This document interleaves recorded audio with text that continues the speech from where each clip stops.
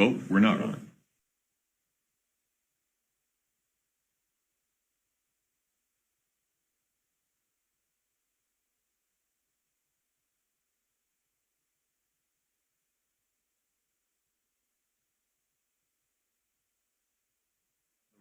In 231-500-139. Mr. Burmister's looking at me. Oh, okay. Counsel for the state are present. Counsel for the defendant are present, along with Ms. Richins. We're set this morning for closing argument. Mr. Bloodworth, is the state ready to proceed? Yes, Your Honor. Ms. Lewis? We are. Okay. Anything before we invite the jury in? Mr. Bloodworth? No, sir. Ms. Lewis? No, Your Honor. All right.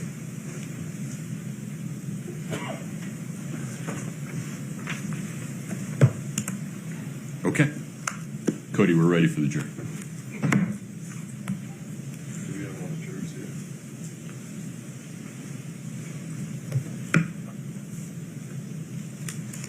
Judge, we're waiting on one. Oh, all right. Very good. Well, so it goes.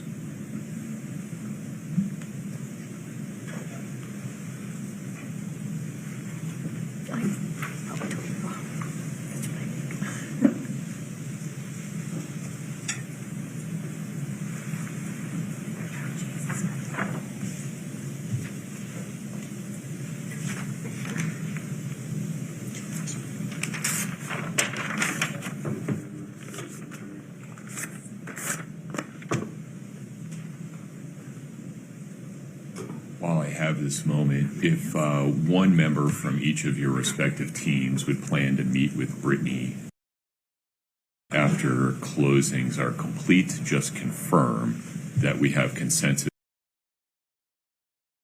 regarding the exhibits that we're sending back into the jury room.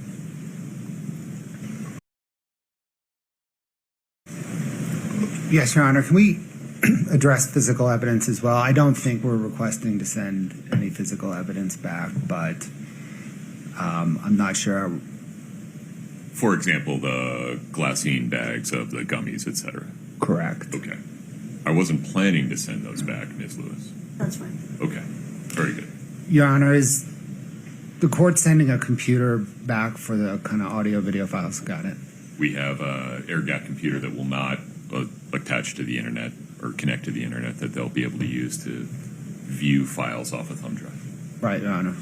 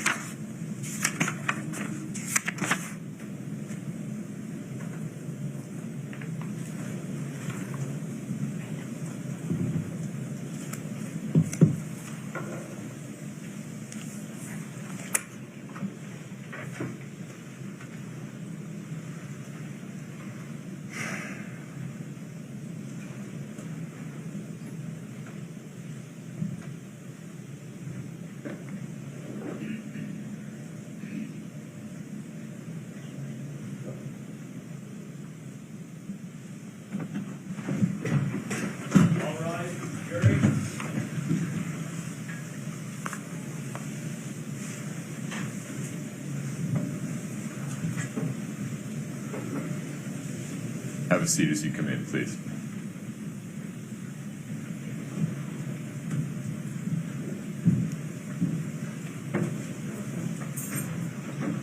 Have a seat, please.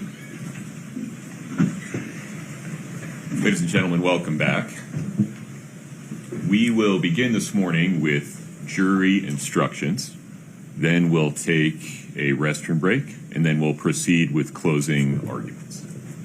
You have a copy of the jury instructions on your chair. You're welcome to read along, but you're not required to. You'll be able to bring those back with you into the jury room to review during your deliberations. And we can fast forward to instruction number 13.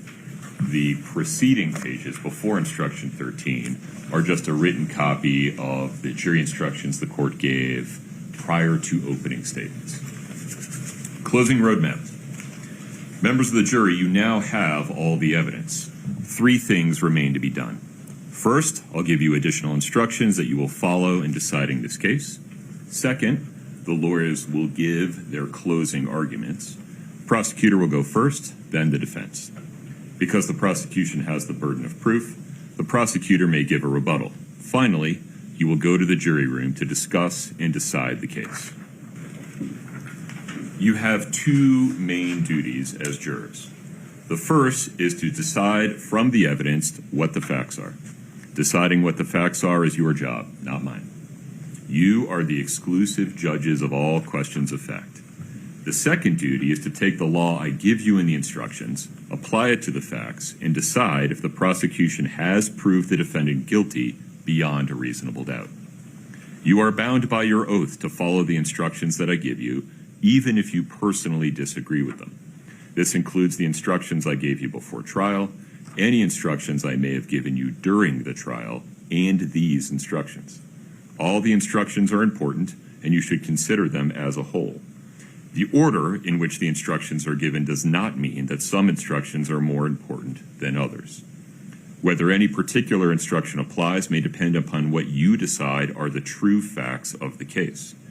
If an instruction applies only to facts or circumstances that you find do not exist, you may disregard that instruction. Please perform your duties fairly. Do not let any bias, sympathy, or prejudice that you may feel toward one side or the other influence your decision in any way. You must also not let yourselves be influenced by public opinion. Regarding closing arguments, when the lawyers give their closing arguments, please keep in mind that they are advocating their views of the case.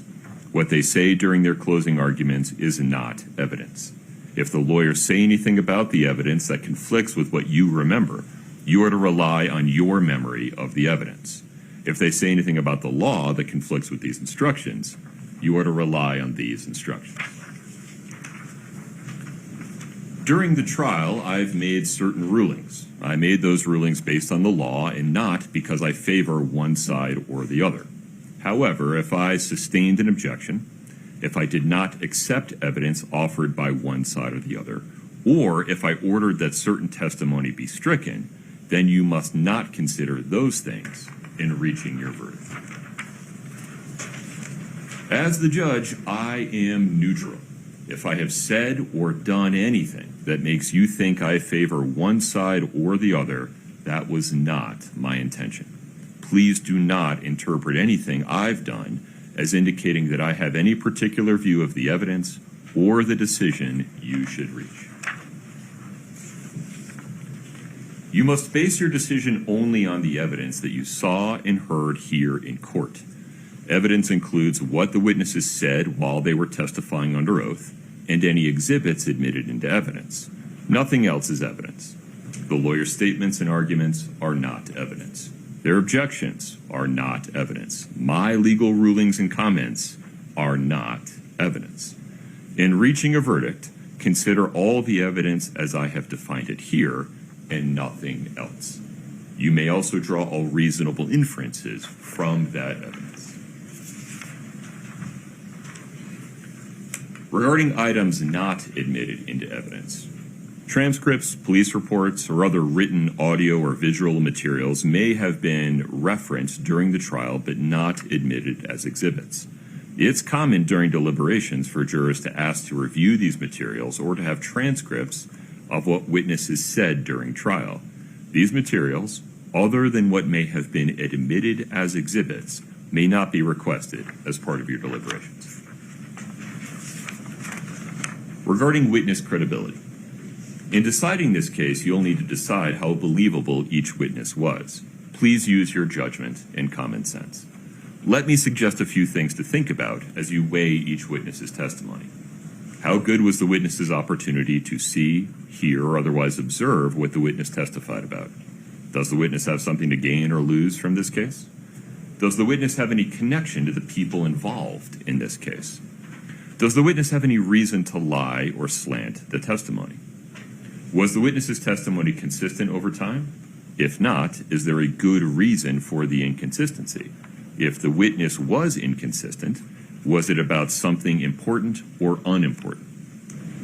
How believable was the witness's testimony in light of other evidence presented at trial? How believable was the witness's testimony in light of human experience? Was there anything about the way the witness testified that made the testimony more or less believable? In deciding whether or not to believe a witness, you may also consider anything else you think is important. You do not have to believe everything that a witness said. You may believe part and disbelieve the rest. On the other hand, if you're convinced that a witness lied, you may disbelieve anything the witness said.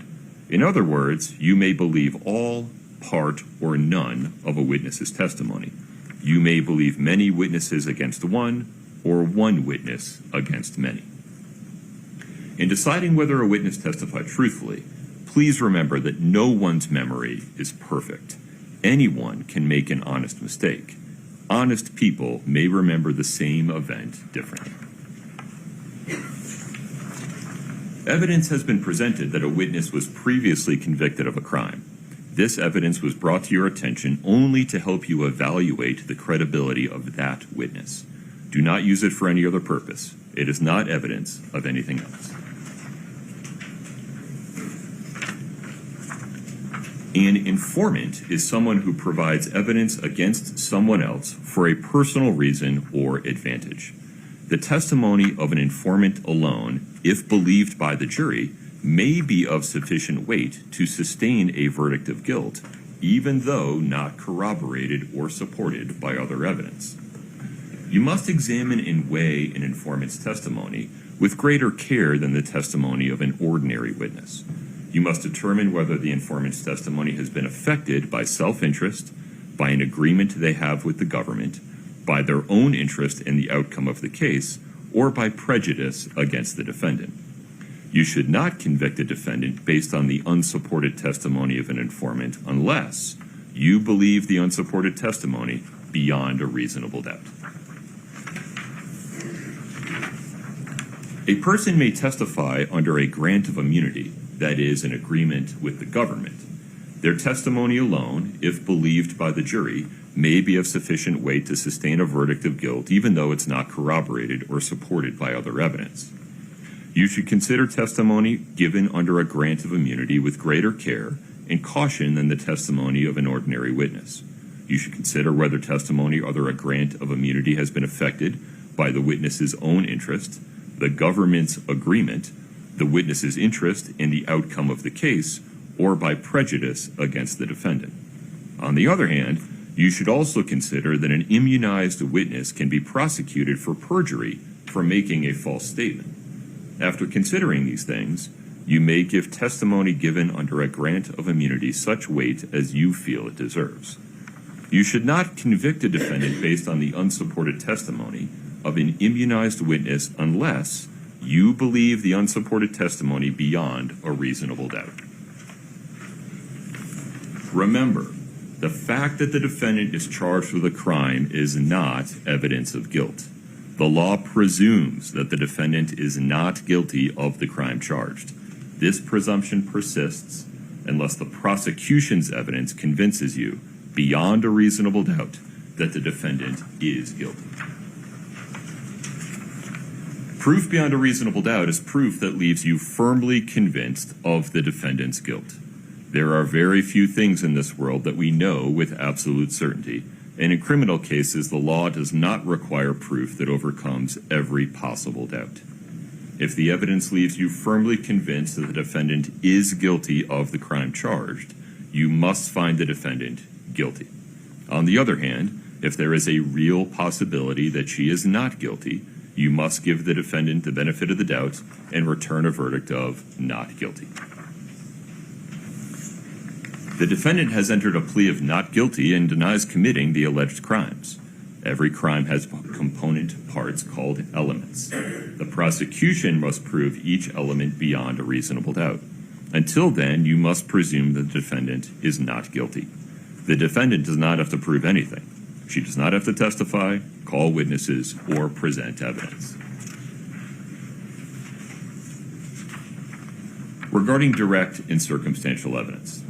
Facts may be proved by direct or circumstantial evidence. The law does not treat one type of evidence as better than the other. Direct evidence can prove a fact by itself. It usually comes from a witness who perceived firsthand the fact in question. For example, if a witness testified that he looked outside, saw it was raining, that would be direct evidence that it had rained. Circumstantial evidence is indirect evidence. It usually comes from a witness who perceived a set of related events, but not the fact in question. However, based on that testimony, someone could conclude that the fact in question had occurred. For example, if a witness testified that she looked outside and saw that the ground was wet and people were closing their umbrellas, that would be circumstantial evidence that it had rained. Before you can find the defendant guilty of any charge, there must be enough evidence, direct, circumstantial, or some of both, to convince you of the defendant's guilt beyond a reasonable doubt. It is up to you to decide.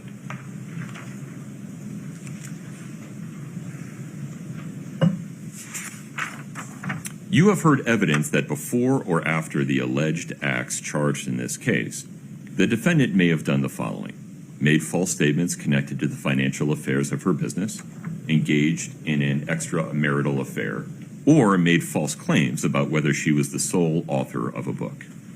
This evidence was not admitted to prove a character trait of the defendant or to show that she acted in a manner consistent with that trait. You may consider this evidence, if at all, for the limited purposes of determining motive, intent, preparation, plan, knowledge, identity, absence of mistake, or lack of accident.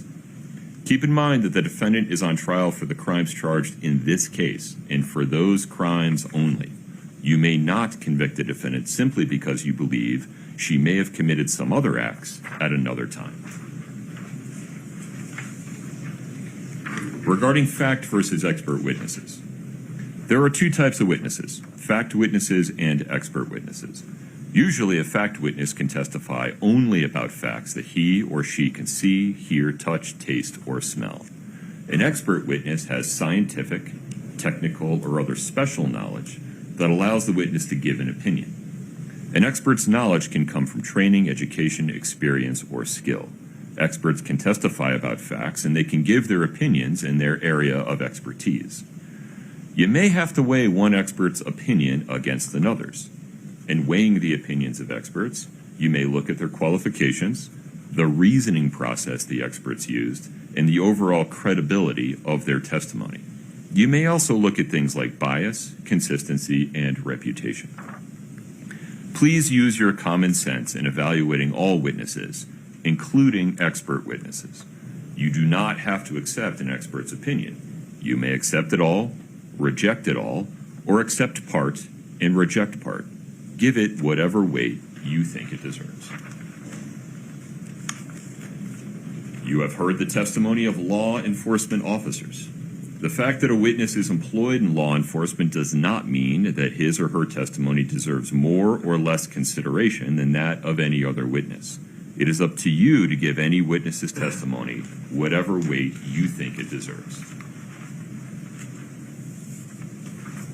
Regarding the defendant not testifying.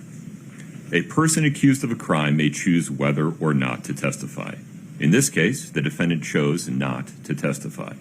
Do not hold that choice against the defendant. Do not try to guess why the defendant chose not to testify. Do not consider it in your deliberations. Decide the case only on the basis of the evidence. The defendant does not have to prove that she is not guilty. The prosecution must prove the defendant's guilt beyond a reasonable doubt.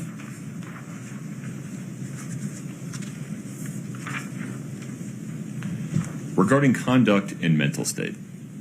A person cannot be found guilty of a criminal offense unless that person's conduct is prohibited by law and, at the time the conduct occurred, the defendant demonstrated a particular mental state specified by law. Conduct can mean both an act or the failure to act when the law requires a person to act. An act is a voluntary movement of the body, and it can include speech. As to the mental state requirement, the prosecution must prove that at the time the defendant acted, she did so with a particular mental state. For each offense, the law defines what kind of mental state the defendant had to have, if any. For some crimes, the defendant must have acted intentionally or knowingly.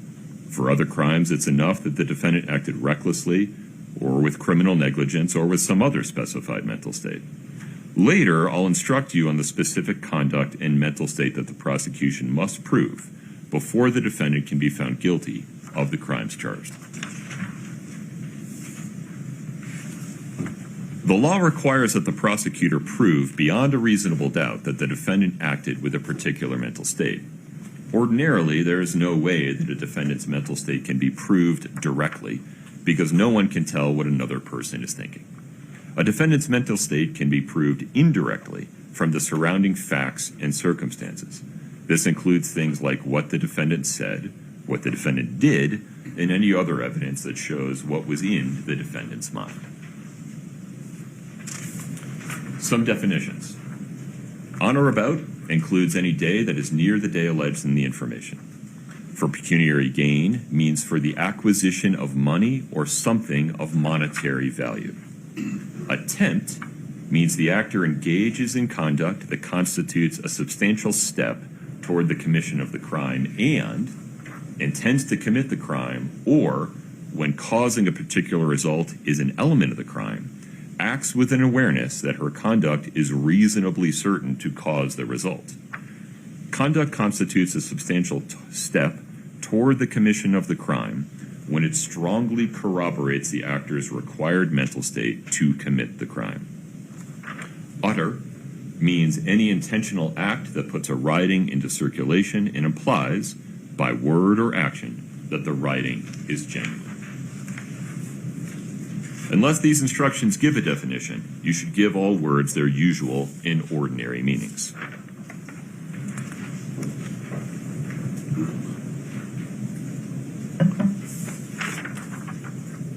Elements of count 1, criminal homicide, aggravated murder.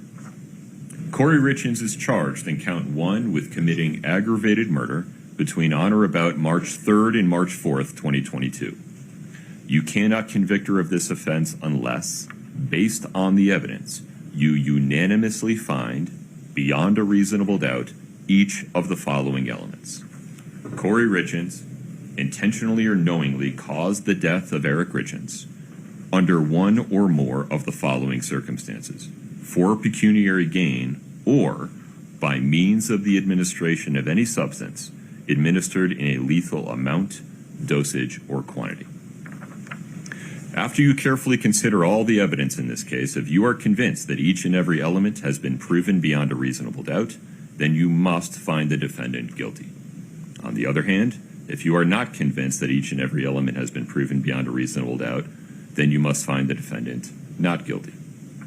To find the defendant guilty of aggravated murder, you must unanimously agree the prosecution has proven at least one circumstance listed in element 3 beyond a reasonable doubt. You must also unanimously agree which circumstance or circumstances the prosecution has proven. You will mark your decisions on the verdict form.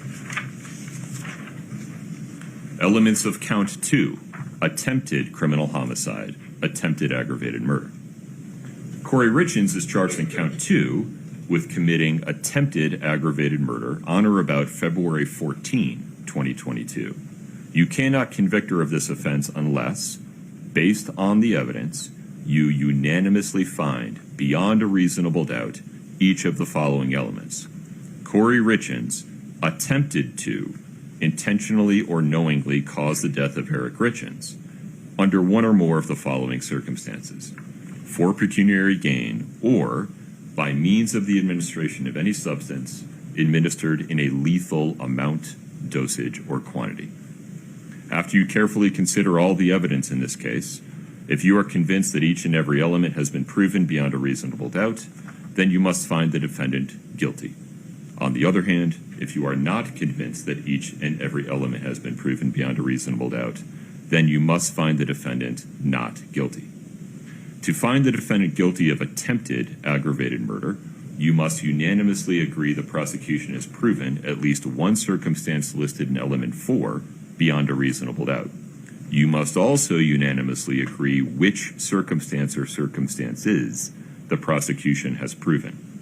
You will mark your decisions on the verdict form. Definitions of mental state related to counts 1 and 2. For the purposes of counts 1 and 2, a person acts intentionally or with intent when her conscious objective is to cause a certain result.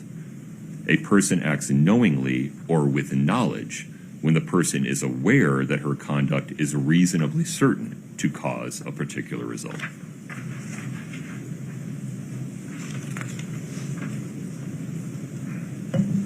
Elements of count 3, insurance fraud. Kouri Richins is charged in count 3 with committing insurance fraud between on or about January 29 and August 31 of 2022. You cannot convict her of this offense unless, based on the evidence, you unanimously find beyond a reasonable doubt each of the following elements. Kouri Richins, with intent to deceive or defraud, intentionally, knowingly, or recklessly devised a scheme or artifice to obtain anything of value by means of false or fraudulent pretenses, representations, promises, or material omissions, and the value of the property, money, or things obtained or sought to be obtained is or exceeds $5,000. After you carefully consider all the evidence in this case, if you are convinced that each and every element has been proven beyond a reasonable doubt, then you must find the defendant guilty. On the other hand, if you're not convinced that each and every element has been proven beyond a reasonable doubt, then you must find the defendant not guilty. Elements of count 4, insurance fraud. Kouri Richins is charged in count 4 with committing insurance fraud on or about June 14, 2022. You cannot convict her of this offense unless, based on the evidence, you unanimously find, beyond a reasonable doubt, each of the following elements. Kouri Richins, with intent to deceive or defraud, presented or caused to be presented any oral or written statement or representation as part of or in support of a claim for payment or other benefit pursuant to an insurance policy, certificate, or contract. Knowing that the statement or representation contained false, incomplete, or fraudulent information concerning any fact or thing material to the claim, and the value of the property, money, or things obtained or sought to be obtained is or exceeds $5,000. After you carefully consider all the evidence in this case, if you are convinced that each and every element has been proven beyond a reasonable doubt, then you must find the defendant guilty. On the other hand, if you're not convinced that each and every element has been proven beyond a reasonable doubt, then you must find the defendant not guilty. Elements of count 5, forgery. Kouri Richins is charged in count 5 with committing forgery on or about January 29, 2022. You cannot convict her of this offense unless, based on the evidence, you unanimously find beyond a reasonable doubt each of the following elements. Kouri Richins, with purpose to defraud anyone without the authority to do so, did make, execute, or utter a writing so that the writing or the making, execution, or utterance purports to be the act of another person. After you carefully consider all the evidence in this case, if you're convinced that each and every element has been proven beyond a reasonable doubt, then you must find the defendant guilty. On the other hand, if you're not convinced that each and every element has been proven beyond a reasonable doubt, then you must find the defendant not guilty. Definitions of mental state for counts 3, 4, and 5. For purposes of counts 3, 4, and 5, a person acts intentionally or with intent when her conscious objective is to engage in certain conduct. A person acts knowingly or with knowledge when the person is aware of the nature of her conduct, or is aware of the particular circumstances surrounding her conduct, or is aware that her conduct is reasonably certain to cause a particular result. A person acts recklessly when she is aware of a substantial and unjustifiable risk that certain circumstances exist relating to her conduct, but she consciously disregards the risk and acts anyway, or her conduct will cause a particular result, but she consciously disregards the risk and acts anyway. The nature and extent of the risk must be of such a magnitude that disregarding it is a gross deviation from what an ordinary person would do in that situation. Conduct means either an act or an omission.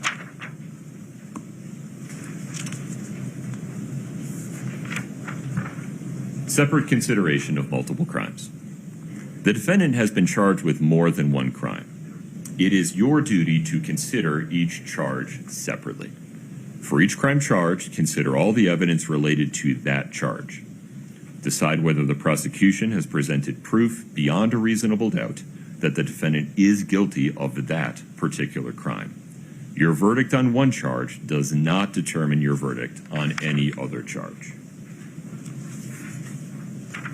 Regarding jury unanimity. Because this is a criminal case, every single juror must agree with the verdict before the defendant can be found guilty or not guilty. That is, you must be unanimous in your verdict for each count charged. To help you in reaching unanimous agreement, I recommend that you not commit yourselves to a particular verdict before discussing all the evidence. In addition, you may not use methods of chance, such as drawing straws or flipping a coin. Rather, in the jury room, please consider the evidence and speak your minds with each other. Listen carefully and respectfully to each other's views, and keep an open mind about what others have to say. If there is a difference of opinion about the evidence or the verdict, do not hesitate to change your mind if you become convinced that your position is wrong. On the other hand, do not give up your honestly held views about the evidence simply to agree on a verdict, to give in to pressure from other jurors, or just to get the case over with. In the end, your vote must be your own. A unanimous verdict must reflect the individual, careful, and conscientious judgment of each juror as to whether the defendant is guilty or not guilty. In making your decision, do not consider what punishment could result from a verdict of guilty. Your duty is to decide if the defendant is guilty beyond a reasonable doubt. Punishment is not relevant to whether the defendant is guilty or not guilty. Let's pause there for now. That went a little quicker than I anticipated. Mr. Bloodworth, would you like to proceed? Yes, Your Honor, we may proceed and then maybe take an intermission. Understood.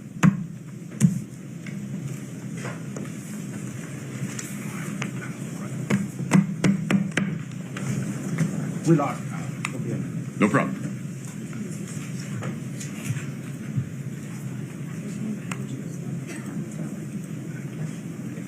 We sure did.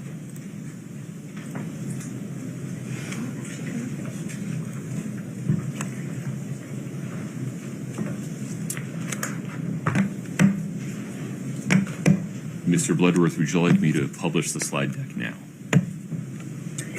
Yes, Your Honor, please. There you are. Please proceed. Thank you. Kouri Richins feels aggrieved and is thus an intensely ambitious person.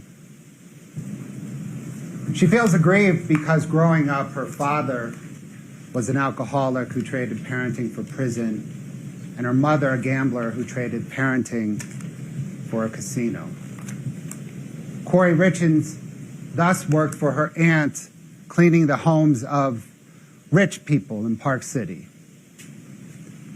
She was not beneath those homeowners, but she felt that she was. This fueled in her an intense desire to appear privileged, affluent, and successful. She met Eric Richins. He was a successful business owner. He had money. They had a son, married, and had 2 more sons.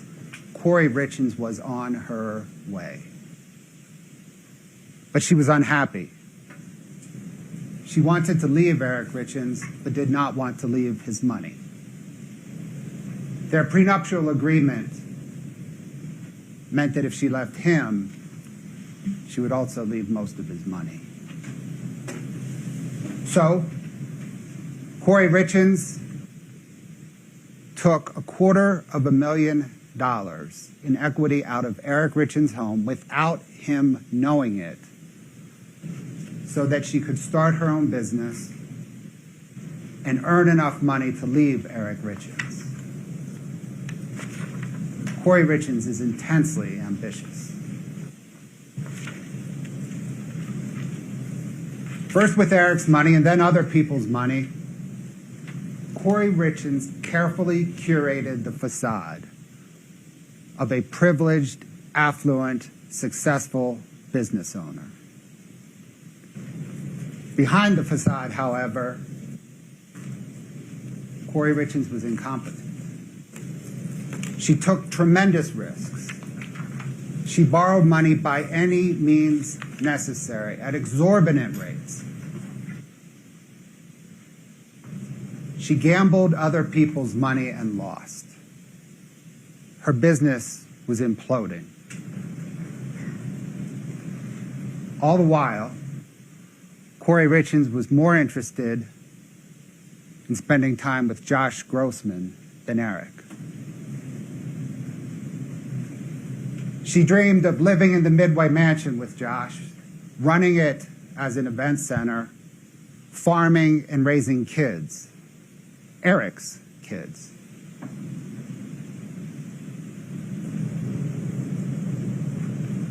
But she did not have the money to leave Eric or the money to salvage her business.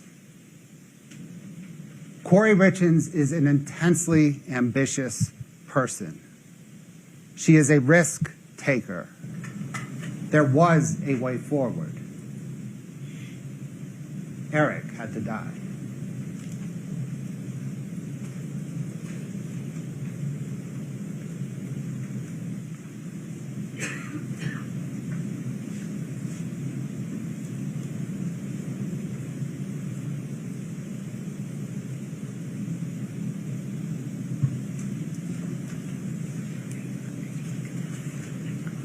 As Judge Mrazek just instructed, there are 5 counts. And each count has a series of elements. The state has to prove each count and each element of each count beyond a reasonable doubt. That is our burden. In this closing, we will go count by count, and then within each count, element by element, to show to you how the state has met its burden of proving aggravated murder, attempted aggravated murder, 2 counts of fraud, and forgery.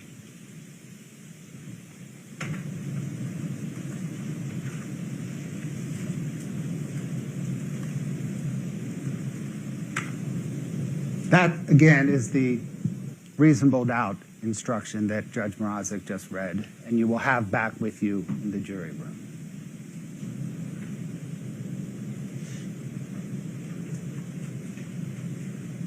Judge Mrazek also read this instruction on what evidence is, and it's usually testimony and exhibits.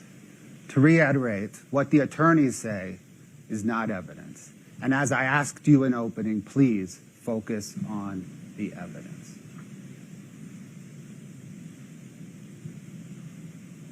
Throughout this presentation, I generally use this format for slides. And so everybody understands where we are, the count, and then the element within the count is at the top in the red banner. We then quote some witness testimony, and we cite it because it's the evidence that matters. So that you'll have the exhibits back with you when you deliberate, and you can reference them. Usually it's a transcript, page, line, number of the testimony. We also publish exhibits. And usually we'll have an exhibit number down here. If there's an exhibit, whatever, 2-5, so you can reference it.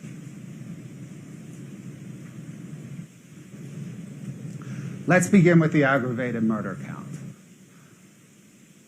The evidence will prove that Kouri Richins was the person who committed the aggravated murder. The evidence will prove that she intentionally or knowingly caused the death of Eric Richins, here by means of administering to him the illicit street drugs that she purchased from Carmen Lauber. She intended to kill him with the illicit street drugs. It doesn't matter what illicit street drugs. We'll get into it more. It doesn't matter if it was the propofol, if it was the fentanyl that actually killed him, if it was oxy or some other illicit street drugs. She bought illicit street drugs to kill Eric Richins. That's what matters. That's murder. These two elements are just murder.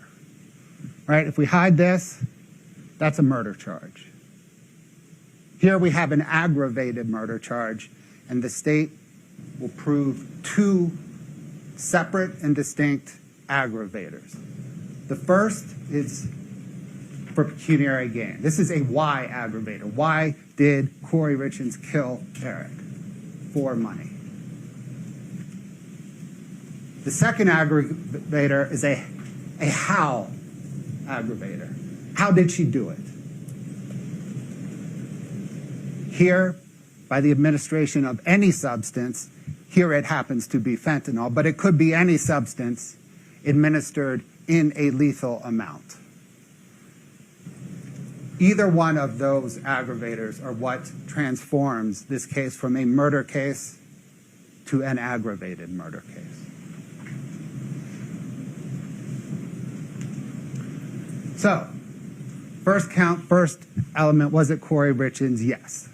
The state has proved that Kouri Richins had the means, here the fentanyl, the illicit street drugs, the motive, here money, and a fresh start at life, and the opportunity to kill Eric Richins. She was the only other adult in the home at the time. Nobody else killed Eric Richins.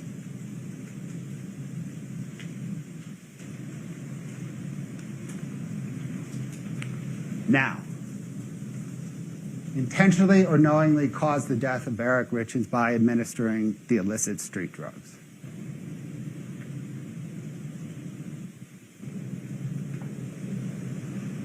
The state will prove with all kinds of evidence, testimony, exhibits, patterns of her behavior, and what each of us know about humans, that she intended to cause Eric's death. She intended it probably as early as December the 7th, 2021, when she booked a trip for her and Josh Grossman to the Caribbean for April.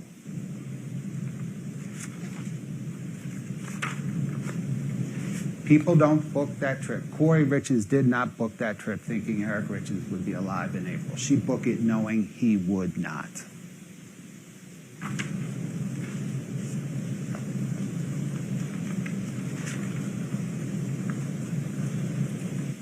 In December, before Eric died, before Kouri Richins murdered Eric, she told her friend, Becky Lloyd, in many ways it would be better if he were dead. That proves she intended to cause his death.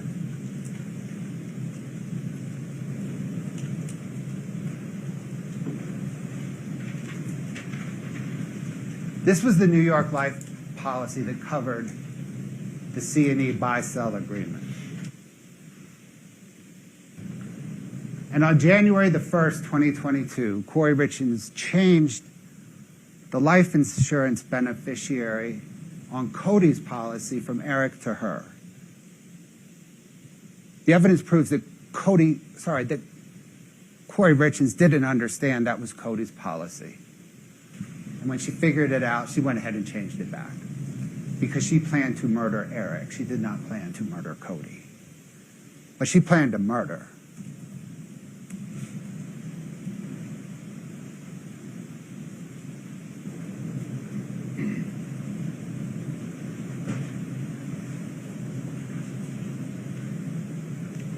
Kouri Richins asked two people, Hayden Jeffs and Carmen Lauber, for the Michael Jackson drug.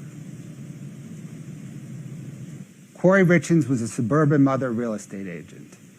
She does not know a lot about the illicit street drug world. But she knows Michael Jackson died from taking drugs.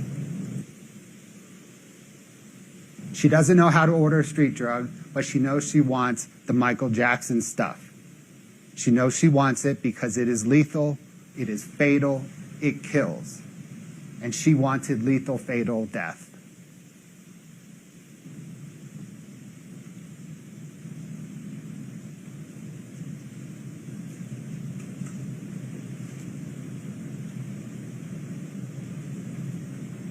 Kouri Richins is intensely ambitious. She wanted the perfect life, or at least the appearance of the perfect life. And for her, that meant Josh Grossman. But first, Eric had to go away.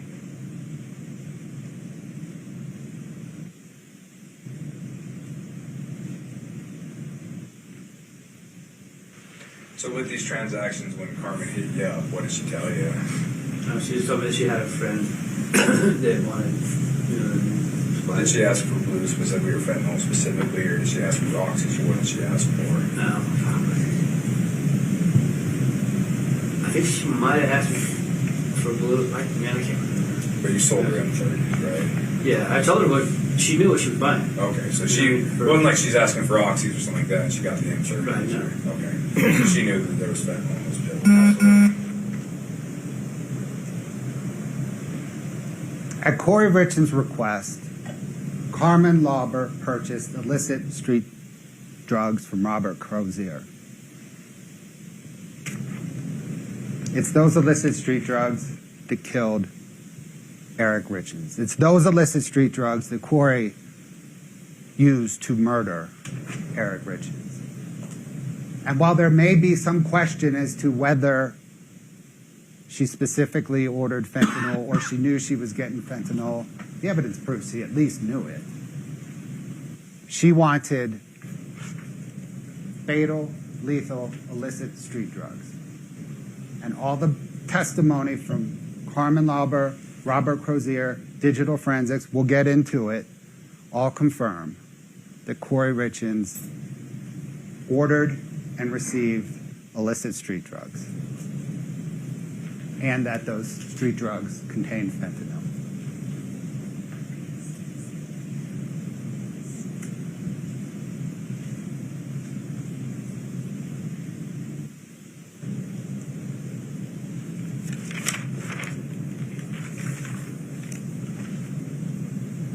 Illicit street drugs is all that matters. But you heard the testimony that despite confusion in what people were ordering, people were getting fentanyl. The fake M30s looked like the real, the fake M30s looked like the real M30s.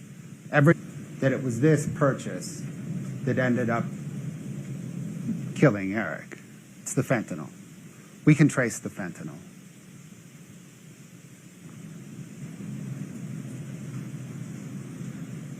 Next slide.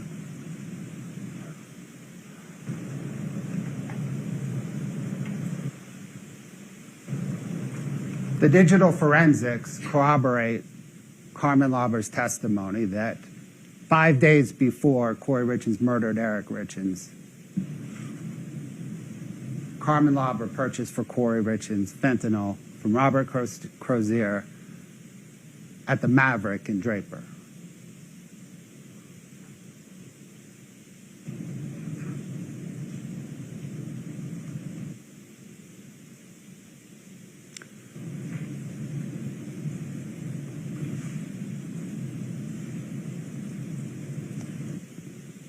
The call detail records show an extraordinary amount of overlapping communication between Carmen Lauber, Kouri Richins, Carmen Lauber, Robert Crozier during that time. We, of course, don't have the communications. Carmen Lauber deleted them because they were evidence of a drug deal.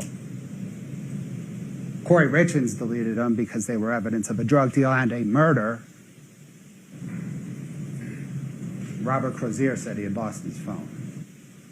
But that's an extraordinary number of communications.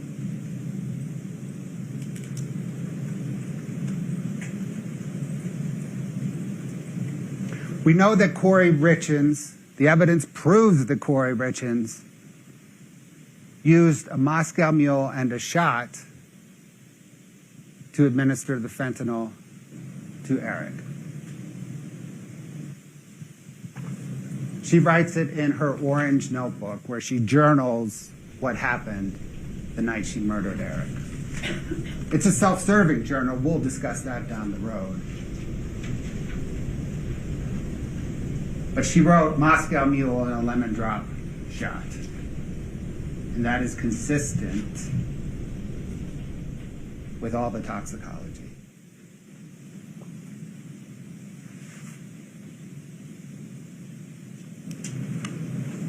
Again, in the notes that investigators recovered from the kitchen cabinet in Kouri Richins' home, she wrote Moscow Mules. Lemon water, vodka, and rum. She left out the main ingredient, which of course is the ginger beer. But there was ginger beer. We know that from the Cock and Bull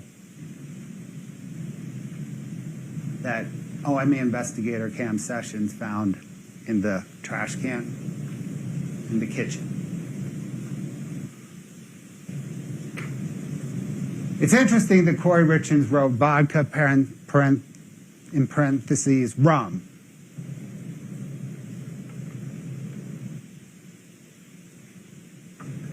The evidence may show that the Moscow Mule she made that night was ginger beer and fentanyl. The lemon drop shot may be lemon and fentanyl.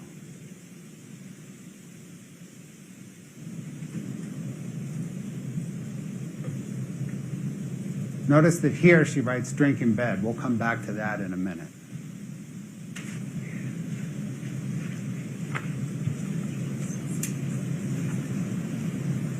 The Cock and Bull, as I mentioned, corroborates at least the Moscow Mule.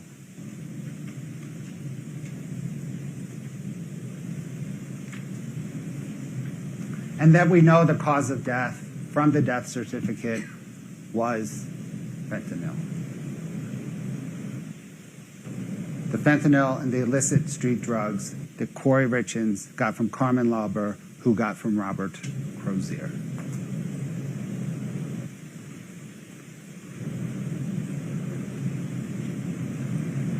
We know that Eric ingested the fentanyl from the Moscow Mule, the lemon drop shop, or both. Medical examiner Dr. Pamela Ulmer, toxicologist Brianna Peterson, chief medical examiner Dr. Eric Christensen, all testified that the 20,000 nanograms per milliliter of fentanyl, an extraordinary amount, in his stomach indicates oral ingestion. Indeed, Dr. Christensen not only testified to it, he told Kouri Richins that in their phone call that she recorded.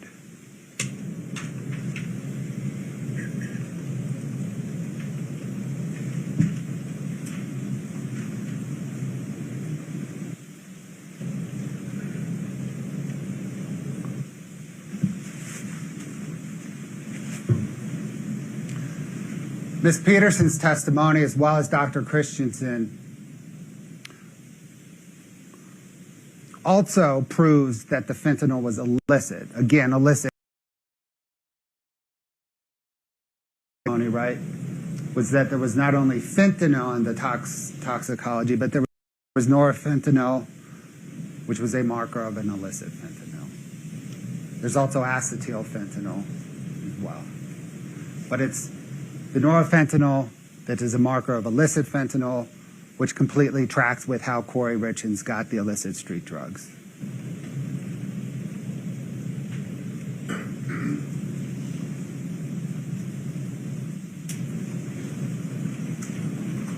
We also know that Kouri Richins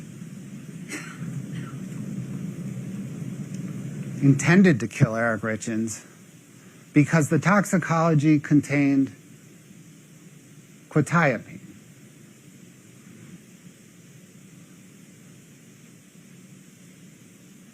Your Honor, we may have lost the audio.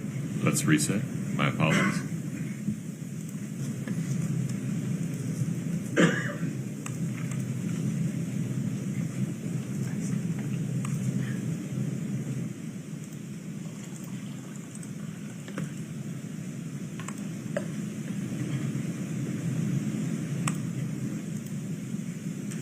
Quetiapine is an antipsychotic medication. Last one. What is quetiapine? Quetiapine? Quetiapine is an antipsychotic medication. It's called Seroquel. Okay. I gotcha. It's a prescription mental health medication that's prescribed for different things. I gotcha. The quetiapine in the toxicology for Eric Richins shows that Kouri Richins was involved because she was prescribed quetiapine.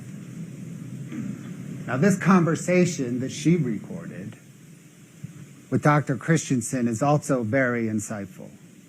She pretends to not know what quetiapine is. It's her prescription. Of course she knows what it is.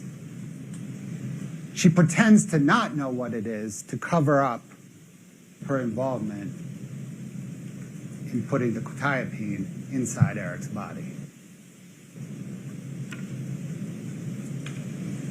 She feigns the ignorance.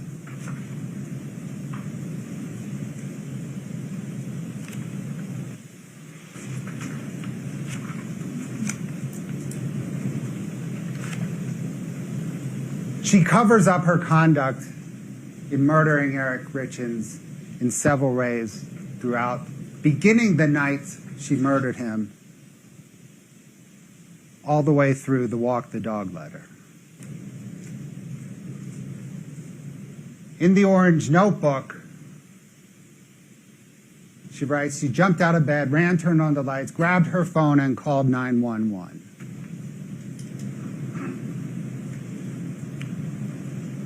The evidence proves that is not true.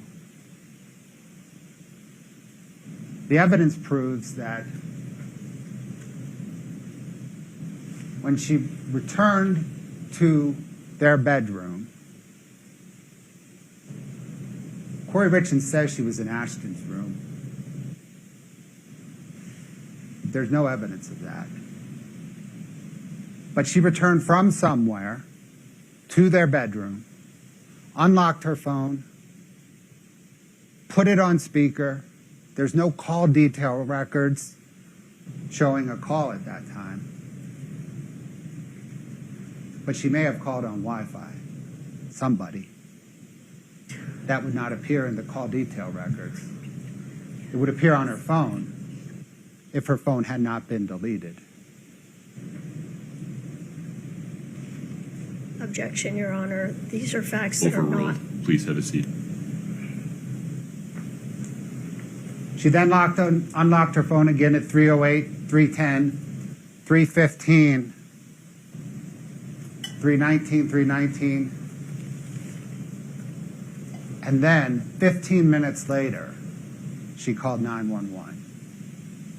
That is not immediately called 911.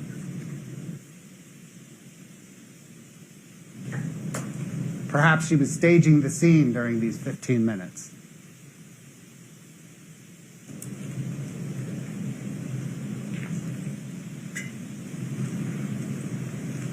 We're going to discuss the 911 call in a minute. This is a receiver activation. At 3:22:12, when we're in the 911 call, she's on receiver on her phone. The 911 call operator asks her, "Are you on speakerphone?" She says yes. No. She's on receiver.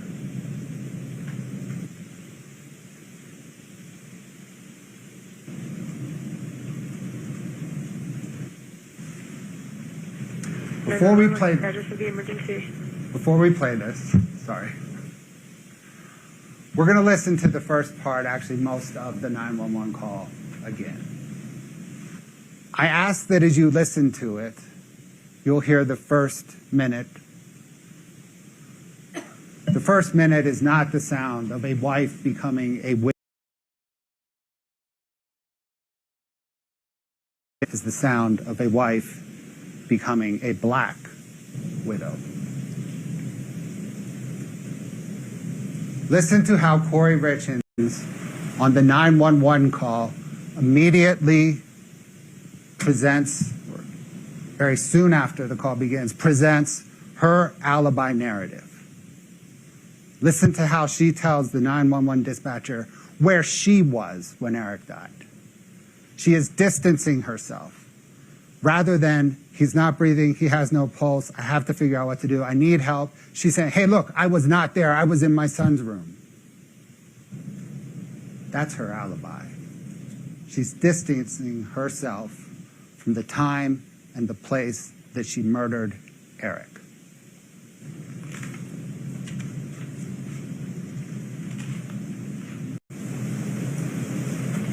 The 911 call operator asks her to perform CPR.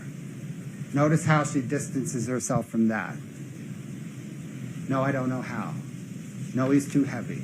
No, I can't move him. She is not immediately trying to revive him.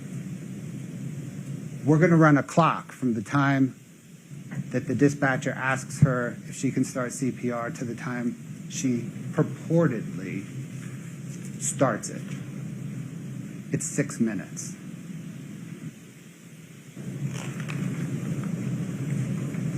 Listen, please, to the portion of the 911 call where the operator instructs Kouri Richins how to remove Eric from the bed. Listen how the dispatcher says, move to the side of the bed.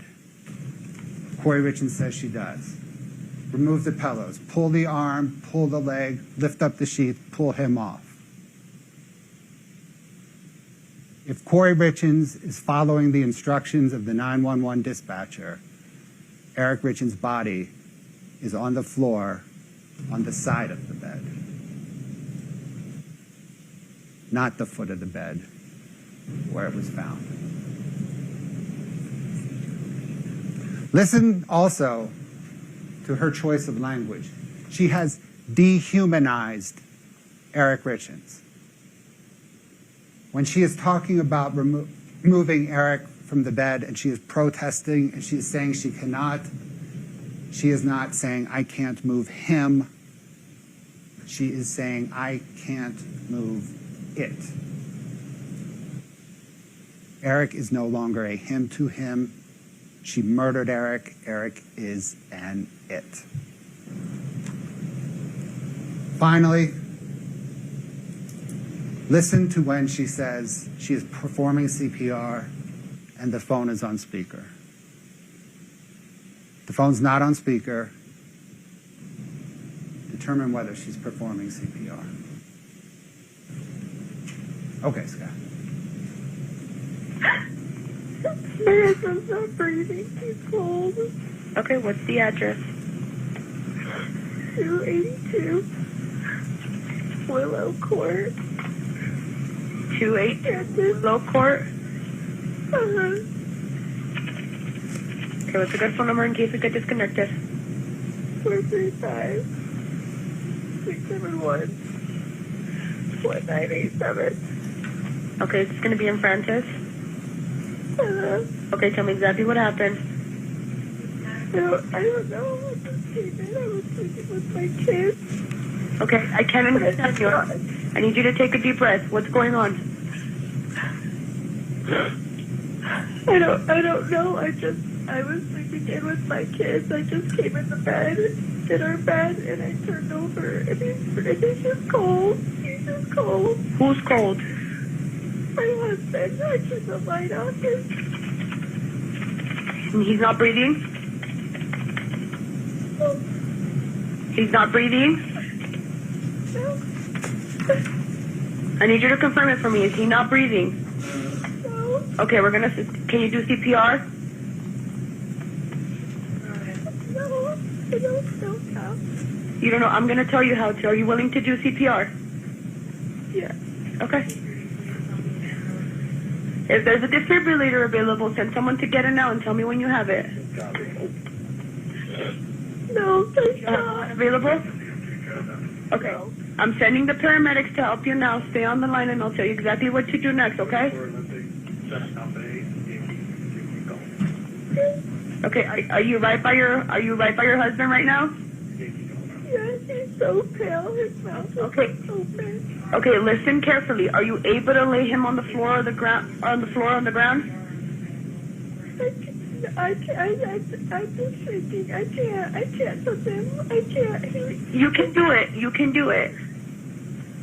You need to calm down, He's okay? just yellow. We need to help Yellow them. and white. I can guide you through CPR.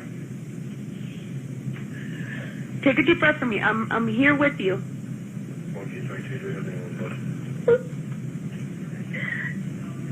He doesn't have a pulse. He doesn't have a pulse. No.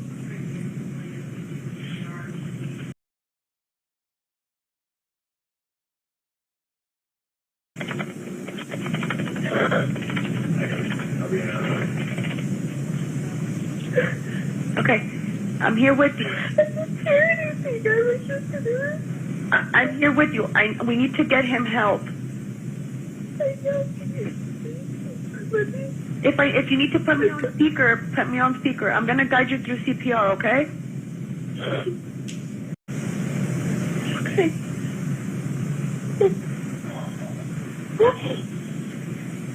Tell me when you've done that. Okay, I'm ready. You ready? Okay, he's on the floor.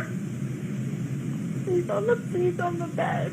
Okay, are you able by any chance to move him on the floor? Let me try.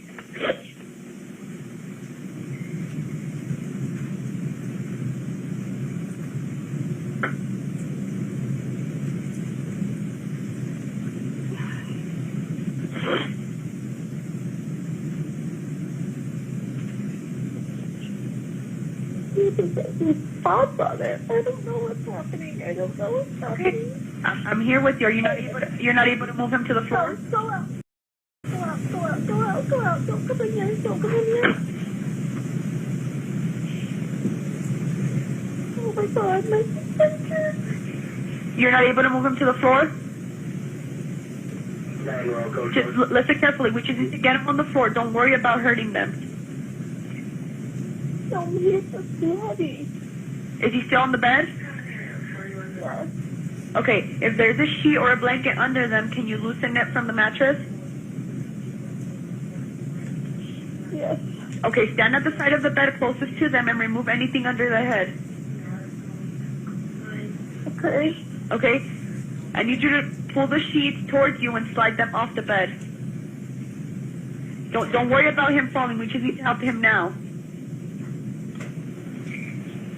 Okay. Tell me when he's on the floor.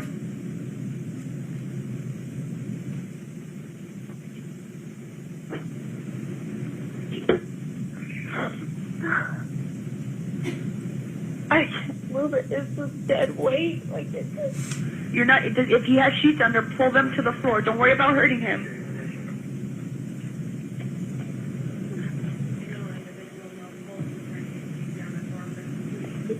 Can you please send somebody? Okay, I have the ambulance that's on the way.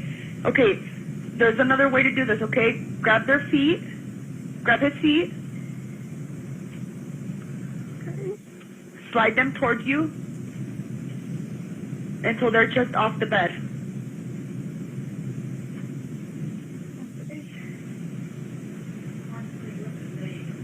How old is your husband? 39. 39? Yeah. Okay. Okay, were you able to put his feet off the bed? I'm pulling.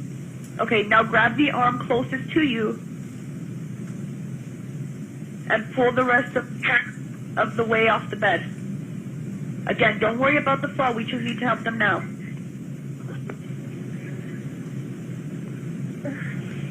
I have the ambulance on the way. I just need you to do this, okay, so we can get the help for him. Okay. Once they arrive, they'll take over. We just need to start CPR now. You are doing great, okay? I just need you to get him on the floor. Okay, he's on the floor. You got him on the floor? Yeah. Okay, listen carefully, okay? Make sure that there's nothing under his head. Is he laying flat on his back? Yeah. Okay. Okay, just listen carefully and I'll tell you how to do chest compressions, okay? Okay. Place the heel of your hand on the breastbone. This is in the center of the chest, right between the nipples. Okay. Put your other hand on top of that hand. Okay. Okay? Start pumping the chest hard and fast, at least twice per second, and 2 inches deep. Okay. Okay, start counting out loud so I can count with you, okay? We're gonna count 1, 2, 3, 4, okay? Let me know when you're ready. 1, 1, 2, 3, 4.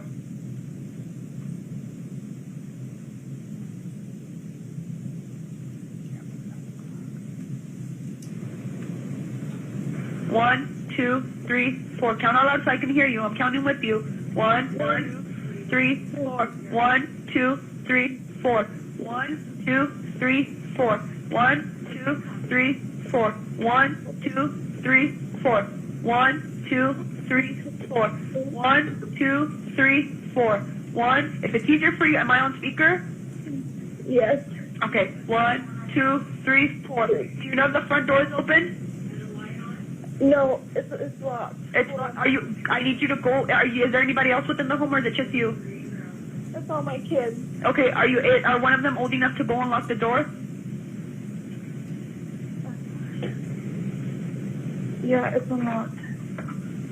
It's unlocked now. Yeah, he's here. He's there. Okay.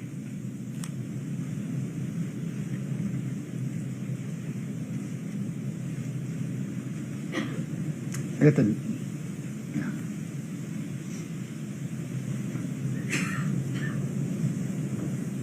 the protesting that was part of the 6-minute delay in Kouri Richins performing CPR. I can't move it. It is just dead weight.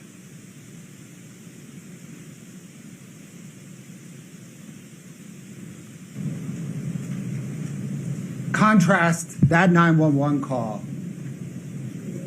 with her self-serving text message to her best friend, Chelsea Barney. I tried so fucking hard to save him, his lifeless body on my bedroom floor. I pumped so damn hard, so hard, screaming at him to come back to life, that I needed him. None of that happened. She's covering up her involvement in murdering Eric Richins.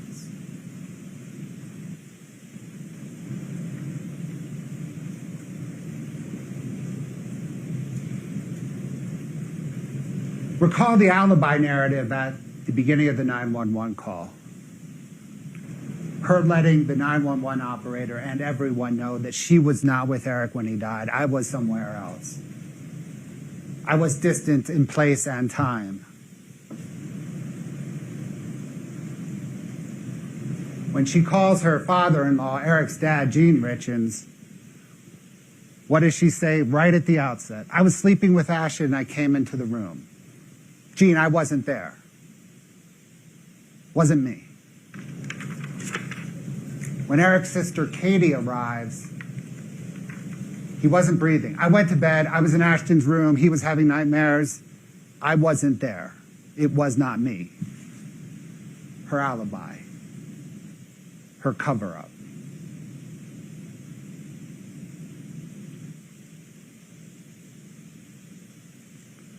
This is the written form that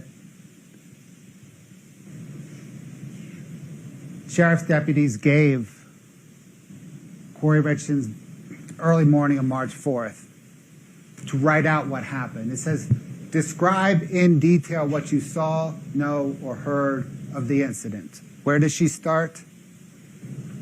Eric and I put the kids to bed around 9 p.m. We had a drink. In Kouri Richins' mind, that's when the incident started. It was the drink, and she knew it because she put the fentanyl in the drink. She didn't start with, I walked into the bedroom at 3 a.m. My husband was not breathing and cold. Describe the incident. The incident for her begins around 9:15 when she has the drink, because she knows that is in fact when the incident began.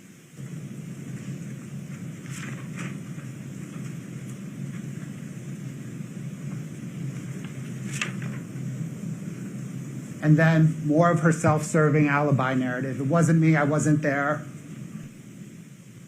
before she gets into really what matters.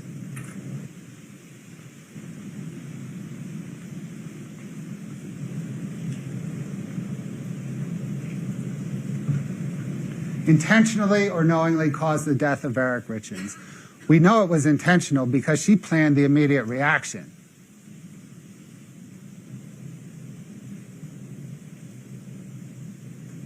When she spoke with Eric's sister, Katie,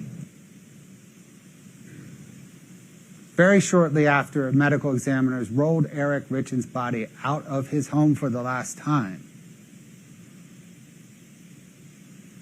she told Katie that she was going to plan the she was going to follow through with the purchase of the Midway mansion. She was going to sell the home that she was living in. And she had a plan for running Eric's business, C&E. The morning of Eric's death. She had those plans in place because she knew she was going to murder Eric. She had already thought about not only murdering him, but what I'm doing immediately after murdering him.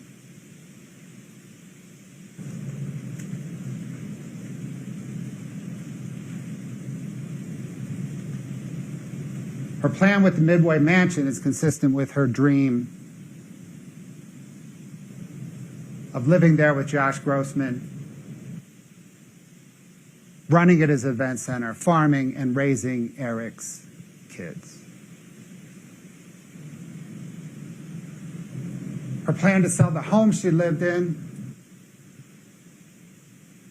proves that she had no idea that home was in a trust, and she couldn't sell it. Her plan on running Eric Richins' half of C&E shows that she did not understand the buy-sell agreement, the life insurance coverage on the buy-sell agreement, or that life insurance coverage went to the trust, not her. The morning Eric died, she had a plan on how she was spending Eric's money and didn't realize it was trust money.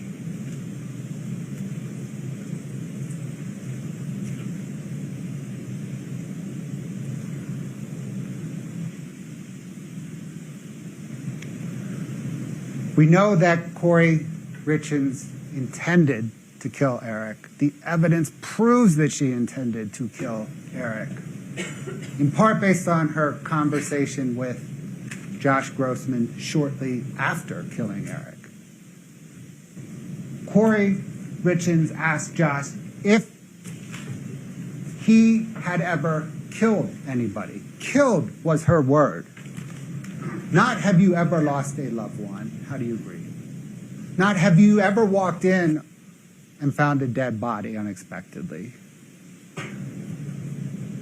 Not how do you respond to a tragic and horrible accident. It is have you killed. And then she asked how it made him feel.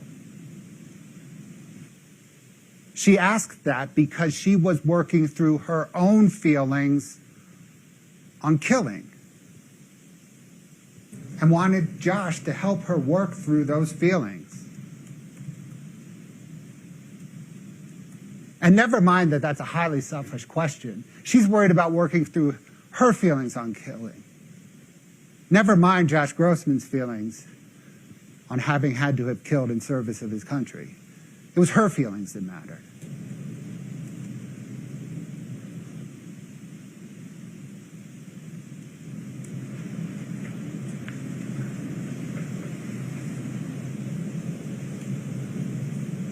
The walk the dog letter. There's a lot to unpack in this. But right now, let's unpack the fact that Kouri Richins says Eric gets pain pills and fentanyl from Mexico. She goes on to talk and says, Eric finally told me and asked if Carmen could get him some pain pills and fentanyl from Mexico. Some refers back to pain pills in Mexico from fentanyl. Sorry, pain pills and fentanyl from Mexico.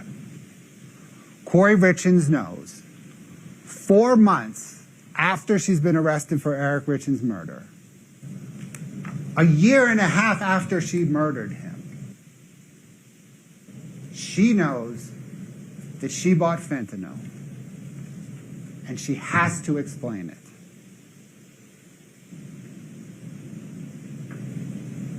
And how does she explain it? A year and a half after murdering Eric Richins, she blames it on Eric. Oh, I bought it for Eric.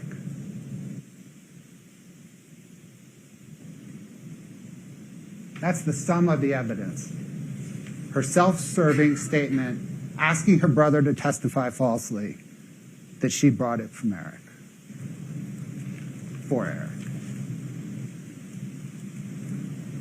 Year and a half after she murdered. Kouri Richins did not tell the 911 dispatcher, hey, I just bought some fentanyl for Eric. She didn't tell the paramedics, he might be dying from the fentanyl I just bought for him. He didn't tell the deputies that responded. He didn't tell Detective Woody. He didn't tell Dr. Ulmer. Didn't tell Christensen. Didn't tell her friends. Didn't tell her family. All the off-ramps she had the opportunity to take to say, hey, I bought the fentanyl for Eric. She doesn't, because it did not happen. She did not concoct this story until a year and a half after she killed him. And it is a story. It's a fake story that she wants her brother to testify to.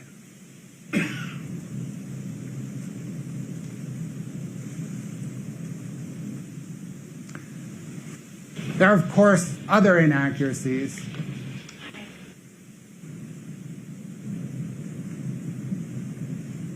Kouri Richins in the Orange Notebook writes, self-servingly, when the EMT walked up to me and said he didn't make it, we did all we could, I lost it, I immediately ran to the bathroom. This is the video of when the EMT walked up to her.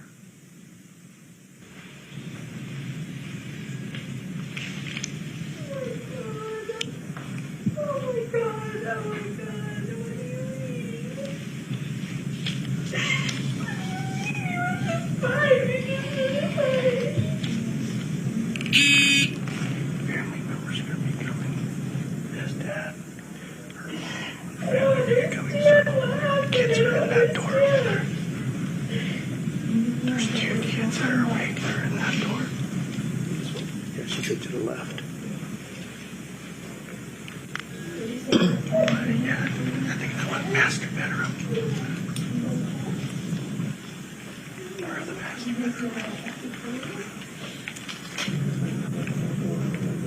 So basically she said we went to bed at 9:30. She slept with the kids because then she goes to bed. When she went to bed, at around 3 o'clock, moved into her bed. We'll stop it there. We could play it for several more minutes. She doesn't immediately or otherwise run to the bathroom and throw up.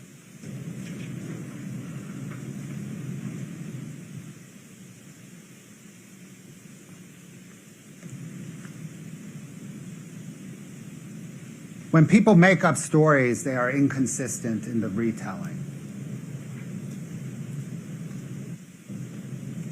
Here, in the orange notebook, Kouri Richins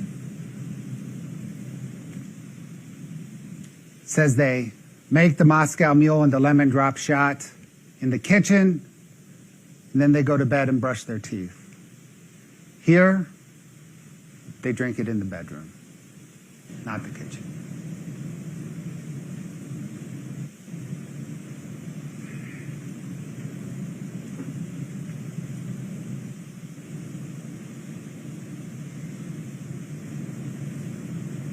Kouri Richins tells her attorney, it's on the right, she tells her attorney that Eric was on the phone when she went into Ashton's bedroom. But Eric Richins' phone activity tells a different story. Kouri Richins repeatedly said that she went into Ashton's bedroom 9:30, 9:45. Eric was off the phone before 9.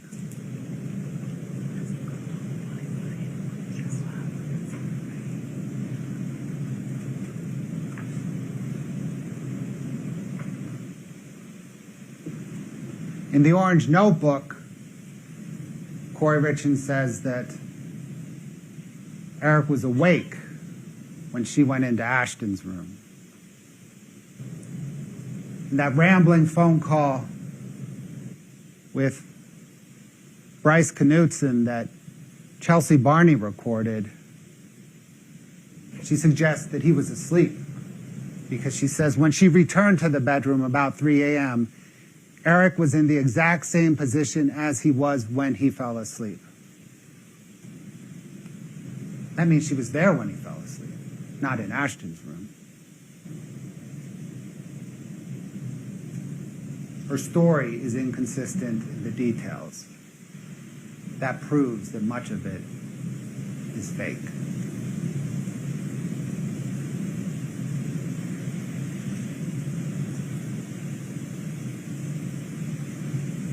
We've read text messages throughout this presentation. We'll continue to publish some more for you to read. None of those text messages were recovered from Kouri Richins' phone. They were recovered from Eric's phone, Chelsea Barney's phone, Josh Grossman's phone, but not Kouri Richins' phone, because they were deleted. That is part of her cover-up. When comparing the contents of the phone with few to no text messages, with the contents of the call detail records, with thousands of text messages, that's how we know they were deleted.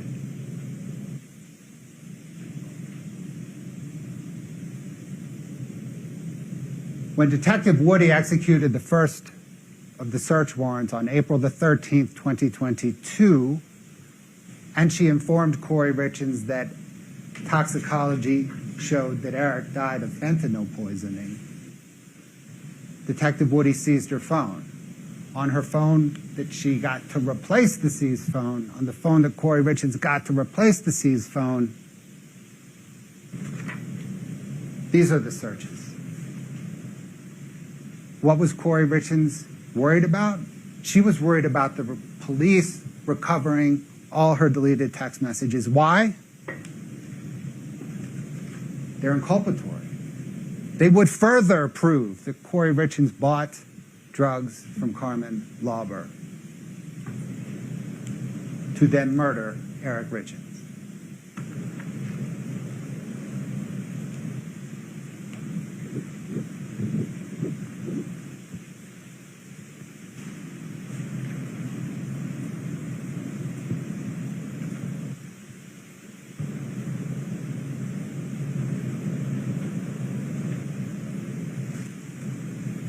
Her phone searches reveal what she was thinking. She's worried about being investigated. She's worried about having to take a lie detector test. She's worried about my office. She's worried about her seized electronics.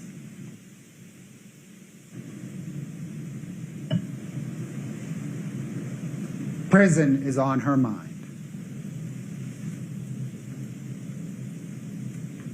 So is money. She's interested in the life insurance.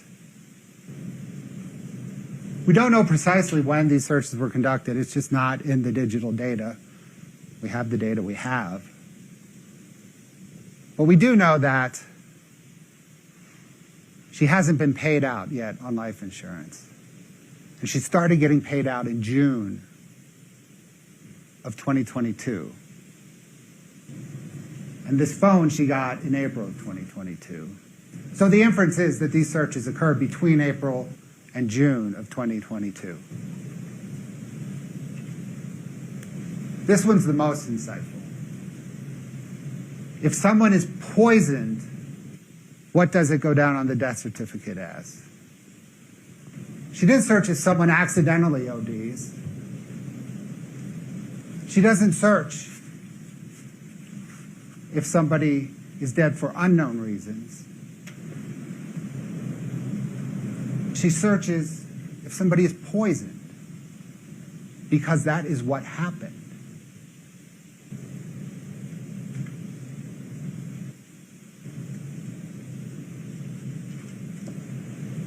Now we have to prove that Kouri Richins intended to murder Eric Richins, which means we have to prove that Eric Richins did not commit suicide. Kouri herself says he didn't. No mental health concerns. But the other evidence proves it as well. Eric had every reason to live. The first three of which are Carter, Ashton, and Weston. He was a phenomenal father. He protected his boys. He put his money in trust mostly for the benefit of them, to protect them. He was a protector. He's not leaving his boys. He was also planning for the future. He was a successful business person, and he and Cody had future business plans. He had future plans with his sister. They were planning family vacation to Disneyland. He was planning on buying a cabin in the Uintas with his father for the family. Every shred of evidence in this case proves that Eric did not commit suicide.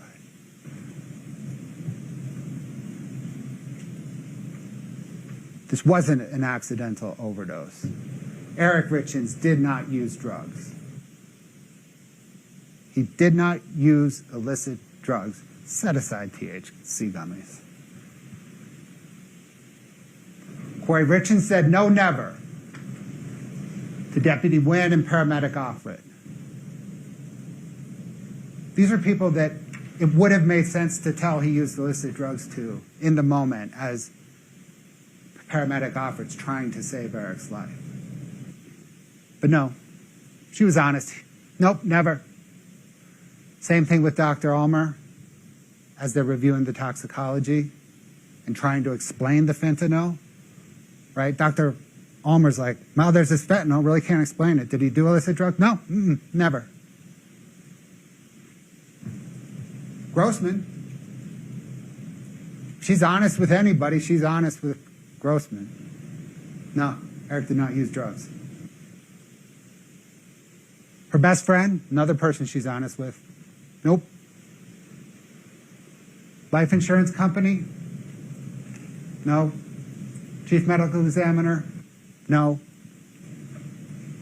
And every bit of evidence that came into this case, everyone who testified and knew Eric well, his friends, his family, no, Eric didn't use illicit drugs. Not even prescription drugs.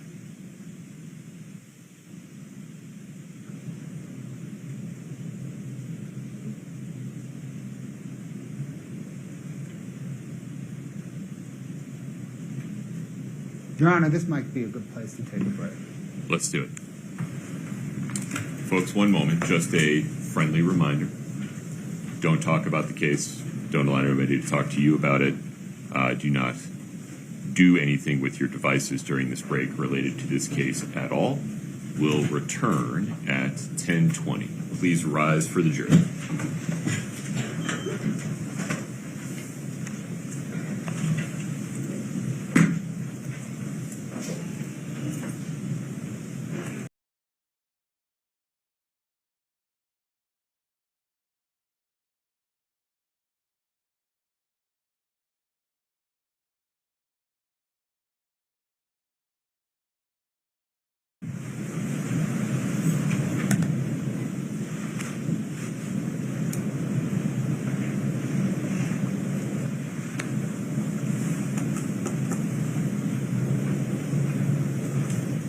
Court's in recess until 10:20. Thank you.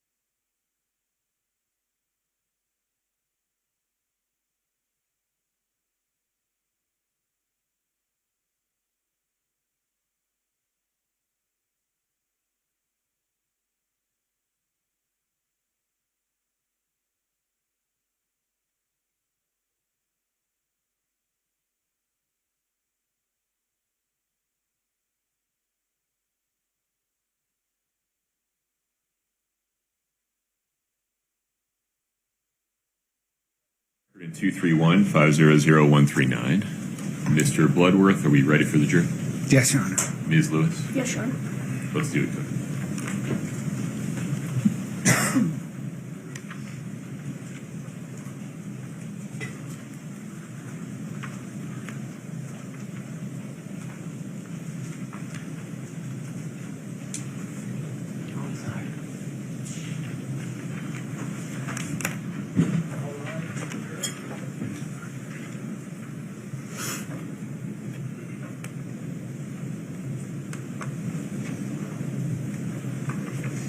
Please have a seat as you come in.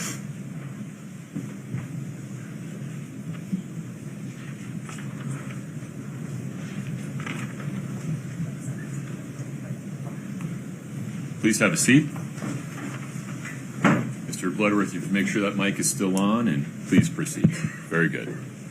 Thank you, Your Honor. Recall at the outset of closing when we were looking at the aggravated murder charge. I mentioned the first two elements are murder, and then we get into the two aggravators. So the closing up until now has been the murder charge. That is straight murder, but the state, of course, has charged aggravated murder. So now we'll talk about the two aggravators. The why aggravator, money motive, and the how aggravator, administering any substance in a lethal amount.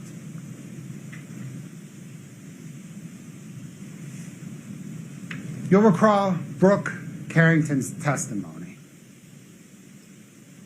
And when she began her forensic accounting analysis, this drew her attention. The number of overdraft and non-sufficient funds transactions beginning in April. That jumped from 1 in September to 37 in October, beginning in October. That jumped from 1 in September to 37 in October to 77 in December. And Brooke Carrington's analysis was the beginning of the downward financial death spiral.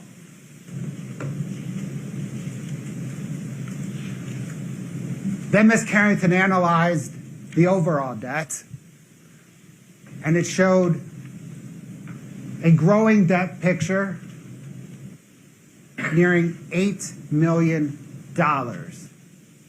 in debt when Kouri Richins closed on the Midway Mansion. All the while, she's not paying it off. She's barely sending her creditors any money. And it's never an increasing amount of money. It's flat.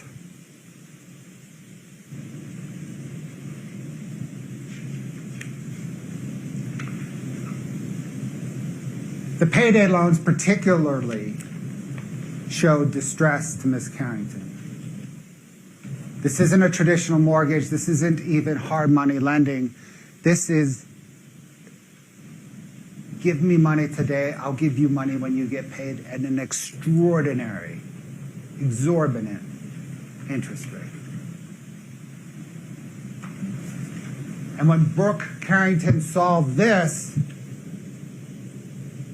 she sees the line here go flat. Payday lenders would no longer lend to Kouri Richins. She was barely paying them off, or barely paying towards them.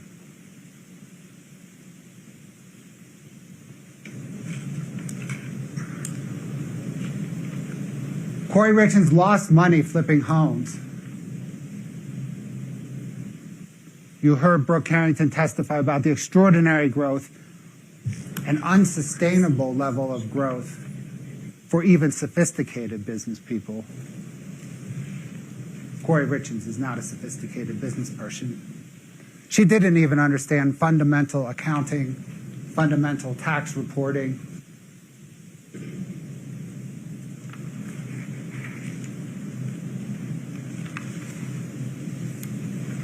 Brooke Carrington plotted out the profitability analysis of each of Kouri Richins' home flips. Kouri Richins, when she bought a home, when you total up the home she bought and the loan she took out, she started her projects $2 million in the hole. When she was finished her projects, of money that Brooke could trace to expenses, she could only trace about half of it to expenses because Kouri Richins did not conduct normal accounting. Kouri Richins lost $469,000 on her home flips. But recall that Brooke Harrington testifies there's this other pot out there of $400,000 that I know she lost. I just can't trace it to a particular project. When you add those up, it's nearly $900,000 loss in flipping homes alone. Recall that Brooke Harrington said that does not count the foreclosures. While deliberating, you'll have this, and on the second page, you'll see all the foreclosures. She lost millions more in foreclosures. To include foreclosures on Chelsea Barney's home and the Midway Mansion.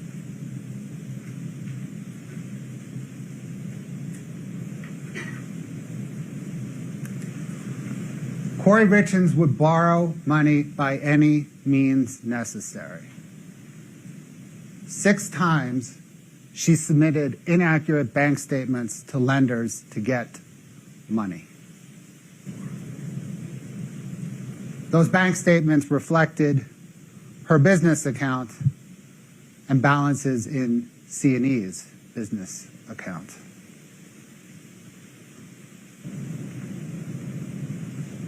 This evidence proves the level of financial desperation that Kouri Richins was in late 2021 and early 2022.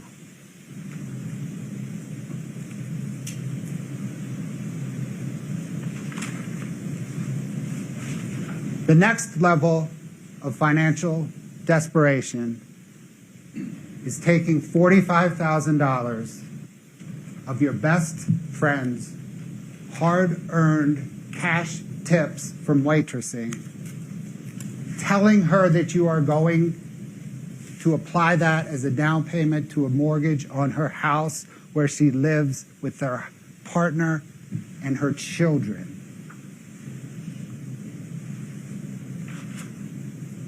And then diverting part of it to pay off Fund 5 merchant, a payday lender. And spending the remainder of it, as Brooke Harrington testified, on expenses to rehabilitate homes and servicing existing debt.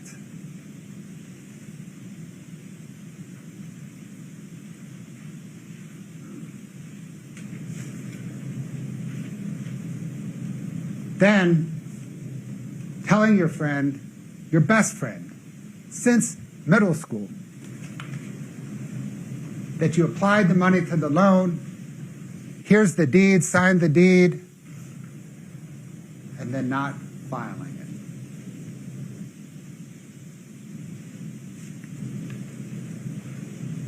it. And you will see, if you review that, Brooke Harrington's schedule that had all the property transactions, you'll see that not only did Kouri Richins not file the deed,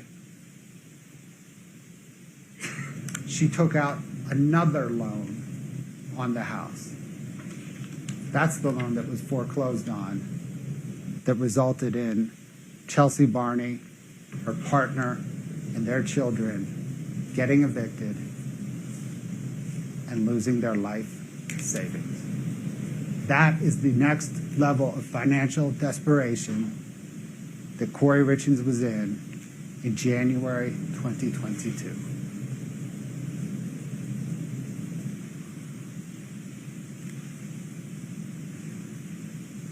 There's the tax liabilities.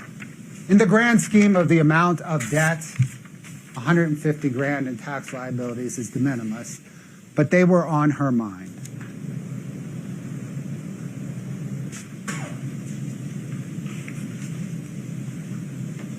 There's an interesting little nugget here. She underreported her expenses in flipping homes to her tax accountant, which resulted in her paying more taxes than she would have. One would think a sophisticated business person would think to limit their tax liability. That's not what interested Kouri Richins. What interested her was the appearance of success in business, the appearance of affluence. And by underreporting her expenses, it looks like she made more money than she did, and she appeared more successful than she was. Because she cared not about being successful, she cared about her facade. She cared about appearing successful.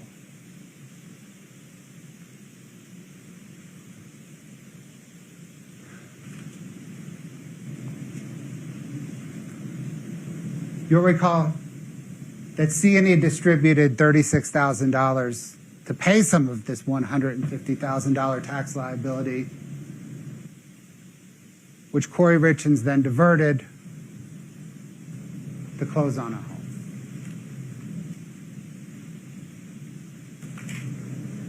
And her tax liability was on her mind 2 days before murdering Eric Richins.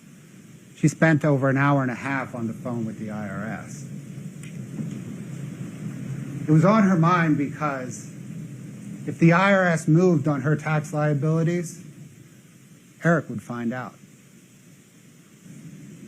She had to fix it with the IRS before Eric found out.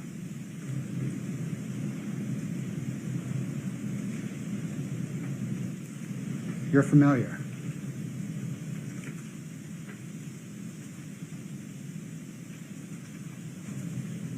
Kouri Richins needed cash immediately when she murdered Eric. Eric's long-term earning potential, immaterial. She wanted to close on the Midway Mansion. She had no money to refurbish it, to flip it right away, to run it as an event center. But she was going to close on it. She needed money now. Doesn't matter if Eric's going to earn a ton of money down the road. That does not help her now with the Midway Mansion. It does not help her now with servicing her existing debt. She needs money now because she's closing on the Midway Mansion on March the 4th.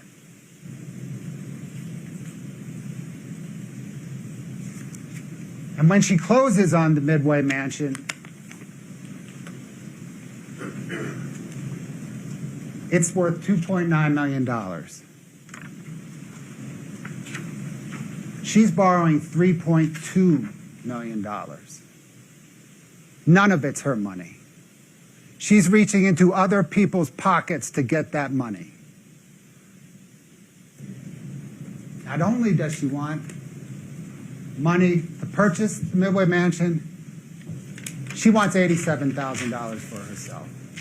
She takes out $87,000 at closing, and how does she spend it? Servicing existing debt and expenses for rehabs.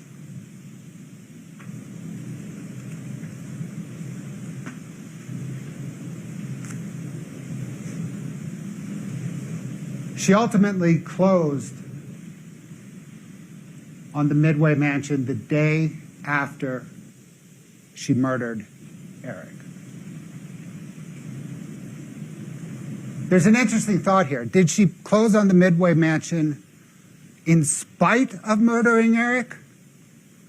Or did she close on it because she murdered Eric? She hedged. She was supposed to close on the 4th.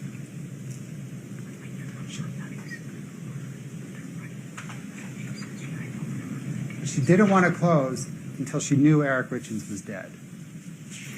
Because she knew she would have his money. She knew she could do something with the mansion. And that's why when everybody else signed on the 4th, or in advance of the 4th, She signed on the 5th. It's unconscionable that she closed in spite of his death. It's unconscionable that she closed because of his death.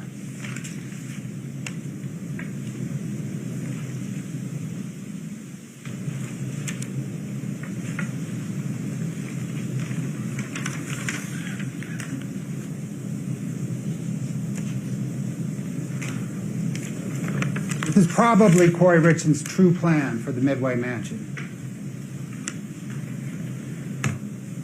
And if Eric had not put most of his assets into trust, could have happened.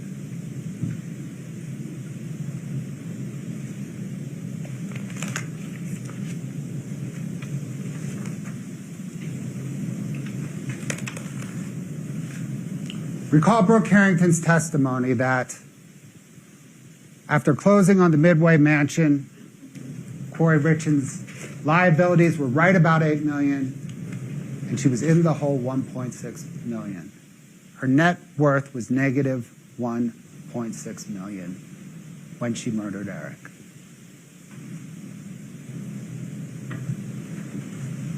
And that her business was in financial distress, her financial enterprise was collapsing, had been collapsing, and but for a significant infusion of cash and capital would continue to collapse.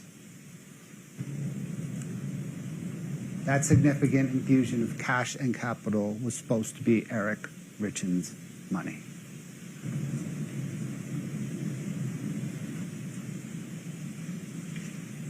You have a fortunate perspective during this case in that you get to observe the defendant. You get to observe Kouri Richins. And you observe her affect with some when some witnesses testify, and you observe her affect change when other witnesses testify. You observed that when we played the 911 call during trial, her affect was flat, no emotion.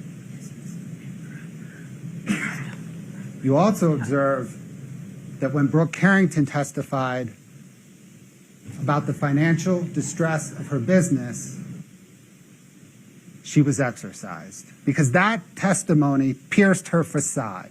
It pierced her facade of being a successful, privileged, and affluent person. It was a narcissistic injury. She was bothered because the world saw that she is indeed not a success and not affluent.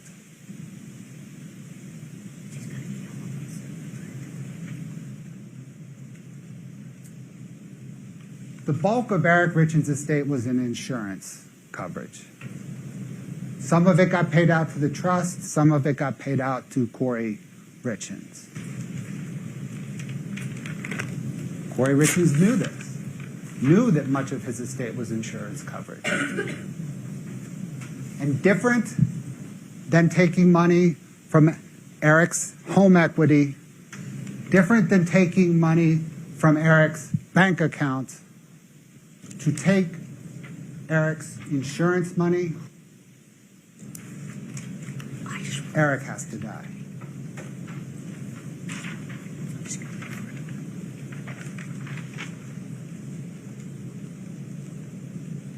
Now for the aggravator of administration of any substance in a lethal amount.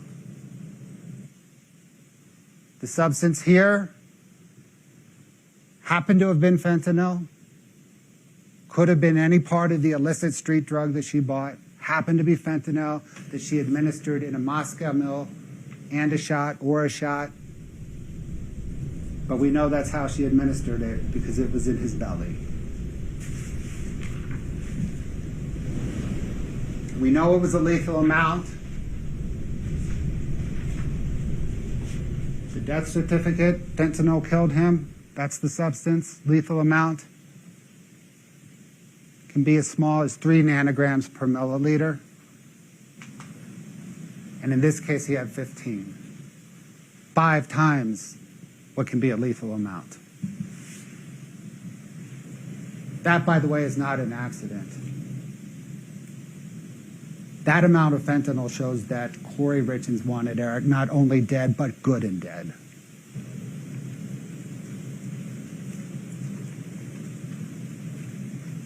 Now, count 2, the aggravated murder.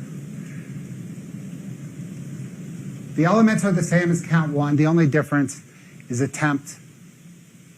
Attempt requires, as the court instructed, a substantial step. There's plenty of substantial steps, from ordering the drugs to making the Moscow Mule.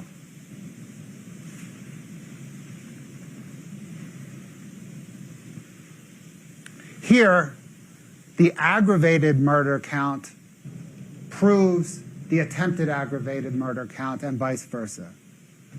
The commonalities between Kouri Richins' conduct are not coincidental. In each instance, she purchased drugs from Carmen Lauber a few days out. In each instance, she spoke with the IRS a few days out. Taxes were on her mind.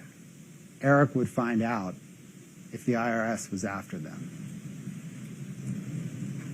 In each case, she had an immediate financial stressor. We just discussed closing on the Midway Mansion. If you look at Brooke Carrington's materials, she had a note due on Chelsea Barney's house shortly before February the 14th. She had an immediate financial stressor in each instance. In each instance, she administered the substance in a way that Eric would ingest it. On Valentine's Day, it was a sandwich. When she murdered him, it was a drink. Notice that she learned from her mistake. One can season a sandwich with fentanyl. Eric can eat it, tell something's wrong, set the fentanyl-laced sandwich aside.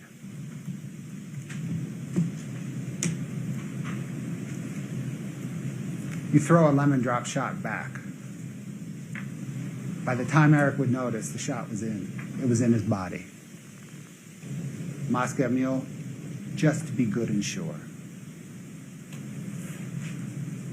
In each case, she leaves Eric alone. She distances herself from the dirty deed. She leaves the bedroom when she murders him. She leaves the county when she attempts to murder him. That's part of her alibi. Not only can she not be present, she has to be distant. So that when she calls 911, she says, I wasn't even there. I was in Utah County.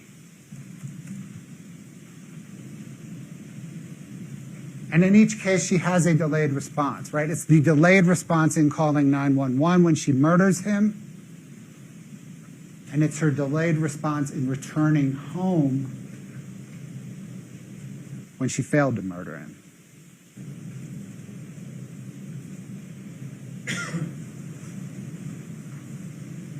The element of, again, is it Kouri Richins? Yes. She is the person with the means, the motive, and the opportunity. Nobody else. The means, illicit street drugs in the sandwich. The motive, money, fresh start at life. The opportunity, she left the sandwich in Eric's truck.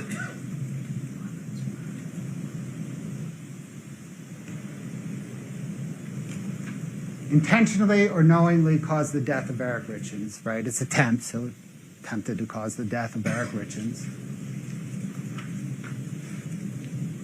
The same reasons. She told Becky Lloyd it would be better if he were dead. She wanted the Michael Jackson stuff, the lethal stuff, the fatal stuff, the stuff that kills.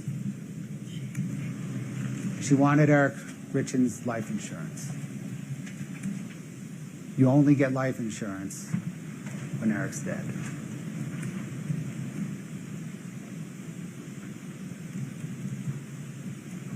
The commonalities persist. Kouri Richins ordered fentanyl from Carmen Lauber, or ordered something from Carmen Lauber, the Michael Jackson stuff, the fatal stuff. Carmen says, I told her I could get her fentanyl. She said, okay, get the fentanyl. But she ordered illicit street drugs from Carmen Lauber, who got them from Robert Crozier at the Maverick in Draper.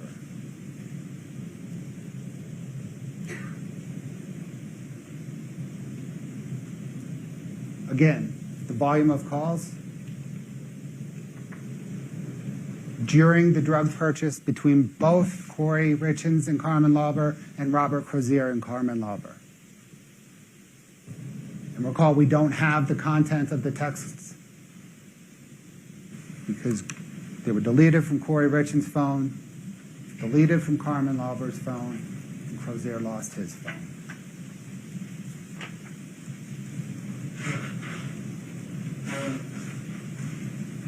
The IRS was on her mind. She called him twice, 3 days before attempting to murder Eric Richins. We know she placed the call to the Mirror Lake Diner to order a potentially fatal sandwich.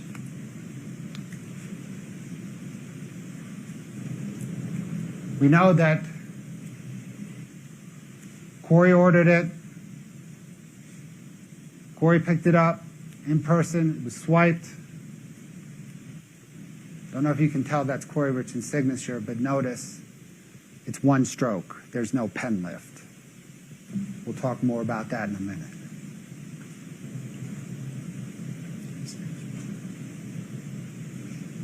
Kouri Richins then distanced herself.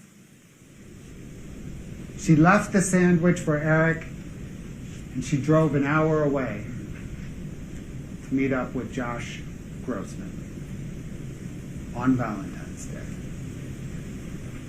There's another commonality between the attempted murder and the murder, of course. They're big days. Losing your husband on Valentine's Day, that garners extra sympathy, extra attention. Losing your husband the same day you're supposed to close on the biggest purchase of your life, that garners extra attention. The type of attention that Kouri Richins relishes in.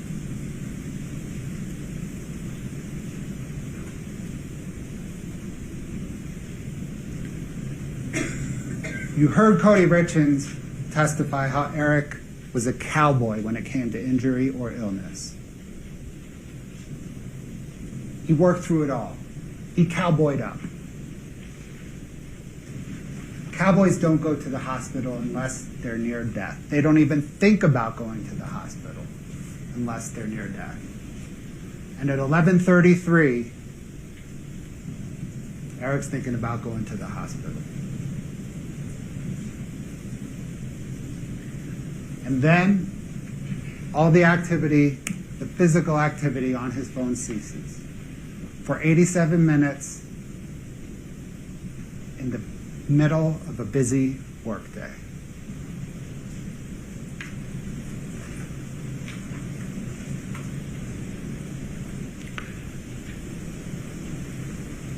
Shortly after activity resumes in Eric's phone, he calls his best friend and business partner Kouri Wright. Recall Cody said he could hear the fear in Eric's voice, a fear he'd only heard twice before, both times associated with death.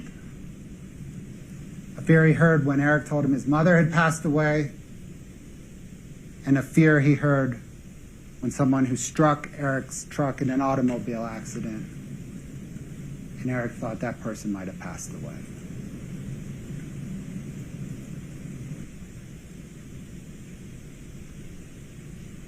He then spoke with his hunting buddy and close friend, Josh Kays. You know and learn a lot about somebody when you hunt together and travel together. And Josh Kays said Eric sounded somber and serious. Josh asked Eric perhaps the two most pertinent questions: if he was going to the hospital, and what was he going to do about it?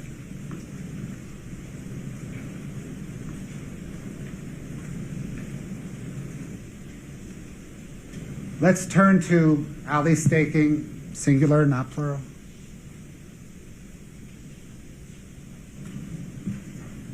Clearly close with Kouri. Friends since middle school. You observed the banter when Ms. Staking was testifying, the banter between her and Kouri Richins. It was friendly. She's still friendly with her.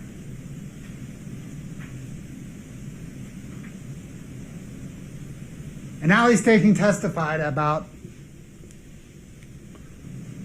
how a week or two after Valentine's Day, when Kouri Richins attempted to murder Eric, when I questioned her, she said, well, Eric jokingly, kind of jokingly, maybe jokingly, said that Kouri Richins tried to poison me. Perhaps joking. But Kouri Richins' reaction is what was important here. Kouri said no. She got defensive. That is not what happened. It was like an allergic reaction or something. It wasn't at all dramatic. She is covering up her poisoning him. Then when defense counsel questioned Ms. Staking, Ms. Staking kind of backed off the jokiness of Eric's comment and attributed the jokiness to everyone else. Allie Staking said, well, defense counsel questioned, what did he tell you? That he believed Kouri had tried to poison him.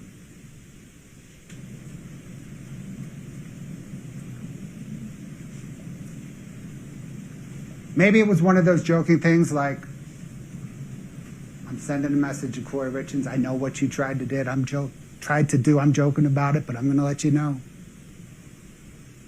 Maybe he was serious. Either way, it comes back to Kouri Richins trying to poison him on Valentine's Day.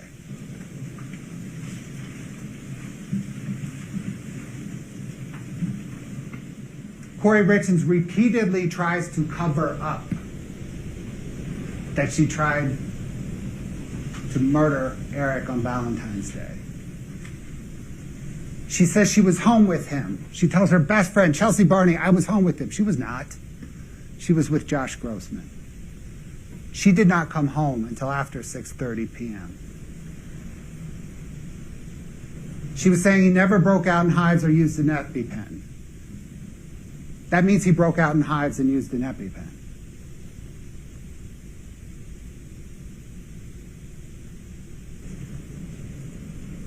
When she spoke with her mother on August the 22nd,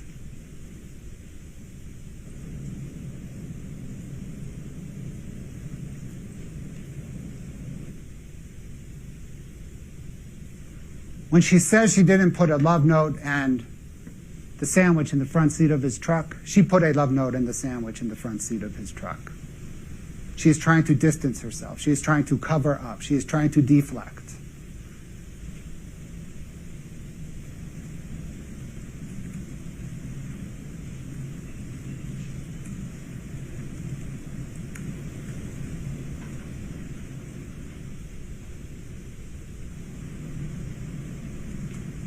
When Eric said he was thinking about heading to the hospital, what did she say? Take a nap. Call me when you're up. She's saying that thinking he will take a nap and not wake up.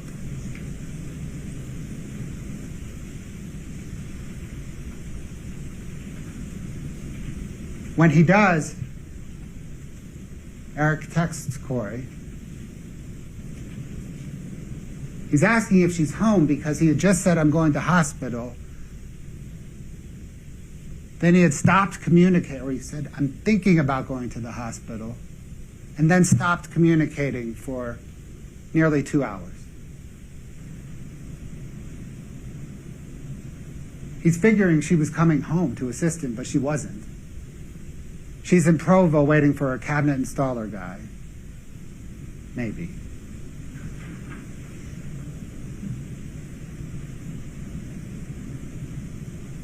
She says then she's going to head home in 20 minutes.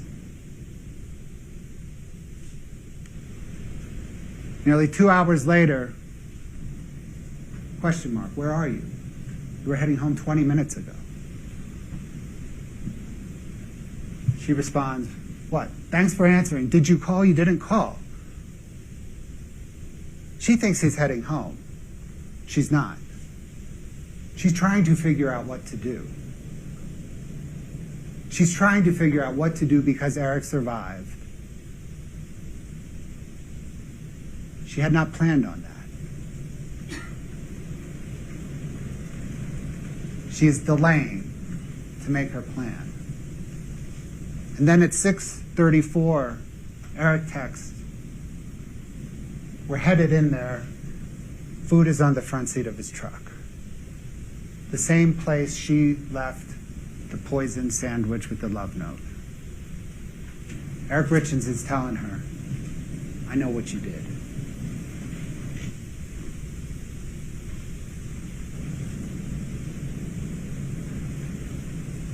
That is the attempted aggravated murder.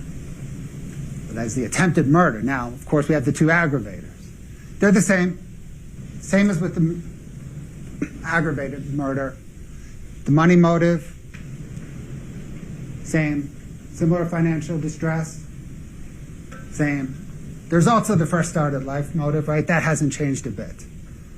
Josh Grossman, it's Josh Grossman on Valentine's Day, and he's Josh Grossman on March the 4th. Money motive the same, fresh start at life motive the same.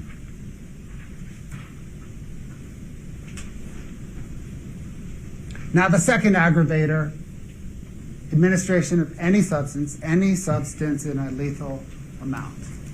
Recall Dr. Eric Christensen's testimony that hives, EpiPen, all consistent with an opiate-like or an opiate allergic-like response, a pseudo-allergic response.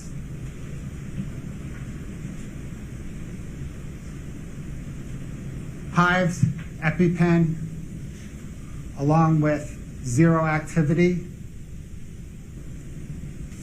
shows that Kouri Richins attempted to administer the illicit street drugs that she bought 3 days earlier from Carmen Lauber in a lethal amount.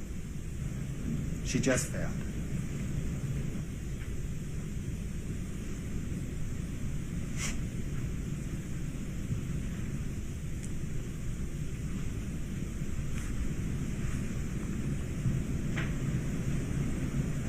Next guy. Okay, the insurance fraud. There are two insurance frauds. Let me distinguish them, please, for you. The first one is a scheme charge, a fraud scheme. The second one is a fraud claim charge.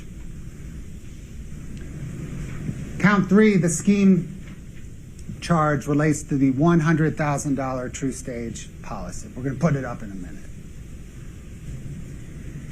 The fraud claim charge relates to the $250,000 True Stage policy. The forgery, which we will get to, is a forgery related to count 3, the scheme charge. Let me unpack them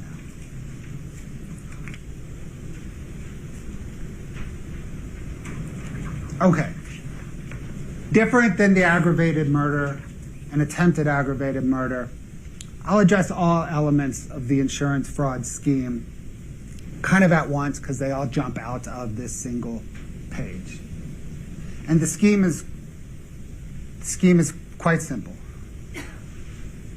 Kouri Richins wanted to murder Eric Richins, thus took out an insurance policy on his life to get money for murdering Eric Richins. Then she murdered Eric Richins, and then she submitted a claim to get the money. That is the scheme. And we know it was Kouri Richins because everything on this application for this $100,000 True Stage insurance policy returns to Kouri Richins. Kouri Richins received the application because she was a member of PED-FED. The application was addressed to her at her work address, so she would have been the one to receive it. If there was any questions about it, any further follow-up mailings about it, they would go to her and not to Eric. This number, this applicant information is all her, but the partner information is all her as well. Her work address, no email address where they could contact Eric. We'll get to the Social Security number in a minute. The primary phone, that's not Eric's phone. You'll see that Eric's phone is 801-792-9317. And when you look at this closely during deliberations, you'll see that was originally a 7 that she later marked up to read like an 8. She initially wrote his correct phone number, then did not want anyone from True States to call him, so she changed the 7 to an 8. So that Eric would never know that this policy existed.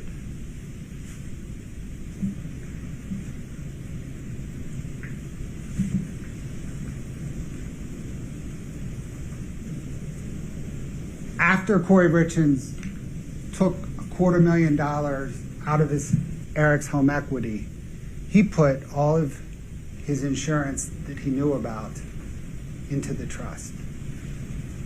If Eric had filled this out, the beneficiary would have been the trust, not Kouri Richins. Then we'll get to the signature. That's the fraud count 5 as well. It plays into this. We'll talk to it during count 3. But it's also the freestanding charge in count 5. Let's go to the next page. The Social Security number was blacked out for privacy reasons on the application we just reviewed, but you'll recall Ann Coates testifying that the last 6 digits were transposed. We all know our own Social Security numbers. We often get a little bit confused on our spouses.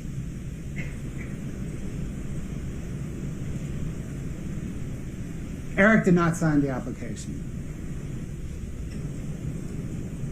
Matt Throckmorton, the handwriting expert. Eric did not sign it. It was probably a simulated forgery.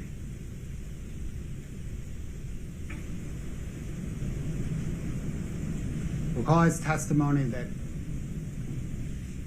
Eric Richins has pen lifts in his signature.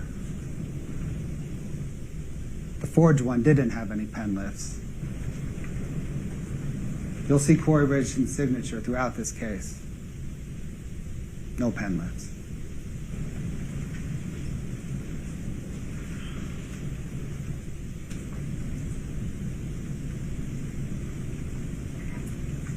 Then, Kouri Richins filed a claim for this $100,000 True Stage policy. It's actually the same claim for both policies. And she said she really does not know where her husband Eric got the fentanyl from. Of course she knows. She ordered it from Carmen Lauber.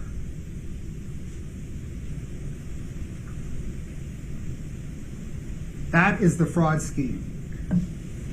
Plan to kill Eric, fill out life insurance so I can get money for killing Eric, kill Eric, and then claim the money.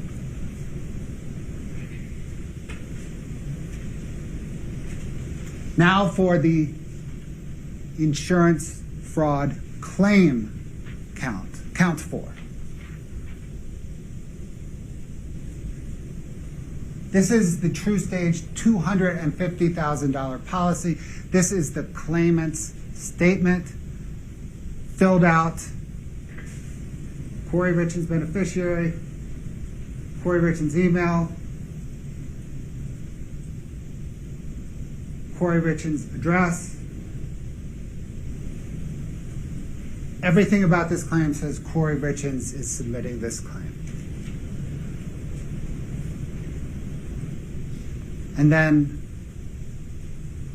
like before, the fraud here, the falseness of it is she says she doesn't know where the fentanyl came from, when in fact she ordered illicit street drugs from Carmen Lauber.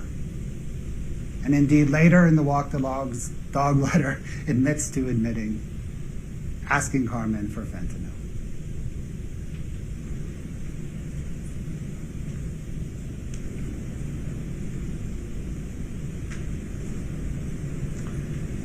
Finally, count 5, the forgery charge. We've discussed most of the forgery when we discussed count 3. But there's this without the authority to do so element. It's not a forgery if Eric gave Kouri Richins permission. The state has to prove that Kouri Richins did not sign Eric's name with permission, with authority.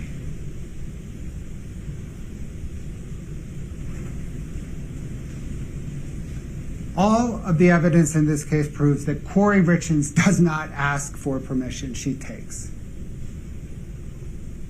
She took with the home equity loan.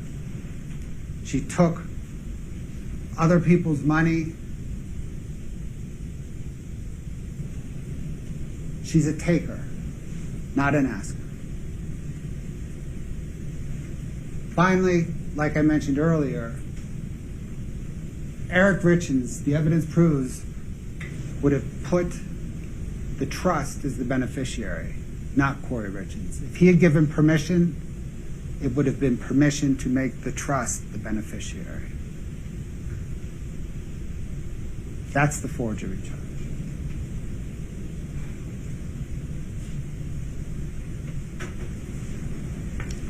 Let's please now turn to Kouri's motive for a fresh start at life. You heard the instructions. The state does not have to prove any motive except for the pecuniary gain motive because it's an aggravator. But motive explains why Kouri murdered Eric Richins, why she attempted to murder him. Motive explains a lot here.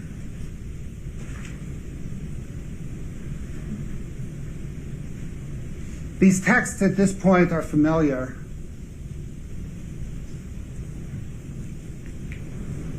The day after Kouri Richins speaks with Becky Lloyd and tells Becky Lloyd she would be better if Eric were dead, she texts Josh Grossman that she's in love with him, a man not her husband.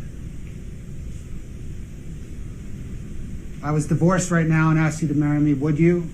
That's the day after the attempted murder. If he could just go away and you could just be here, life would be so perfect. We're familiar with this text. We've read it already today. I ask you to read it again. This time, replace the word divorce with the word murder.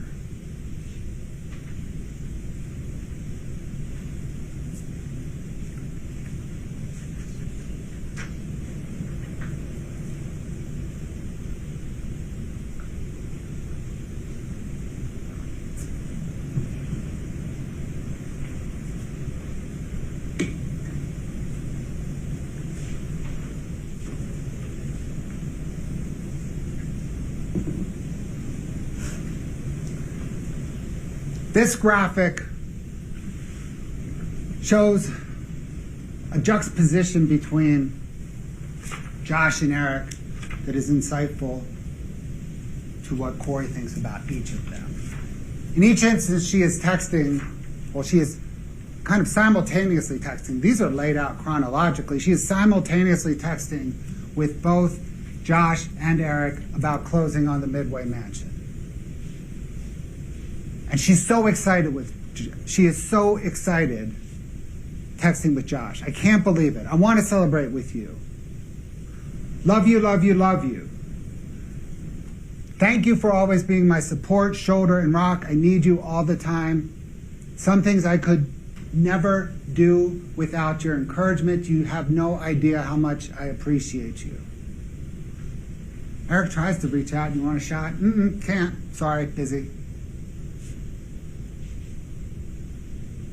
Then right back to Josh Grossman. To me, you're worth millions a year. I'm honored to be your best friend, your lover, your go-to. Life is going to be different, I promise. You're one hell of a patient person. I hate your hard days. I wish I could be there to turn them around for you. Can I try Friday? Give me a few days. Hang in there until then, please. By Friday, of course, Kouri Richins was dead. Kouri had murdered him.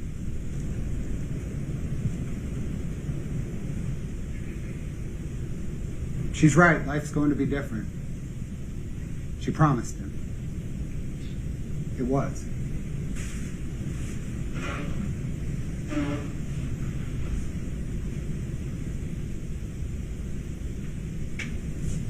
Then, 16 days after Kouri Richins murdered Eric,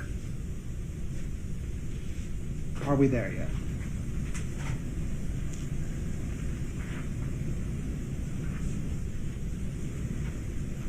And then 1 month later, Kouri's ready for Kouri's ready for Josh to be her husband.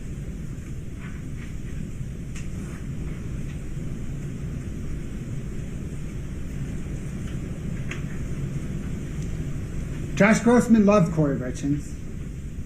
He believed that she loved him. Not sure that's true. You saw him testify. He was gutted. As a grown-ass man, gutted. You also observed Kouri Richins' affect when he testified. Flat.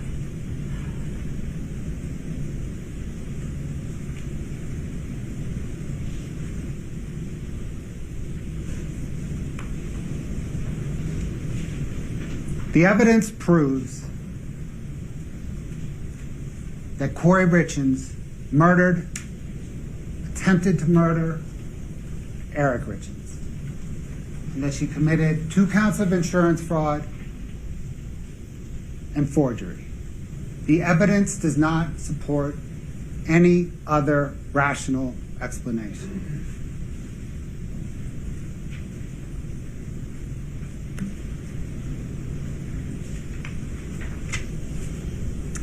The state, since its opening statement, has stressed the requirement to consider the evidence that has been admitted and not what the attorneys say.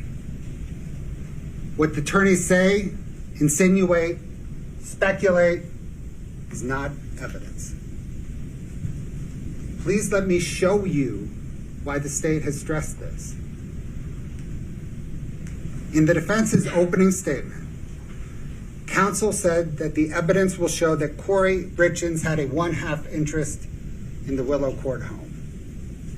There is no evidence of that, and indeed contrary evidence. Defense counsel said that the evidence would show that Eric was always checking Kouri's phone. There's no evidence of that. Defense counsel said that the evidence will show Eric and Kouri Richins went to marriage counseling. There's no evidence of that. Defense counsel said that the evidence will show in the few weeks before Eric died, his closest friend thought that he and Kouri Richins were the happiest together that the friend had ever seen. There's no evidence of that. Defense counsel said that the night Eric died, he and Kouri Richins had their drinks and set their cups in the sink. There's no evidence of that. Defense counsel said that the evidence will show that the cups were sitting in the sink and the nanny put them in the dishwasher the next morning and they still had fluid in them. There's no evidence of that. Defense counsel said that Eric talked to a friend named Scott Wagner at 10 p.m. the night he died. There's no evidence of that, and indeed contrary evidence. Defense counsel said that the evidence would show Eric unlocked Kouri Richins' phone at 10:30 p.m. the night he died, and this is the last thing that he did. There's no evidence of that. Defense counsel said that the evidence would show investigators interviewed Kouri over and over and over again about what happened the night that Eric died. There's no evidence of that. Defense counsel said that the evidence would show that law enforcement secretly recorded Kouri Richins' phone conversations for over a year after Eric died. There's no evidence of that, and indeed contrary evidence. Defense counsel said that you will hear Kouri Richins telling her family that she purchased pain pills for Eric at his request. You did not hear that, although she did write it in the Walk the Dog letter 4 months after she was arrested. In listening to defense counsel's closing argument, please only consider the evidence that has been admitted.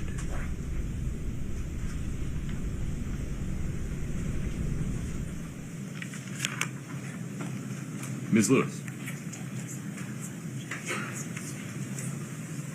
Your Honor, could we address something outside the presence of the jury before Of we course. start?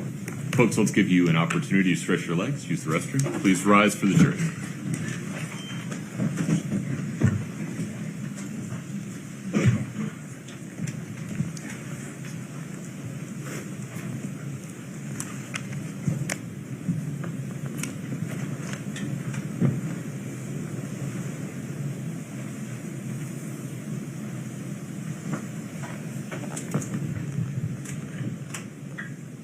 Have a seat.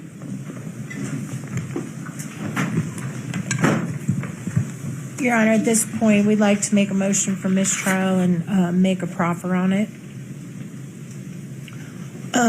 First of all, at multiple points in the prosecution's closing, he made efforts to dehumanize the defendant, in fact, calling her a black widow, comparing her to a deadly spider, calling her a narcissist when there's been no evidence introduced to support that, no expert testimony, nothing of the nature.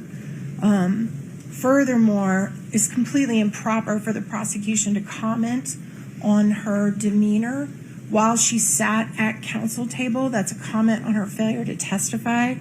Asking the jury to take into consideration facial expressions, which in his opinion may or may not have happened. I don't know what he's basing that on, but it's improper, and it's our suggestion that is a comment on her failure to testify by revealing what her response to testimony was, is calling upon her to testify in this case. Furthermore, in the closing, there was wild speculation on what was in Kouri Richins' mind, completely made up by Mr. Bloodworth with no evidence whatsoever to support it. Also, Mr. Bloodworth wrongly told the jury that giving any illicit street drugs to Mr. Richins was sufficient to support aggravated murder. That, in fact, is not true. The only drug that would support aggravated murder would be fentanyl. What he said to the contrary is not consistent with the court's instructions, and we would ask that that be corrected with a curative instruction. That they should follow the court's instructions on what it takes. It would not be sufficient if she bought some other type of drug that did not cause his death. That's just not the law.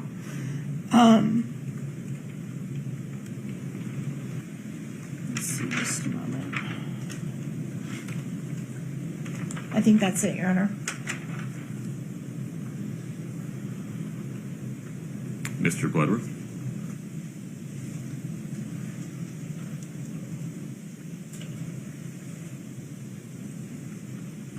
Forgive me. I need a little bit more detail as I go through these. Yeah. Which of these do you want a curative instruction regarding? In which of these are you moving for a mistrial on?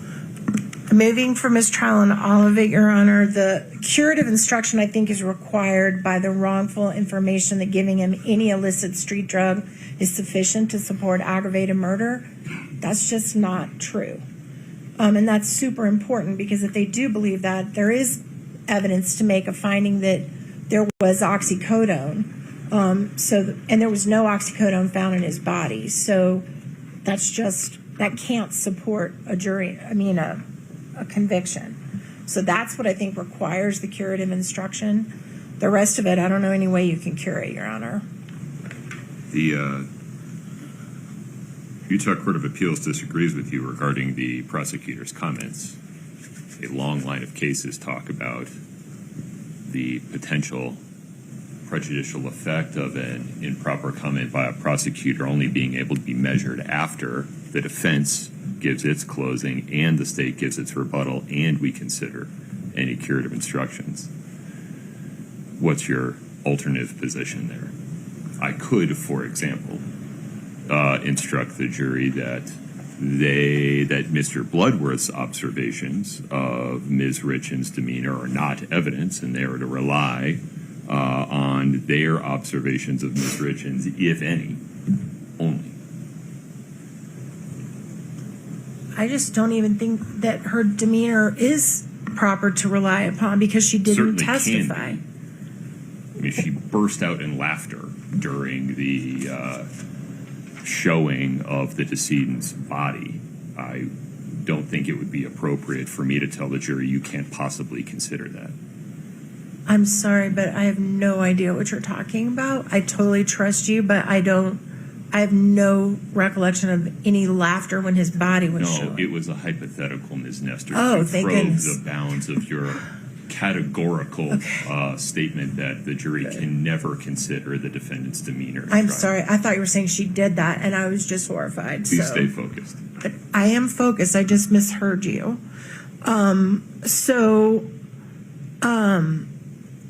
I mean, is what you're asking me is, do we want a curative instruction now? Do we want to wait until later? Is that what the court is asking? Right. Court's indulgence for just a moment.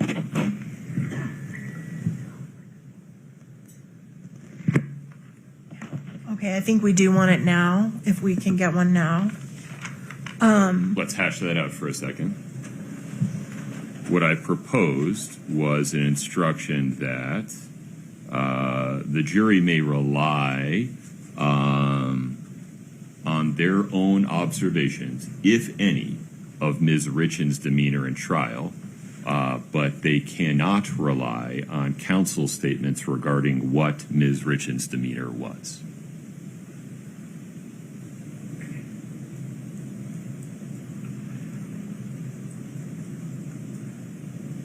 I want to be clear, there were no comments regarding her silence. Well, I mean, it's our position that when you comment on how she looked while she remained silent at counsel table, that is a comment on her silence in our estimation. But I agree that he didn't say anything specifically about silence.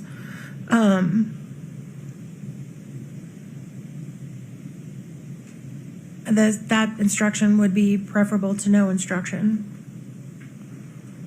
I think. Okay. And then the Black Widow comment was connected to comments that were made by Chelsea Barney, correct? They came out of his mouth in closing. And he specifically referenced Chelsea Barney's testimony. Is it your position that Chelsea Barney never used that phrase or words? I don't recall her saying that, but it's been a long trial and I would not want to make that I 1000% am sure, but I certainly don't recall that. It was in the recorded phone call with Bryce Knutson. And then everybody is speculating as to defendant's state of mind. It's one of the factual issues that the jury will have to determine according to circumstantial evidence because, as we instruct them, there's no direct evidence of what's in her mind. Why was anything that Mr. Bloodworth said regarding the inferences that can be drawn regarding her state of mind inappropriate? Because they were made up out of whole cloth with no evidence to back it up. You're going to have to be more specific. So he went to great lengths to fantasize about what she was thinking about when there's been no evidence to that. He could have certainly said, look, She could have been thinking this, she could have been thinking that. He didn't. He gave them what was in her mind, which is just based on things he made up in his own head, not based on evidence. Why aren't they all based on his view of the evidence that came in at trial? Was there any references to evidence that did not come in? Well, first of all, calling her a narcissist, I mean, that didn't come in. There was no testimony that she's ever been diagnosed to have a narcissistic personality disorder. There's no evidence at all about her mental condition. And then when he talked about her putting the reasoning why she picked certain days to get more attention, that nothing about that has ever come into play, ever. I mean, that's just one of many. He went through lots of scenarios about what she was thinking as if it was a fact, and it wasn't. So, I mean, I think he can encourage the jury to use circumstantial evidence to try to reach their own conclusions, but he can't say this was in her mind when he doesn't know. Okay. Anything else? I think that's it, Your Honor. Mr. Bloodworth, go ahead, sir. Your Honor, were there any particular points that defense counsel raised that remain unresolved in the court's mind? Any objection to the proposed instruction regarding the jury must rely on their own observations, if any, of defendant's demeanor, but cannot consider counsel's statements regarding her demeanor? No objection. Okay. And then the statement regarding giving any kind of illicit street drug is sufficient to show the murder count. Mm-hmm. Talk to me about that. I did catch that comment. They're not making that one up. Now, there was more, and in the total course of the state's initial opening, I think you made it clear that you were encouraging the jury to make specific findings beyond a reasonable doubt regarding each required element. Mm-hmm. There was that initial comment, though. I don't think an instruction regarding having trouble crafting a curative instruction that doesn't just give a theory of the case. What's your view of this? Your Honor, I don't think anything needs to be cured. The state does not have to prove that the defendant intended to murder Eric Richins with fentanyl. True. The state only needs to prove that the defendant intended to murder him with the illicit street drugs that she purchased from Carmen Lauber. And that they contained fentanyl. Yeah. Well, on the second element or the aggravator? Because there's a distinction there. I think on both. She has to actually knowingly or intentionally cause the death for count.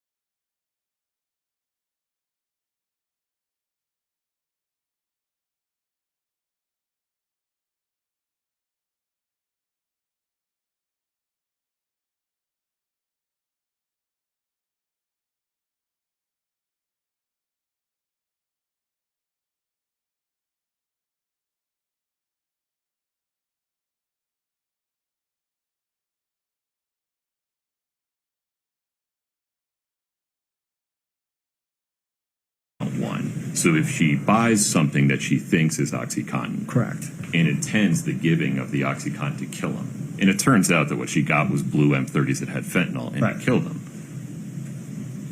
the difference between aggravated murder and murder is irrelevant. She has committed an aggravated murder.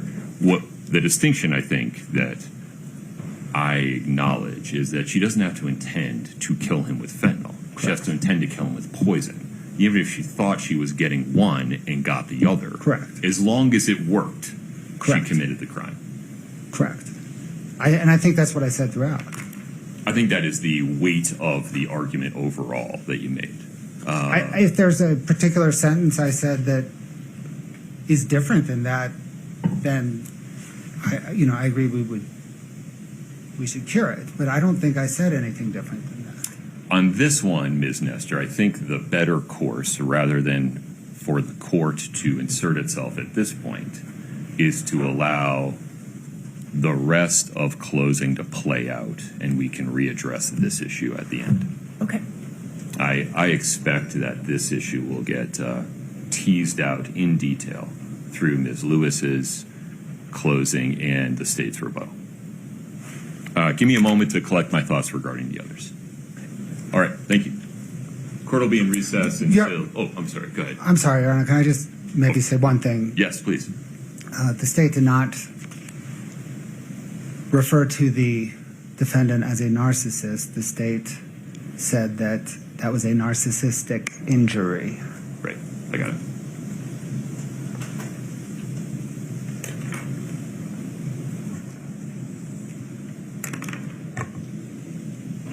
Okay, I'll be back.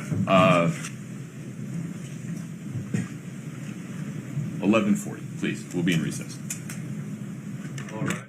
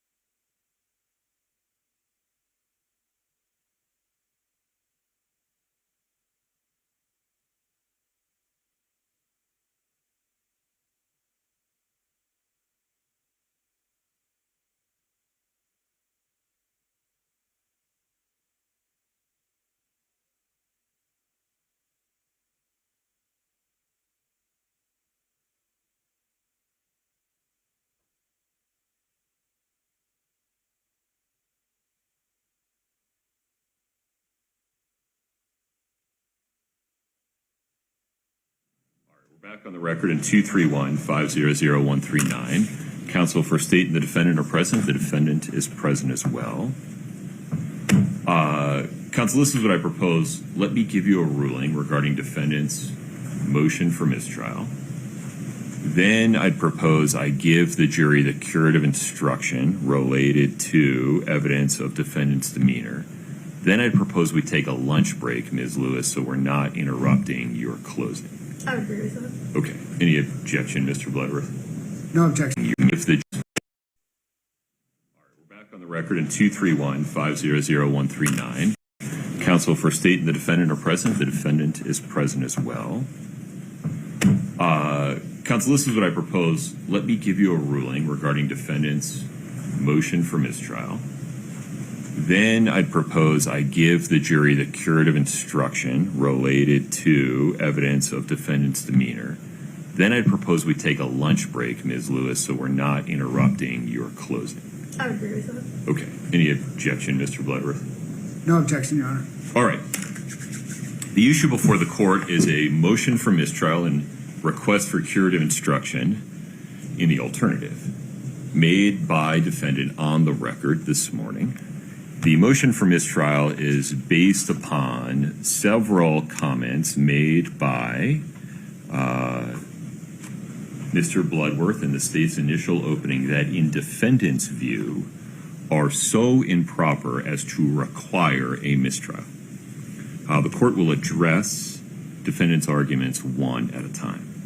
First, the defendant argues that Mr. Bloodworth's reference to Chelsea Barney using the phrase black widow during a recorded telephone conversation that was played for the jury, though Chelsea Barney's comment was not admitted for its truth, improperly compares defendant to some kind of terrible insect. The court listened to the comment in real time during the state's opening. That is not a fair characterization. Rather, it was a rhetorical flourish by Mr. Bloodworth comparing comments by one witness or the defendant herself to her becoming a widow to Chelsea Barney, referring to her being referred to or considered as a black widow. It's not a reference to an insect. Rather, it's a reference to, in the court's view of Chelsea Barney's comment, a spouse that kills another spouse. There's nothing so improper or improper at all about that comparison, which has a factual foundation in Chelsea Barney's statements that were played for the jury as to support a request for mistrial or require any other relief.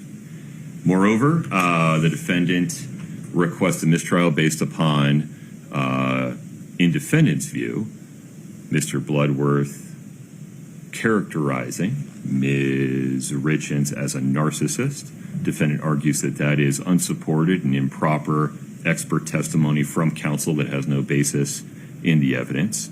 The actual phrase used by Mr. Bloodworth was narcissistic injury in relation to Ms. Richins' hearing from Brooke Carrington when she testified that in the state's view, defendants' appearances of wealth and success were not accurate. That is permissible line of advocacy during closing argument. It is not testifying in any way by Mr. Bloodworth. It is not otherwise prejudicial or unfairly prejudicial. With respect to Mr. Bloodworth's argument related to defendant's demeanor, the court determines that in an abundance of caution it is appropriate to instruct the jury that they may consider their observations of defendant's demeanor in the courtroom, if any, but they may not consider counsel's statements regarding counsel's observations of defendant's demeanor, as counsel's statements and counsel's observations are not evidence. Moreover, the court notes that Mr. Bloodworth did not comment on Ms. Richins' silence or in other way otherwise implicate her protected right to choose not to testify. Mr. Bloodworth's statements regarding what the state believes it has proven regarding defendant's state of mind at various points in time is permissible advocacy based upon evidence in the record, and defendant's counsel will have ample opportunity to try to persuade the jury to draw different inferences from that same evidence regarding defendant's state of mind. There's no basis for a mistrial there. And regarding any misstatement by Mr. Bloodworth in his initial comments regarding count 1 that may have created confusion as to whether the state needed to show that regardless of her intent to purchase, secure, or otherwise administer fentanyl, all the state needs to show is that Kouri Richins intended to purchase, secure, and administer poison, and that it happened to contain fentanyl. That was, on the one hand, borne out in detail through the rest of the state's initial closing, and the court expects will be borne out in detail through defendant's closing and the state's rebuttal. The court determines that no curative instruction is necessary on that point at this time. Mr. Bloodworth, any clarification? No, Your Honor. Ms. Nestor? No, Your Honor. Okay. All right. Are we ready for the jury, Mr. Bloodworth? Yes, sir. Ms. Lewis? Yes, sir. Okay. Can we bring the jury in, please? And Your Honor, I'm sorry to interrupt. My screen is still active, and I don't want anything to accidentally pop up during defense's closing. Thank you. There you go.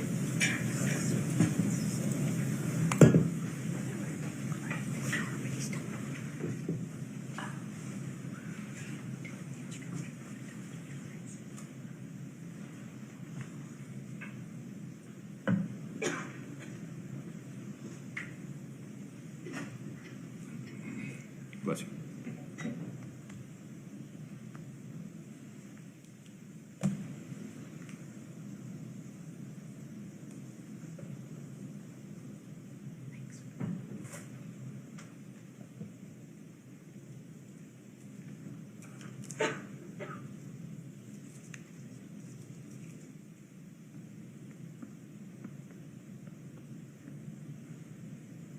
Ms. Lewis is 12:45. Agreeable. That's fine. Okay.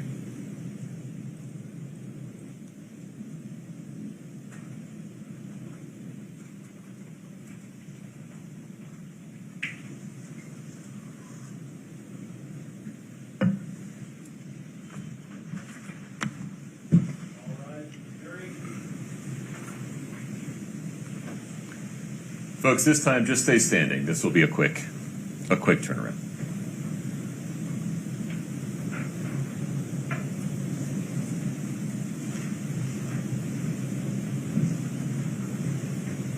Okay, thank you for your patience. A quick instruction and then a scheduling note. First, a quick instruction. You may consider your observations of defendant's demeanor during trial, but you may not consider counsel's statements regarding counsel's observations of defendant's demeanor because counsel's statements are not evidence. We're going to break now for lunch so that we do not interrupt defendant's counsel's closing argument for the lunch break. We will take a recess until 12:45. During the break, as always, please do not discuss the case. Please do not allow anyone to discuss it with you. Please do not do any research whatsoever about the case. We'll be in recess until 12:45. Thank you.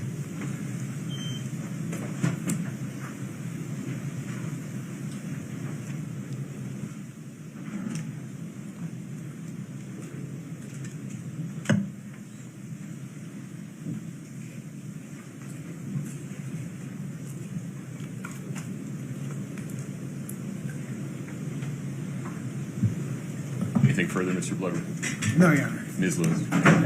We'll be in recess until 12:45. Thank you.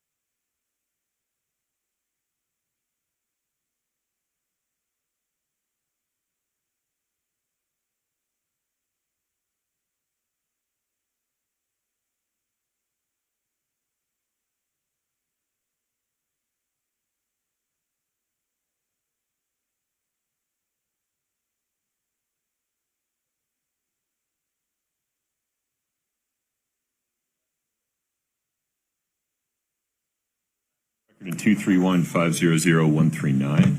Counsel for the state and for defendant are present. Ms. Richins is present. Ms. Lewis, anything before we invite the jury in? No, Your Honor. Mr. Bloodworth. No, Your Honor. Ms. Lewis, would you tap that microphone for me? I don't know. I'm sorry. There you go. Great. That should be fine. Brittany will let you know if it's not. We're ready for the jury, Cody. Katie, is there a slide deck that we're playing? Okay.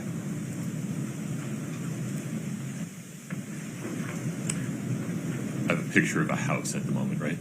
Okay. You'll let me know when you want to publish, Ms. Lewis? I think Katie just has it ready to go. Yeah. Oh, okay. But it's not up yet? Okay.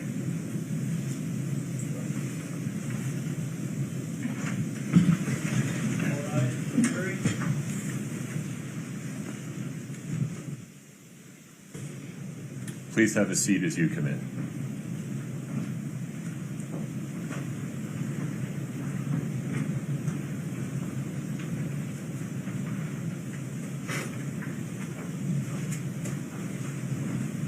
All right, please have a seat. Thank you for your patience. We'll continue with closing argument. Ms. Lewis.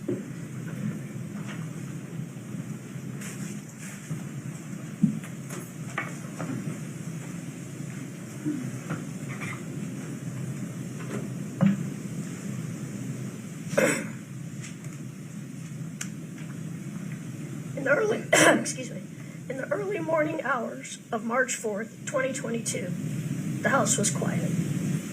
Kouri Richins fell asleep in her young son's room, like many parents do. At some point in the night, she gets up and walks back down the hallway to her bedroom. She slips back into bed beside her husband. She settles in next to him. She reaches over, and he feels cold.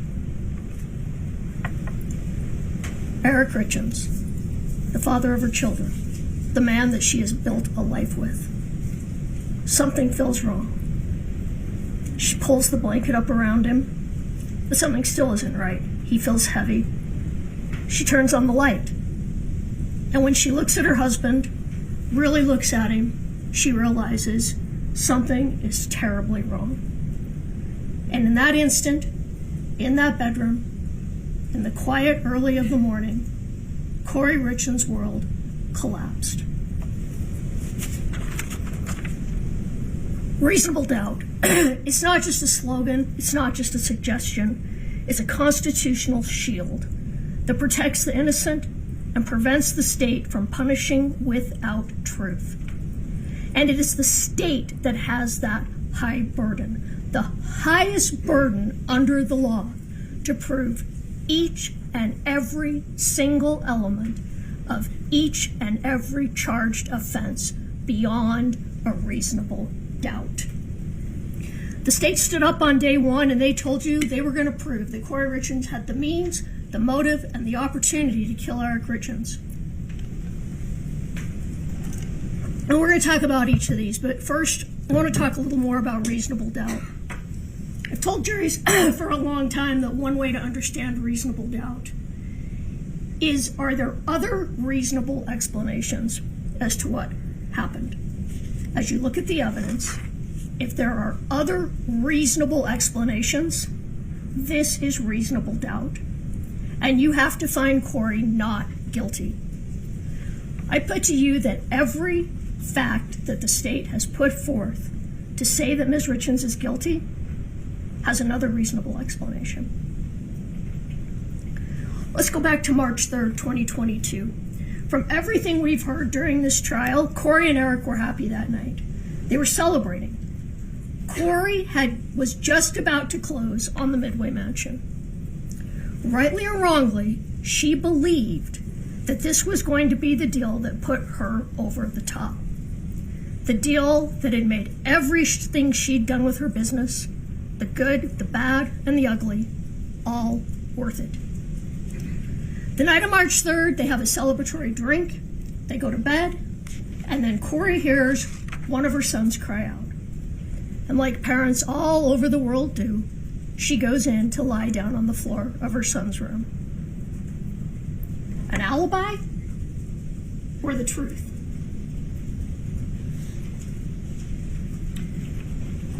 She wasn't inconsistent when she told this story. She told everyone, I was lying in Ash's room, I was lying down with him. What does reason tell you? What does experience tell you? When she wakes up, she goes back to her room. Eric appears to be asleep. We don't know for sure what happens over the next 15 minutes or so. The state asks you to leap to conclusions about what she was doing during that time. Yet they have not shown you any evidence of this. They just tell you to believe it. But what does reason tell you? She gets up. She goes to the bathroom. She picks up her phone. We all pick up our phone all the time. Been away from it for an hour or two. She goes to the bathroom. Maybe she walks to the kitchen. Maybe she gets a drink of water. Maybe she lets out the dog.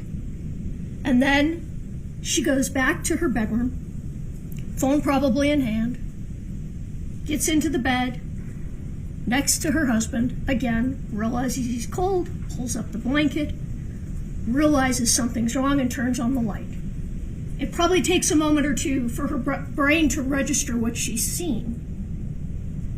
And then she makes that call that nobody ever wants to make. She calls 911. A big part of this state's case is that Ms. Richins is not grieving properly. You heard this from a couple of different witnesses, 2 or 3. What does that mean? I was unexpectedly widowed when I was not much older than Kouri, and I had 2 little boys. How do you judge someone in that moment? If I've learned one thing during this trial, I've learned I didn't grieve right. I didn't know that, but it's clear now that I didn't. They want you to look at a woman in the worst moment of her life and to judge her grief. There is no wrong way to grieve. They're asking you to judge how she is acting at that moment and then use that moment of evidence of guilt. In the opening, we pointed out, and quick, go ahead and put it on that the state looks at facts one way and sees a witch. But if you look at those facts another way, you see a widow. Here's an example. Hands over her face, curled up. A witch, hiding because she's done something wrong, or a widow, hiding and blocking out what has just happened to her, what has just happened to her children, what has just happened to her family and to her life.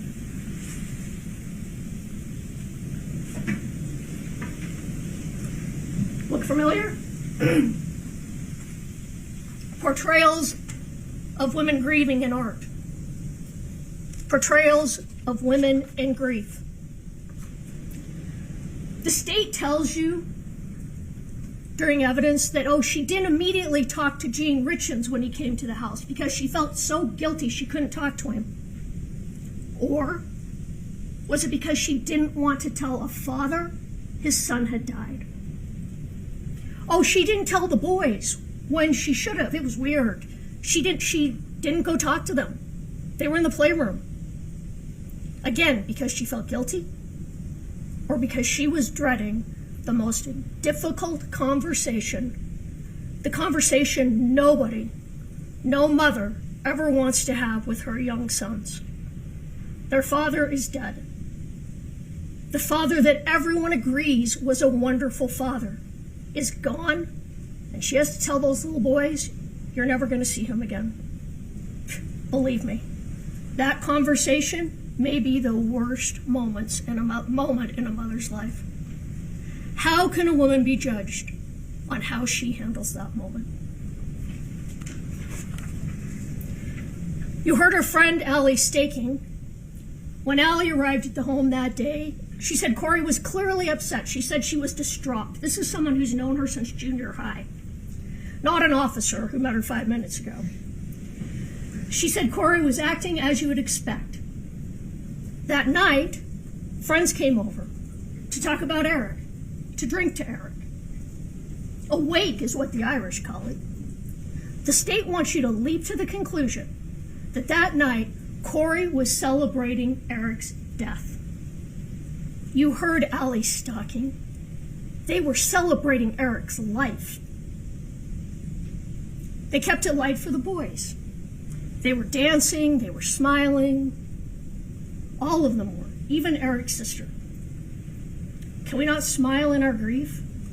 They want to tell you no. But reason and experience tells you differently. Let's talk about the investigation. The investigation in this matter was nothing but sloppy. It was driven by bias. Did you notice during the state's closing they didn't really even talk about the investigation? Instead, they speculated. What was in people's heads? What were they thinking? Speculation, conjecture, not proof. Instead of looking at the evidence to determine what happened, the state they determined what happened, and then they found the evidence to support it. This is confirmation bias. Confirmation bias is when you favor evidence that supports a belief and ignore evidence that contradicts it. That is how this entire case was investigated, working backwards from a conclusion. It started on March 4th. Detective Woody, before she's even entered the home, Amy Richins tells her they think Kouri is somehow involved. Then both Katie and Amy Richins tell Detective Woody they think this is because she recently found out about a trust Eric created. Immediately, this influenced this investigation. But what happened that first day? They found nothing to support foul play. Kouri tells them he was a user of THC gummies, that maybe he used one that night. They never ask where the gummies are. They do a cursory search of the bedroom and bathroom. They admit that they don't look in places where the gummies were found a month later, high up in the bathroom, high above the refrigerator, high up in the laundry room, somewhere in a pocket of either Kouri or Eric's jacket in a closet. All places where they would have been put out of reach of children. But they didn't find any of them that day. You know what else they didn't do? They didn't secure the scene. They moved things around. They told you they didn't have probable cause to search the whole house. We couldn't search the whole house. All we could do was look in the bedroom and the bathroom. But they could have asked for consent. Kouri gave them consent when they asked to search one place outside of the bedroom. The entire house could have been searched that day, but they didn't do it. They didn't even ask. What else happens that morning? Officer Nguyen, he does his death checklist. He says, did he have any history of prescription abuse? Did he have any history of illicit drug use? And what does Kouri tell him? No. How easy would it have been to just say yes? If she had just killed him with illicit drugs, why in the name of God did she just not say yes? Had she said yes, we probably wouldn't all be sitting here today. She didn't say yes because she did not know how he had died. Over the last 4 years, they've gone back to that house 10 more times. And they still can't tell you what happened the early morning of March 4th, 2022. 10 warrants, that's a lot. That's not typical. They were still searching for evidence on February 9th of this year, 2 weeks before trial. 4 years of investigation, and they are still trying to find evidence to make their case because they know they don't have enough. They're still trying to prove Kouri Richins guilty. So let's talk about Todd Gabler. In comes Todd Gabler, the private investigator. Jeff O'Driscoll told you, well, he was an investigator for the estate. Just the civil case. Seriously? He's putting trackers on the car of Kouri. her mother, her brother. He's trying to track Carmen Lauber's car. He's providing evidence to the police. Detective Woody testified that this information from the private investigator is what helped advance their investigation. He testified he was in the house alone numerous times, finding things the police didn't, not using gloves, calling law enforcement when he found things. He said he didn't need a babysitter while he did all these things.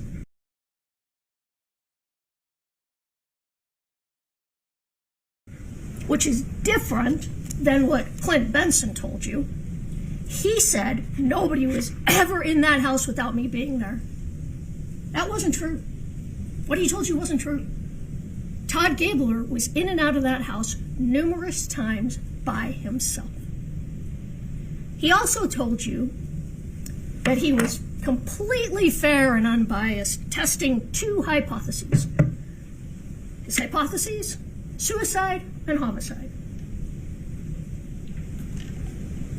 He ignored any others, including accident. And how did he handle this unbiased testing of hypotheses?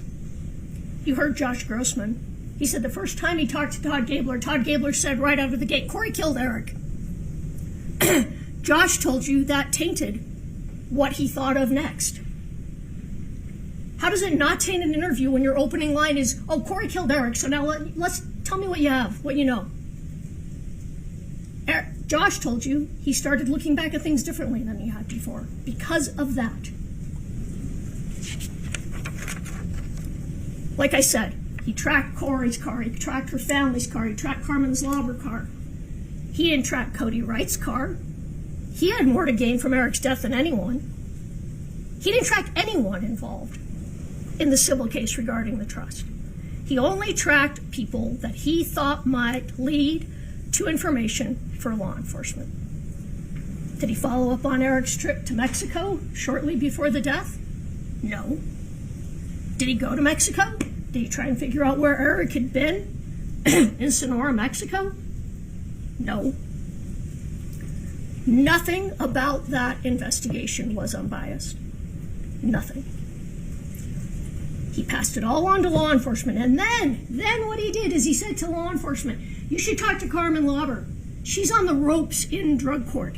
This would be a really good time to interview her because she would be very likely to be compliant at this time.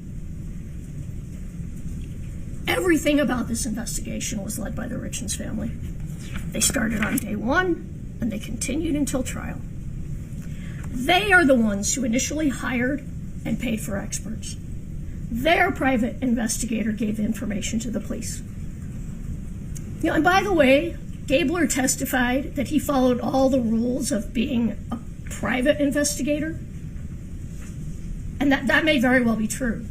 But he doesn't have to operate under the Constitution. There's a reason that we have rights under the Constitution. There is a reason that law enforcement has to get warrants to enter your home, to take electronics, to search your house. It is to protect the citizens of our country. It is to protect the innocent. Sidestepping these important constitutional rights by hiring a private investigator who then let law enforcement know what to do taints this entire investigation. And you know what? That is terrifying. It's terrifying. If someone has enough money to hire a PI, they can circumvent our constitutional rights, dig into every aspect of our rights, of our lives, and turn it over to police. We have a constitution for a reason. It's to protect us all. I want to talk about the lead investigator, Jeff O'Driscoll. Here's what he testified that his investigation consisted of. He got assigned to the case sometime in March of 2023. He got a search warrant for some medical records. He thinks he got a search warrant for a couple of cell phones. He interviewed Chelsea Barney, where they discovered that they were wrong about some text messages. Law enforcement was wrong with what they thought they were looking for. He interviewed someone named Jake Sorensen, who must not have had anything important to say because we never heard from him. Then he interviews Carmen Lauber because he was told to by the private investigator. That's it. That was the investigation. He didn't investigate any other leads. He didn't attempt to corroborate information, particularly in the letter that we saw that Kouri wrote to her mother, the walk the dog letter. Now, he told you he didn't need to corroborate that because he didn't get that letter till after Kouri was arrested. So, I guess the state was done. You wouldn't want to start looking for things that might show her innocent. You've arrested her. Interestingly, they were still executing search warrants. They were still trying to find evidence for guilt, but they weren't looking at any evidence that might show innocence. It is absolutely possible that everything she said in that letter was true. In fact, at least 3 things in that letter were corroborated by the state's own witnesses. But they didn't investigate it. Again, ignore what might contradict your theory. Confirmation bias. Reasonable doubt.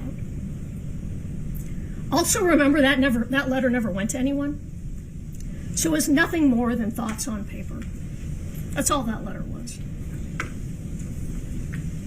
What else didn't he do? He didn't interview the person Eric was talking to in Mexico the night of his death, and we'll come back to that, but he didn't follow up on that. He said that. He didn't follow up on where Eric went in Mexico or who he was communicating with in Mexico when he was there.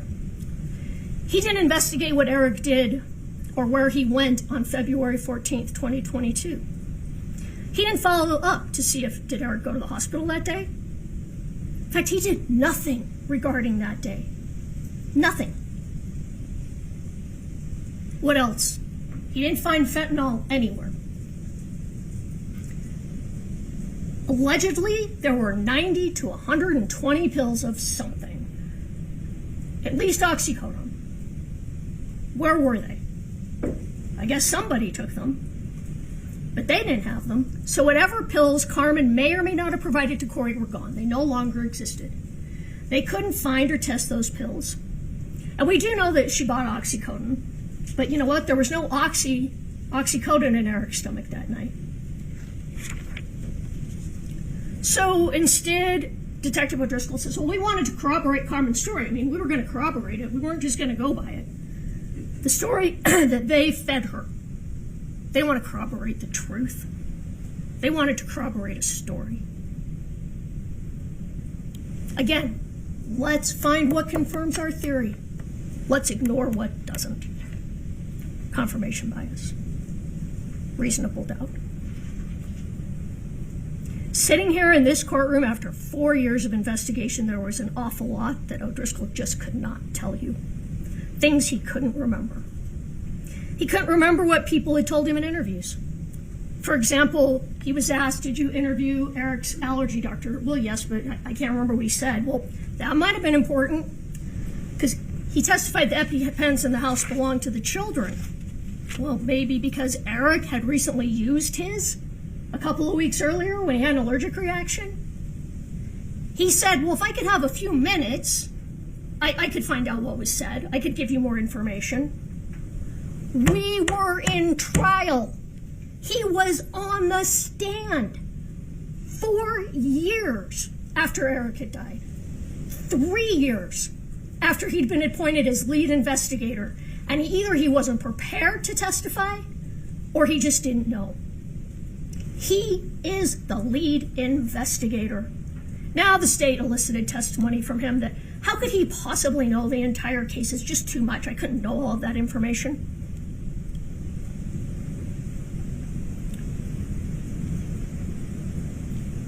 But he's the one they put on.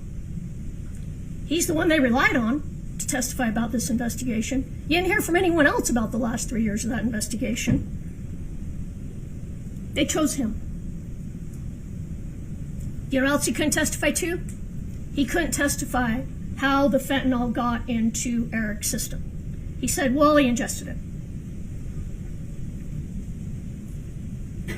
There was no evidence, none, that fentanyl was put in a drink. That was argument. Argument is not evidence. And they waited until closing to tell you, oh, she put it in a drink, without any evidence to back that up. Okay, she made him a drink that night, but that's it. She made him a drink. There's no evidence that fentanyl was in that drink.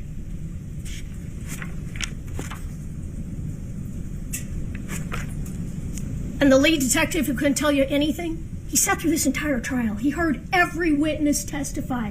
He had an opportunity to form his answers or reform his answers based on what he knew other people had said. And yet he still didn't know the evidence.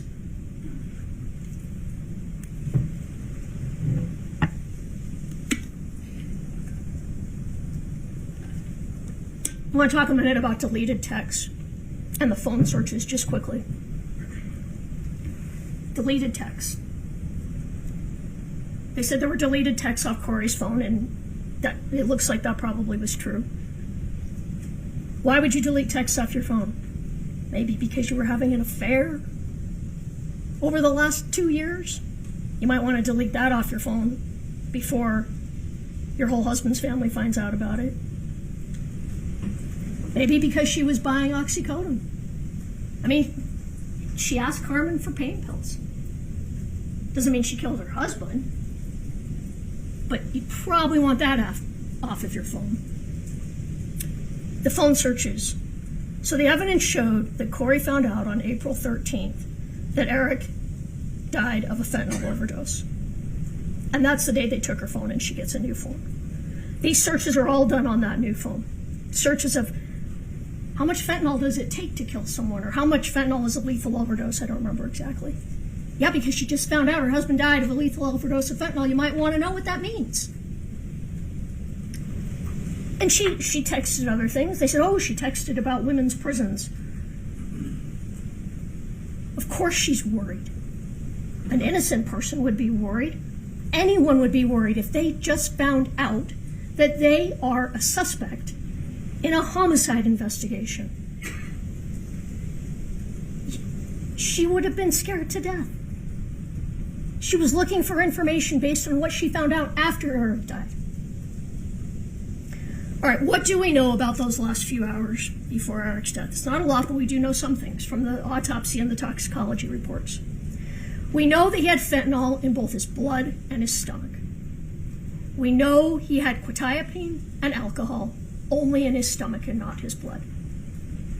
So this means the quetiapine had to be taken after the fentanyl. Had they been taken together, they would have both been in his blood. We know there was no histamine response, no anaphylaxis, so he had not had an allergic reaction to anything in his body that night, including fentanyl. The state wants you to believe that the allergic reaction he had on February 14th was to fentanyl. If he had an allergic reaction on February 14th, he would have had one again 3 weeks later. Now, I know the toxicologist testified, well, you don't have an allergic reaction every time, and you can look at her testimony, but it was a little bit hard to understand, but I believe she was talking about, you might eat peanuts for a lot of times and then have an allergic reaction, and then it starts. Once you have an allergic reaction to something, it doesn't typically go away. We know he had norfentanyl in his body, and this is because his body had started to metabolize the fentanyl. The state's toxicologist told you that the fentanyl could have been left over from a previous use. That was a possibility. Another reasonable possibility. The fentanyl was there from a previous use. That was the evidence. That is reasonable doubt. What else do we know from the ME and the toxicologist? Well, we know that the fentanyl was not put in a drink. And how do we know this? There was only fentanyl in the blood and not alcohol. The state's toxicologist leaned toward the fact that maybe Eric didn't even drink alcohol, that the alcohol in his stomach was post-mortem decomposition. But the other scenario that she said that was possible was that Eric took the fentanyl, then took the quetiapine, had a small amount of alcohol. She testified that it would take 15 to 60 minutes for fentanyl to make its way into the blood. That alcohol takes 15 to 30 minutes to make its way into the blood. So if the alcohol and fentanyl were taken together, they both would have been there at the same time in the blood. But just the fact that one reasonable possibility is that the fentanyl was taken before the quetiapine and the alcohol gives you reasonable doubt that it was placed in a drink an hour earlier. Now the state's saying, well, maybe she put it in a non-alcoholic drink. So their celebratory drink maybe didn't have alcohol in it. There's no evidence of that, but they're throwing around a lot of theories. Why is that? Because they don't have one. They don't know what happened. Dr. Christensen and Dr. Ulmer testified that the manner of death could not be determined. This is really important. Dr. Christensen testified the ME's office didn't know enough about Eric's history to determine if it was an accident. They also didn't have enough information to determine it was a homicide. The ME had at least a reasonable doubt as to the cause of death. And the ME isn't held to the high standard that the state is. And there was no evidence that the autopsy couldn't have been amended at a later date if additional information was received. The ME testified, excuse me, the ME didn't tell you that they couldn't amend the autopsy. He just told you they didn't. What else didn't they do? Why didn't they do a hair follicle test? Dr. Christensen said, well, we don't do that unless we're asked to. Who would you be asked to do that by? Law enforcement. Again, Summit County was only looking for evidence to confirm their theory. Evidence to support that Kouri was behind Eric's death. They did not want to look for evidence that contradicted that theory. Had they done that test, we might have our answer. Confirmation bias. All right, let's start with the means. The state did not and cannot prove that Kouri ever purchased fentanyl. Carmen Lauber, interestingly, they barely mention Carmen Lauber in their closing. The only witness who can put fentanyl into Kouri's hand. Let's talk about her testimony. Admittedly, a lot of it was painful to watch. And in some ways, she's sympathetic. But she is looking at multiple long prison sentences. And her only way out, her only way was to testify at this trial. But what she could not do was put fentanyl in Kouri Richins' hands. She told you that she had no memory of what actually took place in 2022. During those interviews, she told detectives over and over again, my brain is fried. I've been using drugs since 6th grade. My memory is gone. So what she testified to you wasn't what she remembered. She admitted on the stand that what she testified to was what she had been shown, what she had been told. Detective O'Driscoll told you that Carmen Lauber could not remember the purchase of drugs after Eric had died. When asked by Ms. Nestor if at least one of the times that Carmen allegedly purchased drugs from Mr. Crozier and brought them to Kouri was after Eric's death, his response was, her testimony was not that. She didn't remember it that way. We found digital evidence that supported that. But you know what? She did testify to that. She testified at length and in detail about something that even Detective O'Driscoll said she didn't remember. Carmen Lauber was not able to tell you that she bought fentanyl. She agreed on the stand that it was the detectives that first put the word fentanyl in her mouth, in her head. She was told by detectives in this case that she bought fentanyl. Eric died of fentanyl, you bought drugs, you bought fentanyl. She took that story and she ran with it because she had everything to lose. And Detectives O'Driscoll and Detective Maynard told her, you are getting a big, giant get-out-of-jail-free card. And what do you have to do to get that big, giant get-out-of-jail-free card?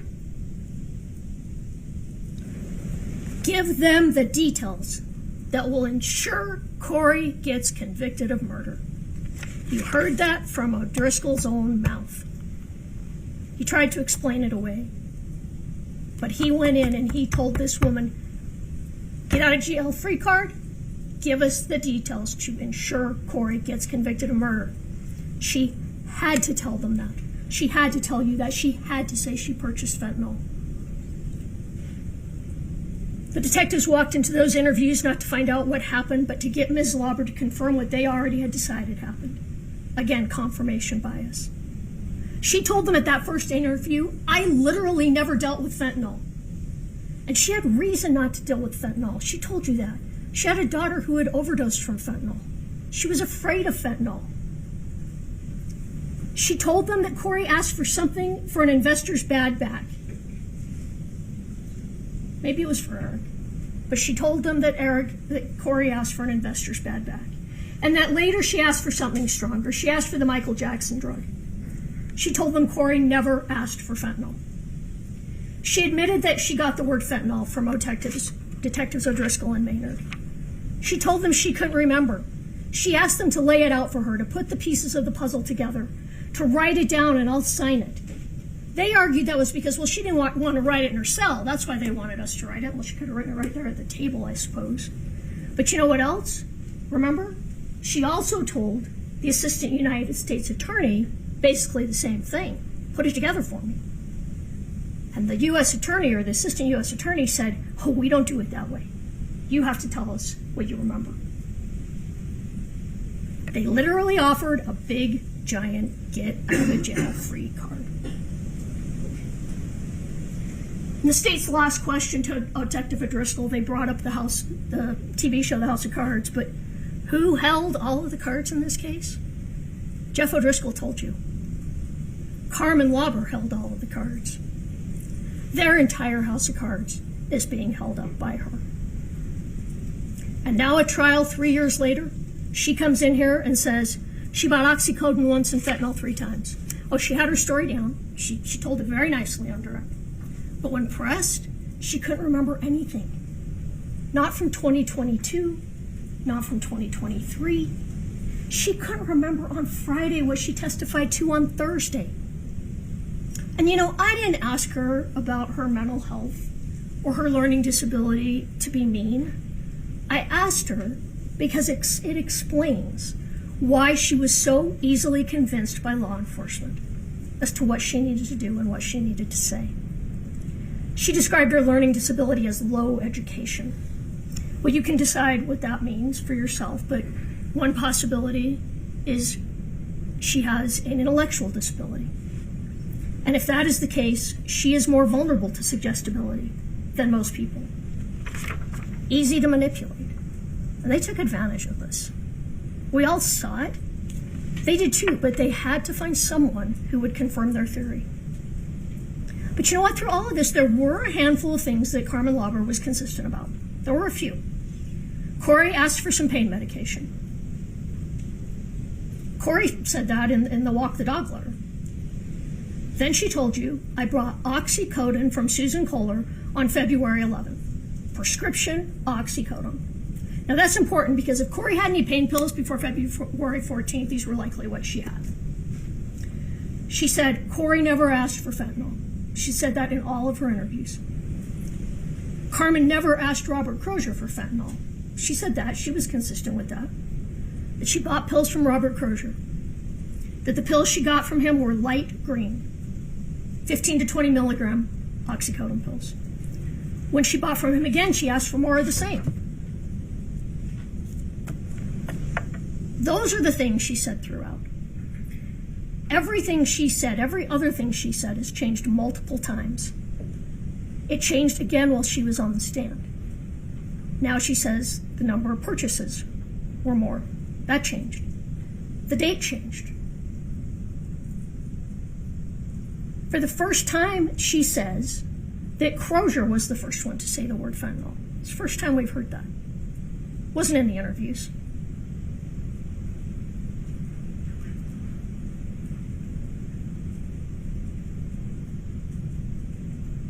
She's not a truthful person. There were a couple of little things she lied on the stand about. Not super important, but I'm going to point them out because they were just untruths. When I asked her if she was on any medication for her anxiety or any other illnesses, she said no. But then later, when Mr. Bloodworth asked her, she said yes, she was on medications. They were in her car in her purse. She told you Nancy Peterson drove to buy the drugs because she didn't have a driver's license. When we showed her that photo was reversed and that she was driving, did you notice how smoothly that story changed? Oh, well, yeah, I drove one way, she drove the other. By the way, where's Nancy Peterson? There was someone who might have been able to confirm Carmen's story, but we didn't hear from her. What else did Carmen lie about? She sat on that stand and she told you, I never violated drug court after I got out, my get out of jail free card in May of 2023. But then when confronted, she had to admit, oh yeah, I did. That's right. She told you, well, I was holding a can of alcohol, but I didn't drink it.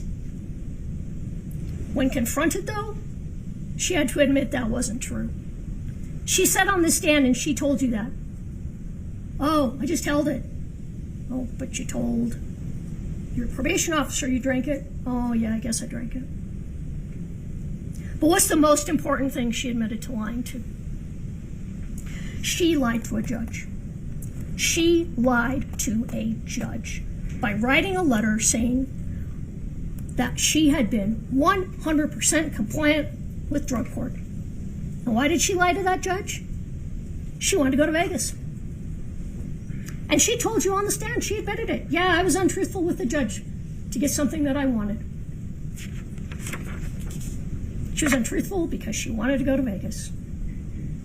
There is a lot more at stake here than going to Vegas. She is, again, being untruthful to get what she wants. And what she wants this time is to stay out of prison. And she will say whatever she needs to make that happen.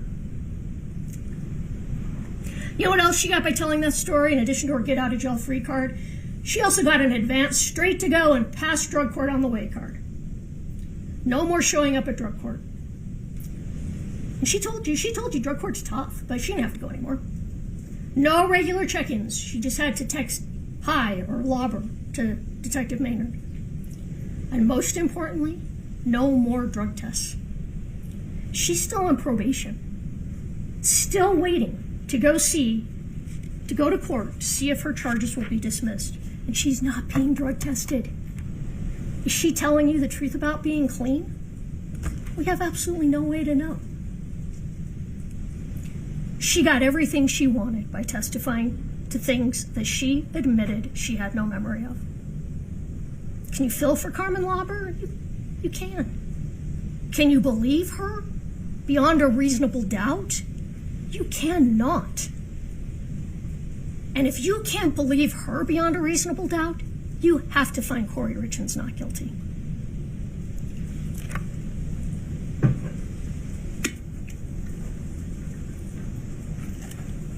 I want to talk about Robert Crozier, because he's also an addict, and he also changed his story.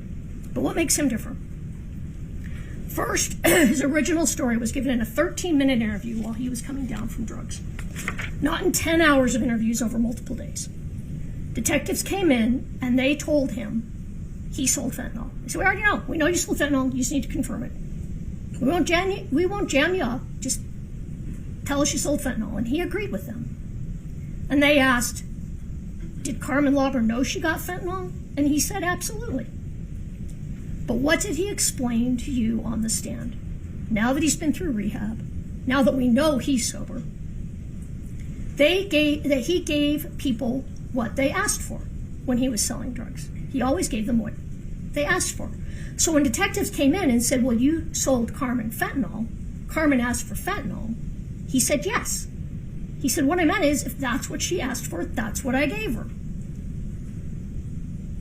What else makes him different, though, from Carmen Lauber? He changed his story from what the prosecution wanted him to say to what they didn't want him to say. Not the other way around. Why do this? Why would he risk his immunity? It would have been so much easier for him just to stick with his original story. Let's go back. So he gives that original story in April of 23. He sobers up. He meets with the state. He meets with Mr. Bloodworth in April of 25, before he ever spoke to me or to Mr. Berman. And he tells them at that time that he got it wrong. He says, no, I sold Carmen oxycodone, not fentanyl. And how does he know this? He told you. Because he didn't start selling fentanyl until late 2022. And he sold to Carmen Lauber in early 2022. Also, his source gave him fentanyl that was so dark it was almost purple. It wasn't light green. It wasn't light blue. Okay, so then he meets with our team in October of 25. He says the same thing. He signed an affidavit swearing it to be true. He testified to the same thing at trial. I was only selling Oxy in 2022. And not only that, he told you it was prescription Oxy from a pharmacy. So not fake Oxy that was actually fentanyl, but real Oxy. And he was a bit of an expert on the topic. I think he knew more than the drug expert did. He told you, light green pills, those were 15 to 20 milligram pills. Light blue pills, those were 30 milligram pills. His prescription was 10 milligram pills. He knew his stuff. He was a pretty successful drug dealer. And he told you when I sold fentanyl, those pills were almost purple. What did he have to gain by testifying to this? He's never met Kouri Richins. He'd never met Eric Richins. He didn't know Carmen. He isn't getting anything from anyone. It's for these reasons that his testimony is more credible than Carmen's. Her freedom is at stake, so she had to say fentanyl. She has to give them Kouri. He has nothing to gain. He just told you the truth. The state told you in closing that they traced the fentanyl. It's absolutely not true.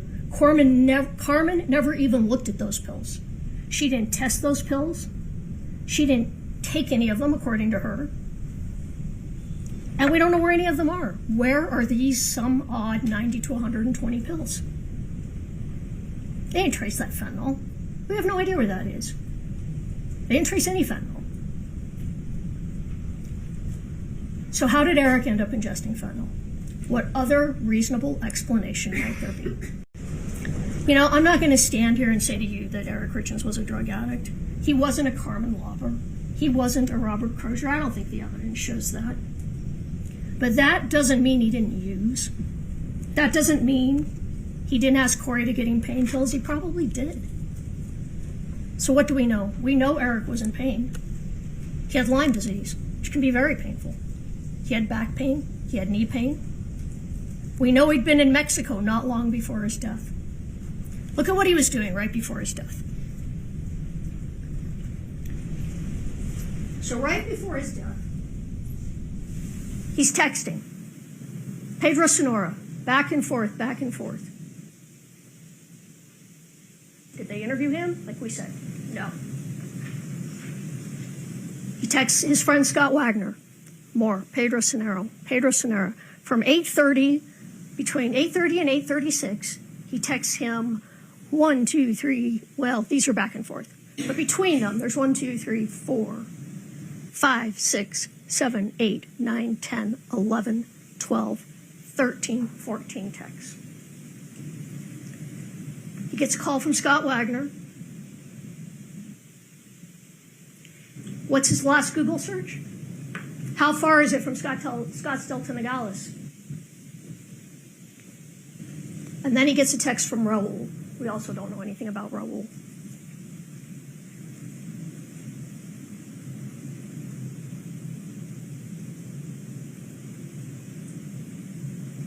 Maybe he made other calls. The state said maybe Kouri was calling on the Wi-Fi. Maybe so was he. We don't know who else he talked to, but this is what we do know.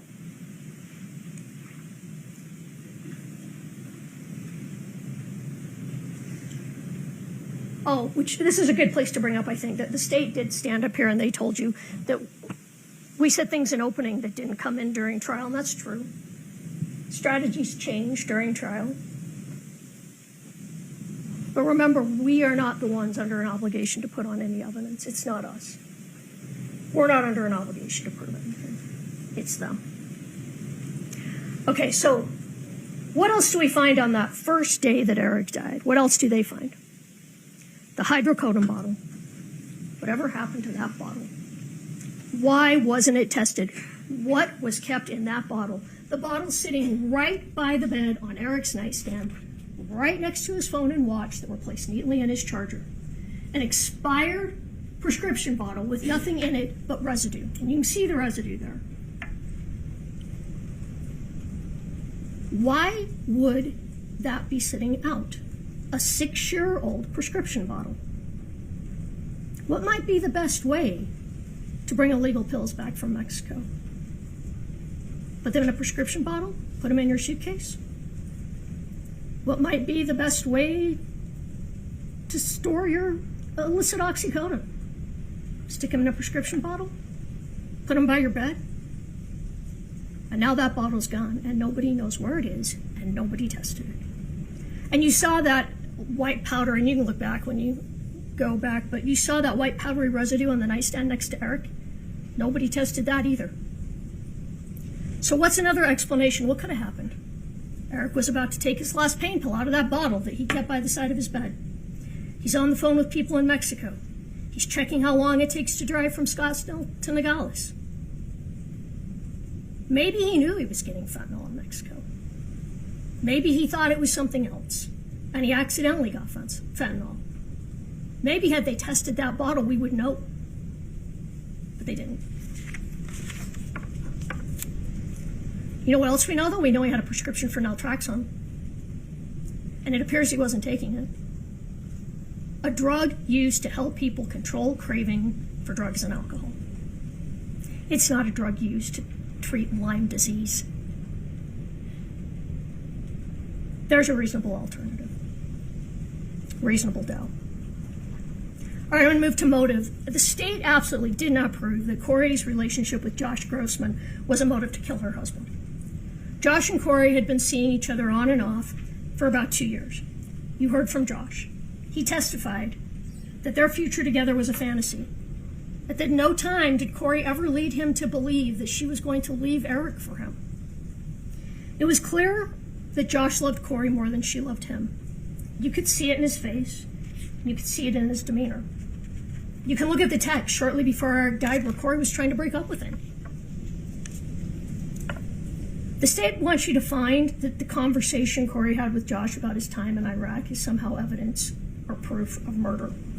But Josh told you she was grieving, that conversation was about life and death and Eric and bow hunting and the supernatural, that it really didn't even seem that unusual at the time. He only thought it seemed unusual when the private investigator told him Kouri killed Eric. It's not evidence of a homicide. It isn't proof of anything.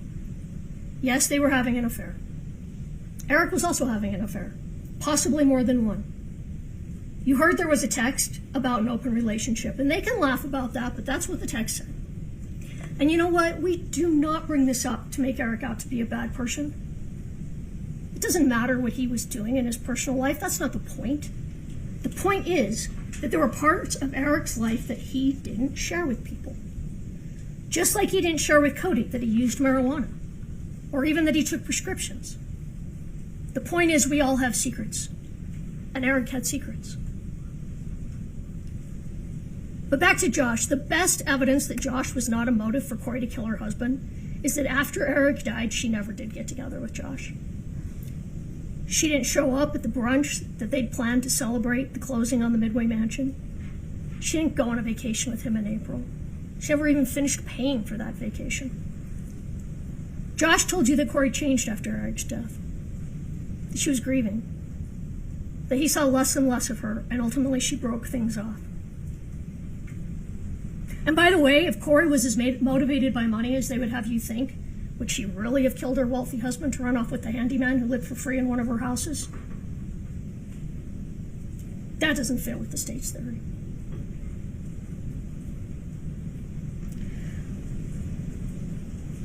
The state says, look at texts. Replace the words in them with different words.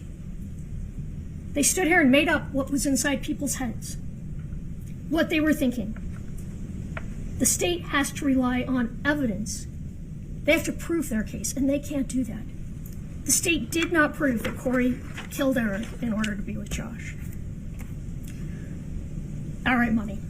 Money's a motive for a lot of things for a lot of people. Was Kouri a brilliant businesswoman? No. Was her business struggling? Yes, it was. Was there fake it till you make it? There seemed to be a lot of that going on. Brooke Carrington testified that money was not a priority to Kouri Richins. She could have used an accountant, she said. She didn't even use QuickBooks. And this is all true. A young mother trying to run a business, like most young mothers, young working mothers, did her accounting take a back seat to her family? Probably. The state also wants you to believe that Kouri was cheating her best friend, but that's not what the evidence showed. The evidence showed that the $45,000 that Chelsea gave to Kouri was not earmarked for closing. Kouri could do whatever she wanted with that money. All that mattered was that when she went to that closing on that house, that she showed up with $45,000.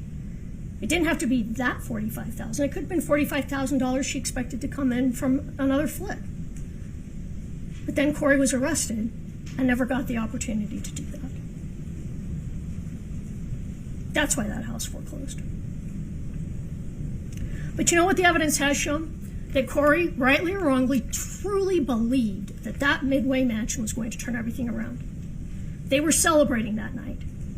If Kouri was going to kill Eric for money, she certainly would not have done it on the night that she believed she had just secured a multi-million-dollar property. And if you look at the state's exhibit 624D, you will see that Kouri actually made a profit on every single home that she flipped. She had reason to believe that she was going to make a profit on this one too. All the foreclosures, those were all after her arrest.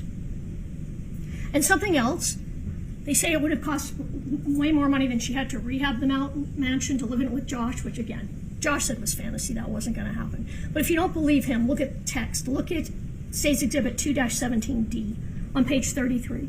This is where she and Eric are going back and forth on how much it would cost to rehab the mansion. And he says, we can't afford that. We don't even have time for that. What does she tell him? And you can look at it. I don't have it word for word.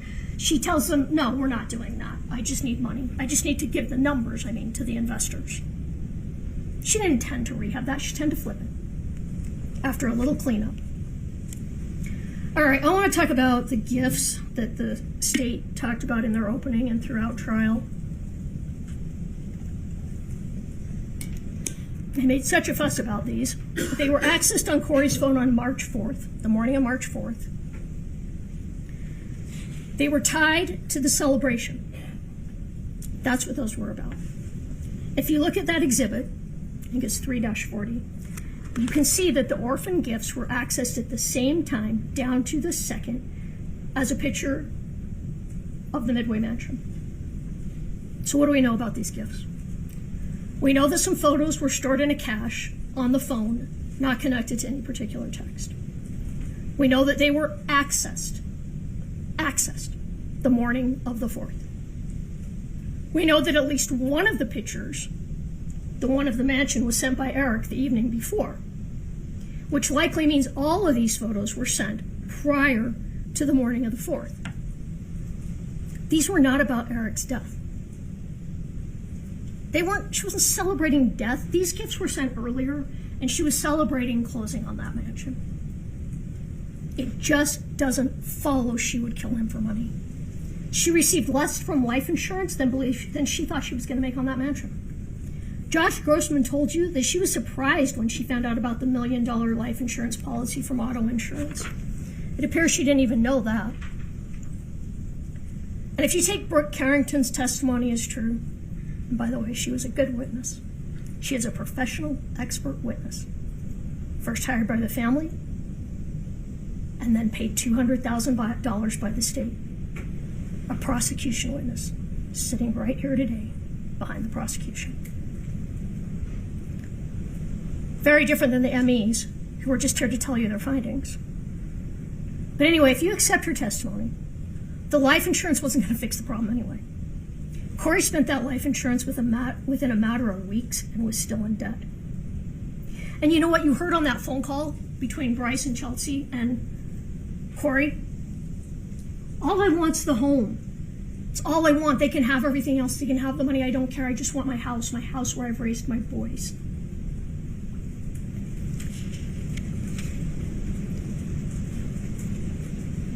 And you know what? Eric was making good money. In 2020, he told Christina Miller, the attorney he went to about talking about a divorce, that he was making, his income that year was over $33,000 a month. Cody Wright testified that they made $500,000 each the last year that Eric was alive. I believe there was testimony that there were other years she made even more. Not sure about that, but I think that was in there. So if this case was about money, Eric was worth so much more to Kouri alive than dead. Opportunity. Well, I guess her opportunity was she was the only one in the house. Who else was in the house, though? Who else had an opportunity to take those pills? Eric. 4 years later, 10,000 searches, over $300,000 worth of expert witnesses, 3 weeks of trial, the FBI, the DEA, Homeland Security, the Summit County Sheriff's Office. They cannot tell you how Eric ingested that fentanyl. They haven't done their job.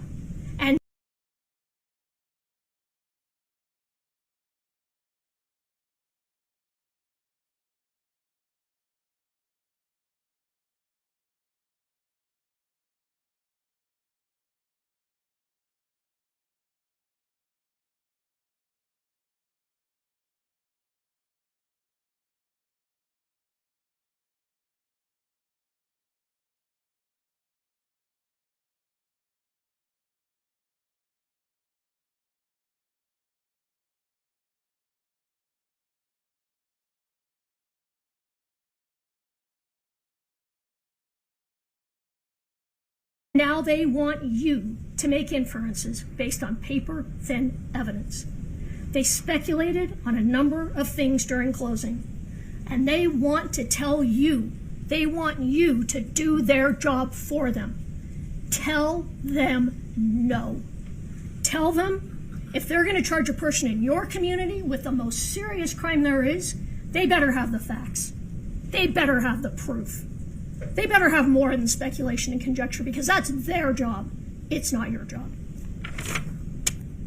All right, I want to talk about the elements. The first one, aggravated murder. Okay, so they have to prove that that Kouri Richins intentionally or knowingly caused the death of Eric Richins. The state has not proven this. They haven't even proven that she obtained fentanyl. They have not proven where the pills ended up or how Eric took them. The state stood up here and argued, well, it really doesn't matter what drug she purchased. As long as it was an illicit street drug, it absolutely matters. Because what did he die of? He died of fentanyl. There was no oxycodone in his system. There was no other drug in his system. They must prove that she purchased and gave him fentanyl. Oh, and let me talk about Becky Lloyd for 1 minute. She said that she had a conversation after a drink or two where Kouri allegedly said, things would be easier, I'd be better off if Eric was dead. But what else did you hear? You heard Becky in a recording tell officers and investigators, I don't think I can testify to that on the stand. I'm not sure that that's true. But then she testified to it. Well, maybe they threatened to bring a catch pole for her dog too. One thing I want to point out here, though, is if after looking at all the evidence, you believe that Ms. Richins accidentally obtained fentanyl when she thought she was getting oxycodone, and then Eric took those pills voluntarily and died, that is not intentionally and knowingly. That is not aggravated murder. And if you conclude that, you must find Kouri Richins not guilty. All right, attempted murder. What is the evidence of this?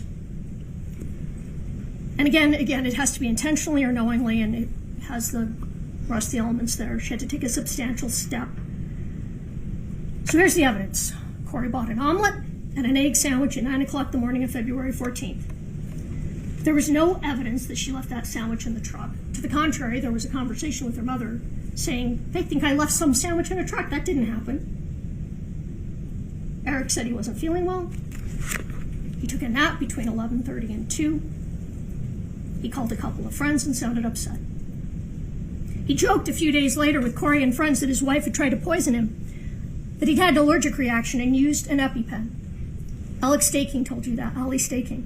She never said that Kouri got defensive. She didn't say that. She said they were all laughing. She said that Eric didn't seem upset or scared. It was a joke.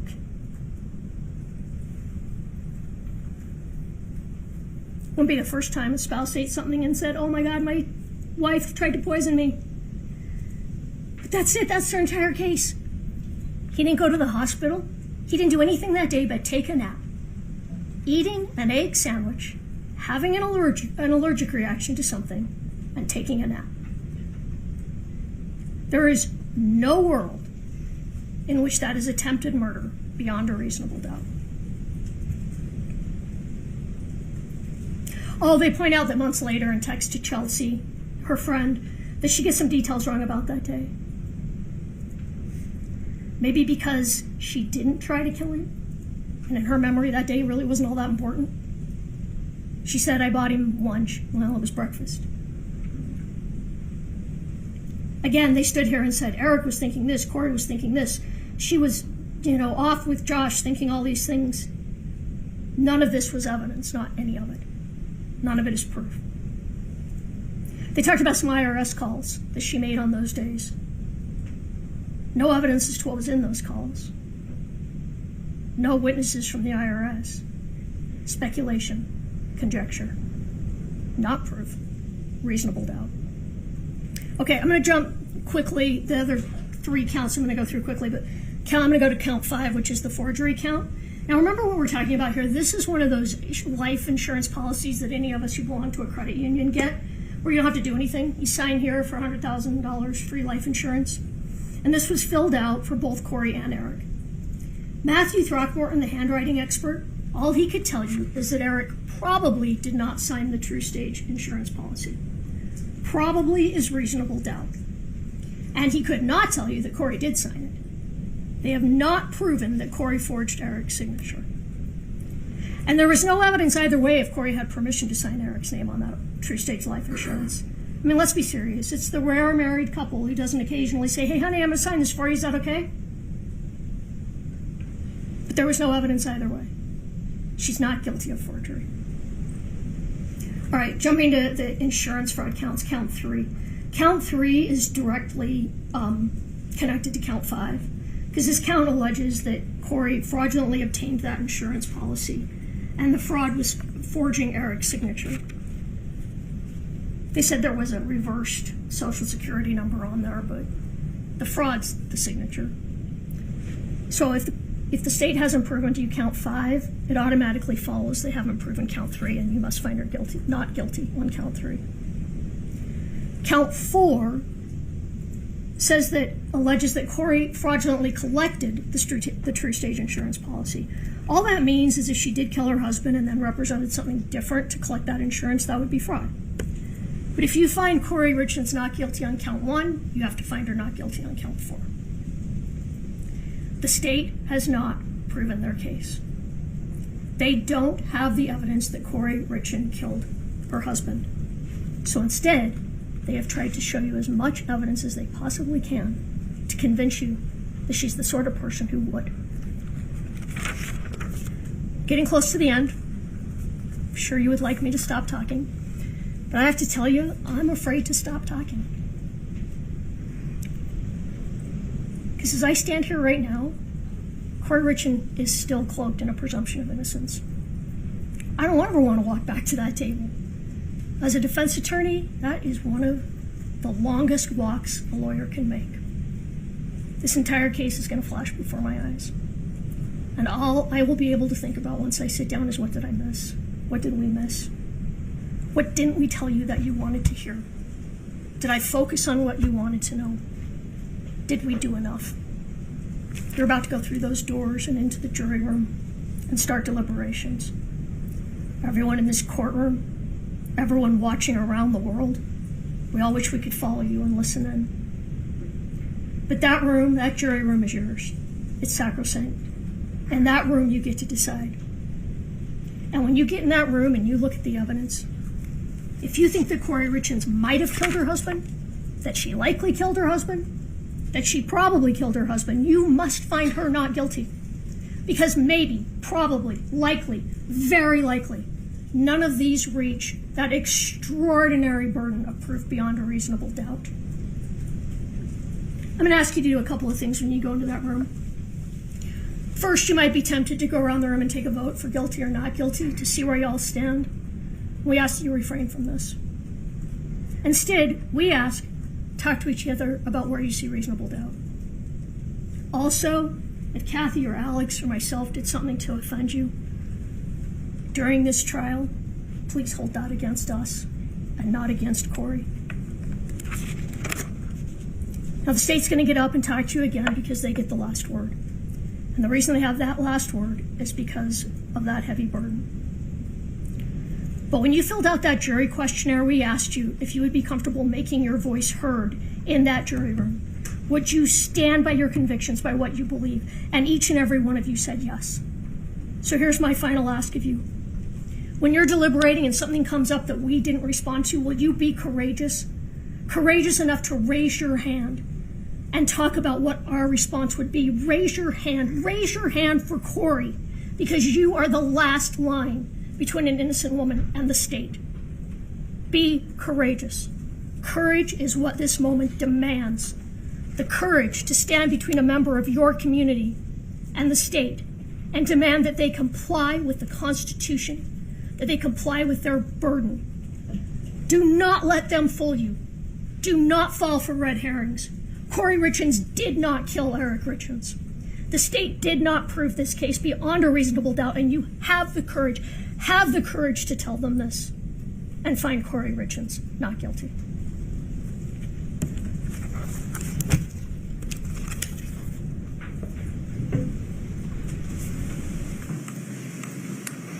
Mr. Bloodworth. Your Honor, 15 minutes now will save me 30 minutes later. Understood. Folks, let's you stretch your legs. All rise to the jury.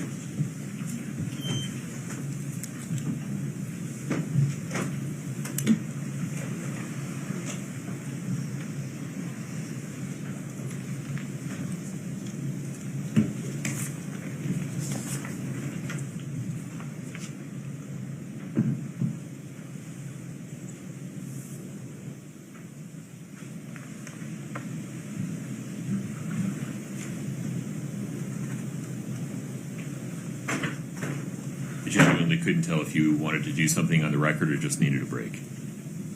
No, sir, just a break to, Collect your thoughts. collect my thoughts. We'll be in recess until 2:15. Thank you.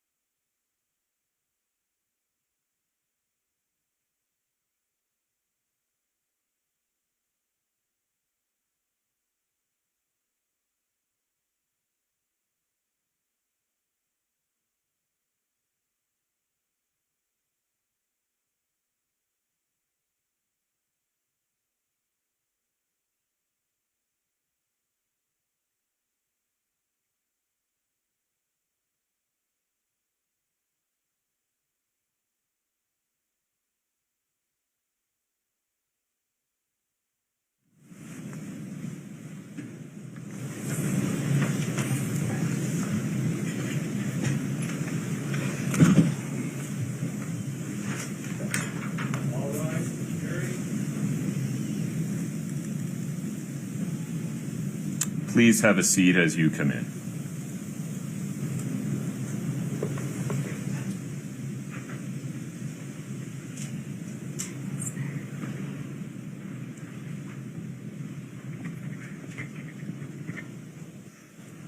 Please have a seat.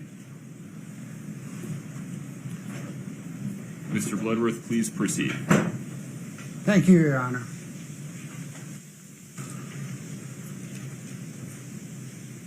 Next, guys. Parlor tricks are not legal standards. Legal standards are what matter. Let's review a couple of the important ones. You'll have them in your instructions when you go back to deliberate. Reasonable doubt.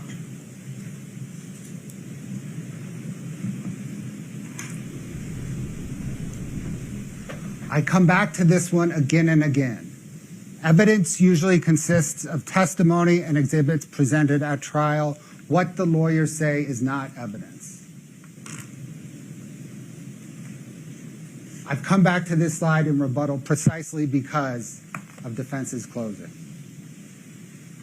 There is a reason the state provided you in its slides with a cite to every single piece of evidence it argued. We told you what transcript page and line number.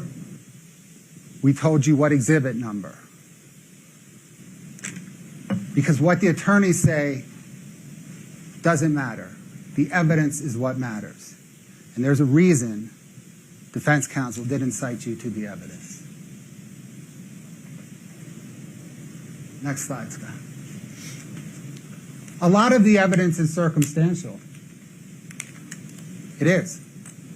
People do not video themselves poisoning their spouse. But circumstantial evidence is just as good as direct evidence. You can use circumstantial evidence to conclude facts just as you can use direct evidence. The instruction gives the example of it is wet outside and people are closing up their umbrellas. That makes sense. Let me put it to you a different way. Does everybody know what happened here?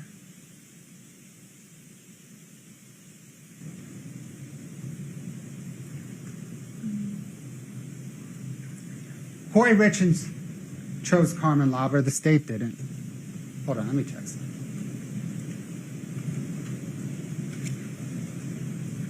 Go back one. Kouri Richins chose Carmen Lauber, not the state. Go ahead, Scott. Thanks.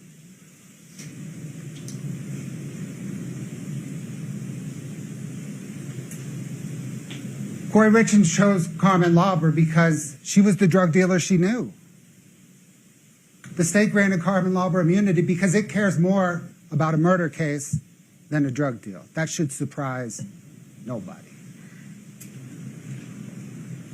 Kouri Richins chose Carmen Lauber in part because she had control over her. She could help her out. She employed her to some measure. She could help her out. A little quid pro quo. You give me some drugs, I can help you out with your drug court. Kouri Richins chose Carmen Lauber, not me. Her testimony is corroborated. If you only believe Carmen Lauber's testimony that is corroborated, that is plenty of proof to convict.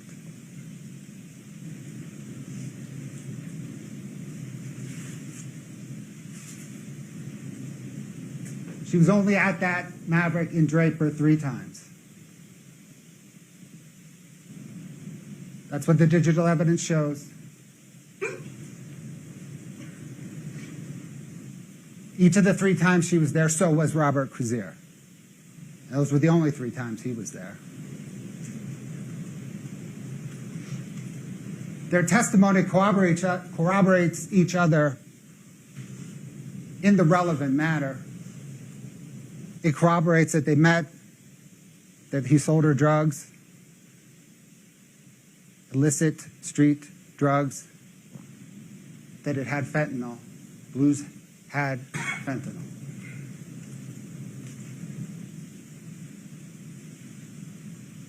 Corroborates that they weren't prescription drugs. He got them from a plug, not a pharmacy. They were packaged in a little clear baggie, not a prescription bottle. All the testimony of Carmen Lauber and Robert Crozier that matters corroborates each other. So with these transactions, when Carmen Go ahead, we've what did she seen this tell one you? again.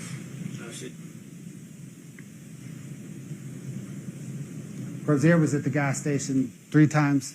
Carmen Lauber was there every time. The March drug deal.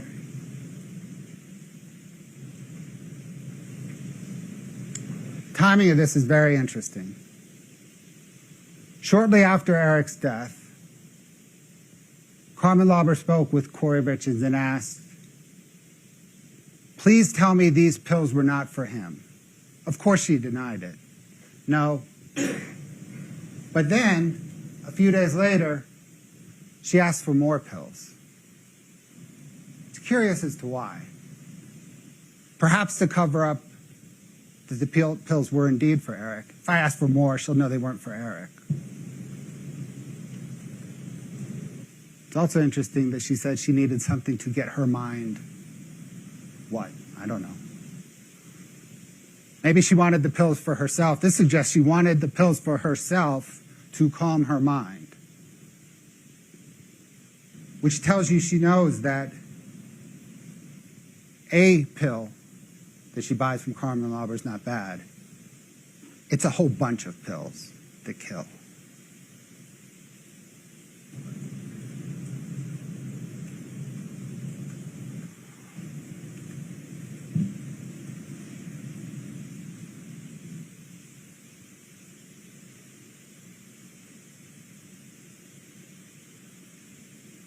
Consciousness of guilt is evidence of guilt.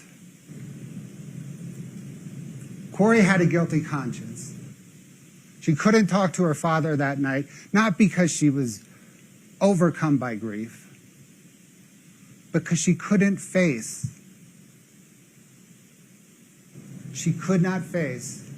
the man whose son she had just murdered.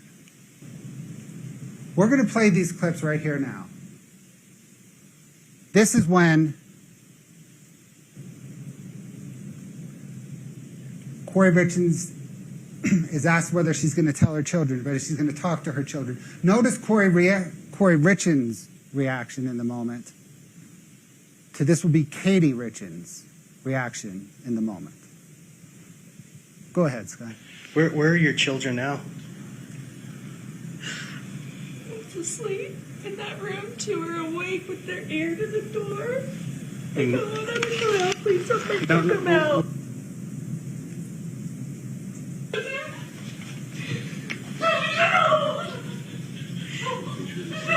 No, what happened? What happened? We don't know. We went to bed.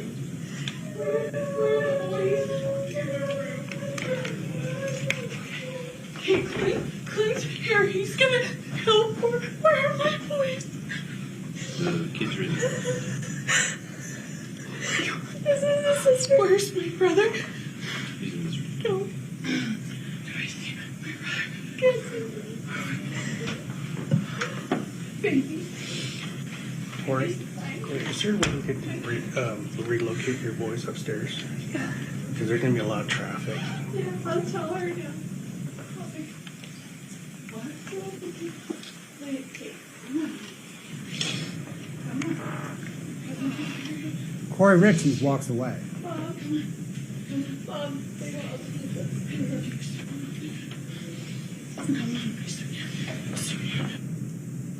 Katie then takes the boys upstairs. In moments of tragedy and profound sorrow, you not only comfort your children, they comfort you.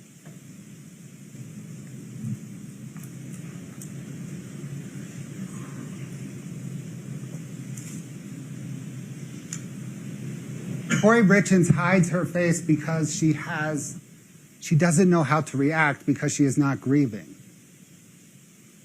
She doesn't want to see other people see her non-reaction. She's not grieving because she feels no grief. She just murdered Eric.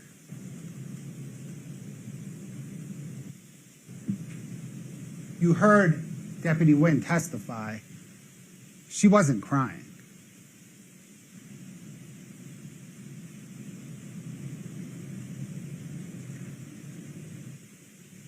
Deputy Wynn's body camera did catch a moment of surprise. That's the moment he informed her that he, Deputy Wynn, was sending Eric's body for an autopsy. That's her surprise. She didn't tell anybody that night that Eric used fentanyl because she thought she would get away with it. She didn't think anybody would find out that Eric used fentanyl. And the minute Deputy Wynn said, we're sending his body for an autopsy, that's her reaction.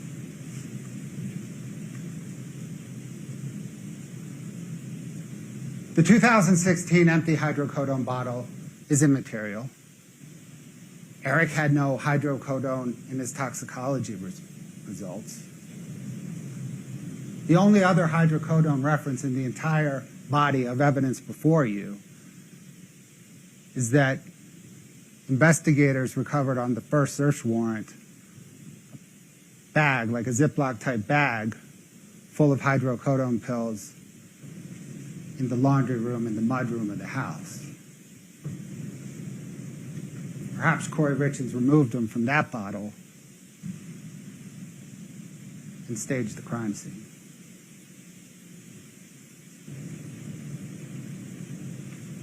This is also inconsistent with the notion, having those hydrocodone bottles in the house, pills in the house is inconsistent with the notion that Eric had a secret drug habit and was going to the street for illicit pain pills, and there's a baggie of hydrocodone in the house. Okay, there is no good reason these images were accessed the same exact minute that deputies departed the house the morning that Eric died. None. And there is, by the way, despite what defense counsel just told you, there is no evidence that Eric Richins sent these images. He sent an image of the Midway Mansion the night before that was accessed at the same time as these images. Sorry, he sent an image of the Midway Mansion the night before, but it was not the image that was accessed at the same time. The image that was accessed at the same time is the distance full view of the Midway Mansion, which makes sense in this context, not the image that Eric sent of the pile of rocks in front of the Midway Mansion. Details matter. We don't know who sent these images, but we do know that they were accessed on Kouri's phone at 8:29, the exact minute that deputies signed the log out of the house, and that whoever accessed them turned the phone this way to view them better. They also viewed the distant image of the Midway Mansion. Maybe she was celebrating the Midway Mansion. Maybe she was celebrating Eric's death. Either way, there is no good reason these images were accessed at 8:29.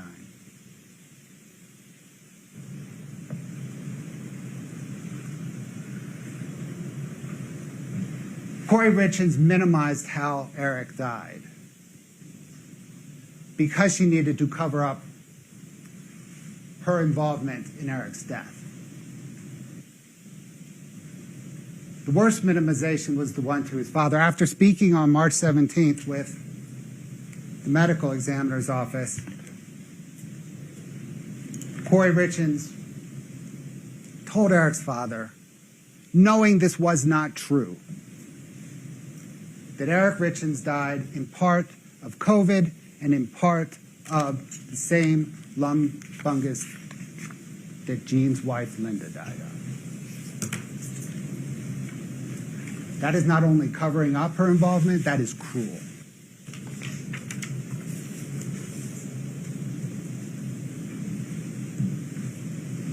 She covered up with the medical examiner. She pretended she didn't know what quetiapine was even though she was prescribed it.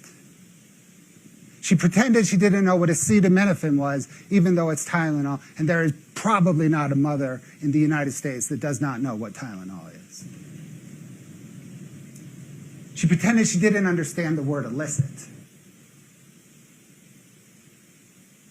She has a master's degree.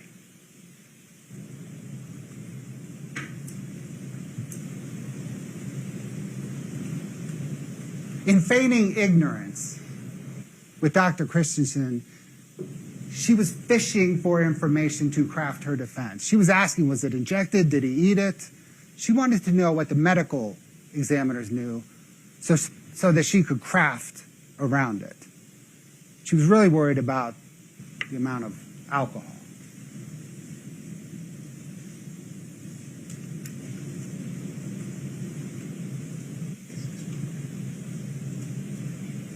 On April the 13th, Detective Woody told Kouri Richins that Eric died of fentanyl intoxication.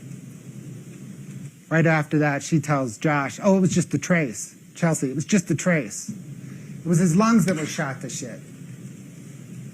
She is minimizing, deflecting, covering up. She is distancing herself from her murder.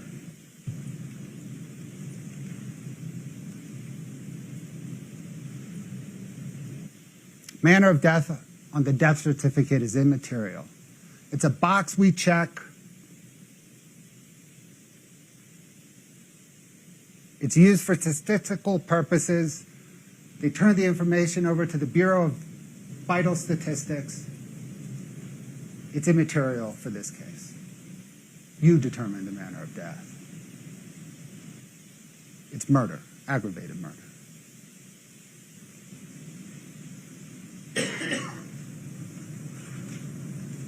Perhaps in a perfect world, the medical examiner would amend the death certificate, but you heard Dr. Ulmer.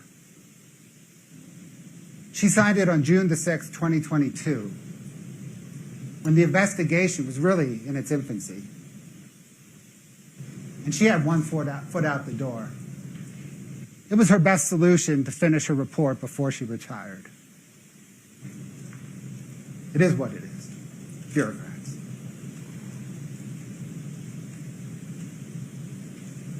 Eric did not ingest the THC gummy laced with fentanyl. When asked if she ate one that night by Deputy Wynn, it didn't seem like he did.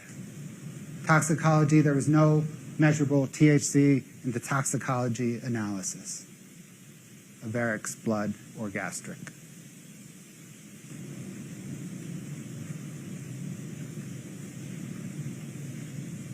The THC that they collected on the April 13th, 2022 search warrant, right, the first search warrant, it was found in the cabinet above the toilet in the master bathroom. Wasn't there the night before. You heard Deputy David Pimentel talk about how he searched it. You could see his search on the body cam. It wasn't there. It was put there after Eric died. That's where most of the gummies were. There was also a package in the kitchen, which was never searched the night he died. But all the gummies were sent to the lab for testing. In fact, the gummies, lots of stuff was sent to the lab for testing. None of it confirmed any fentanyl. Brian Holden, he was the state crime lab tech that testified. Detective Haskell works the streets of Salt Lake City, drugs his whole career. Never seen fentanyl-laced marijuana. That's that's cover-up. That's misdirection.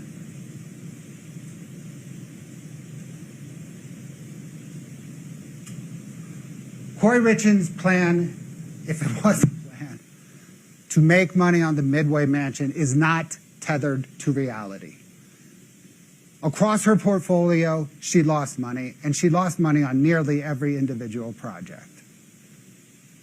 She even admitted, it's out of my league, but the margins are so insane that I had to pick it up and then figure it out.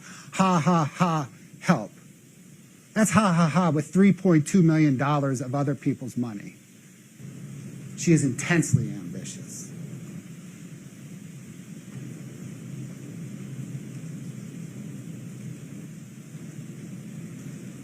Her plan was not tethered to reality because she could not, with more money than she could even imagine, overcome the Corps of Engineers holds on this property. Not going to happen.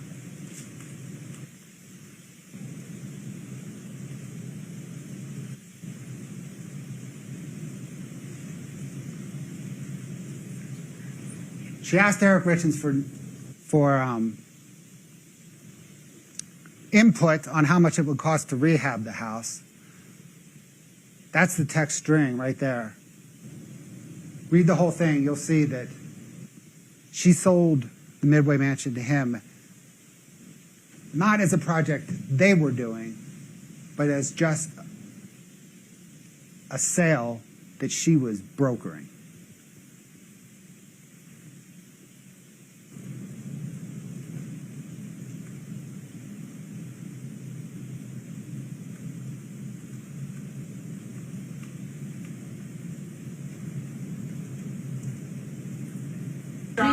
Okay, that one, right? Okay, ready?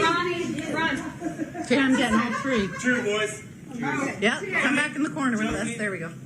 Richard. Richard. Richard, yep.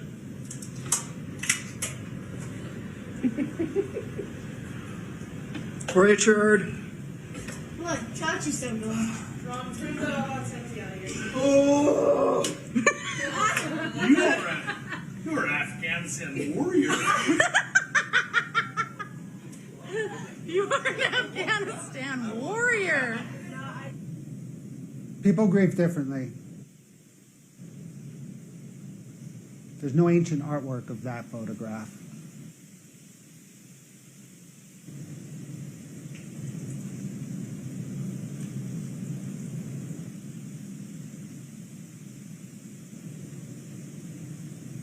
This book provides kind of three pieces of insight into Kouri Richins. The first is she wrote it, had it written, and published it in early 2023 when she knew that investigators were investigating her for the murder of Eric Richins. She promoted it. Her mother sent a book to investigators, all to deflect attention away from Kouri Richins. She also wrote it to make money. You see the emails, they're in evidence. She thought she would sell 100,000 copies in 10 months at $5 profit a copy. That is not tethered to reality. But it does provide insight in how desperate she was for money. That she would trade on her sons and the death of her father to make money. The final things it tells you about Kouri Richins is that she wanted, as part of her facade, as part of her appearance of success, privilege, and affluence, she wanted to be an author. But she didn't write it, and you can see from her writings and text messages, Orange Notebook, the notes, the Walk the Dog letter, not only did she not write it, she's not a good writer. But she wanted to appear as one. The appearance was what was important to her.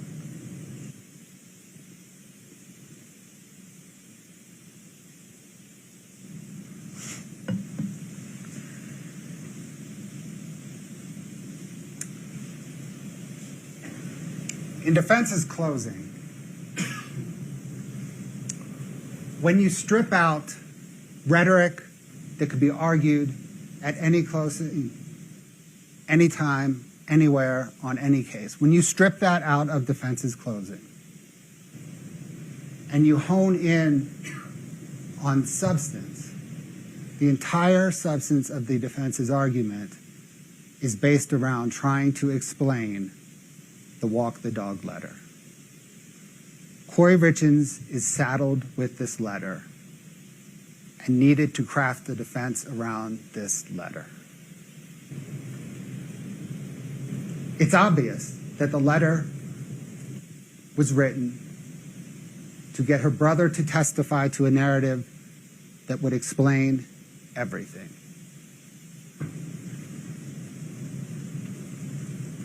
Let's unpack the letter in about 15 or so sentences, not with what Kouri Richins wrote, but with what the evidence shows. It's a translation from what Kouri Richins wrote to what the evidence shows. First part, here is what I'm thinking, but you have to talk to Ronnie. He would potentially have to testify to this, but it's super short. What the evidence shows is this says, I'm thinking that if you tell Ronnie to testify to what I'm about to write, it will explain everything and I will not get convicted.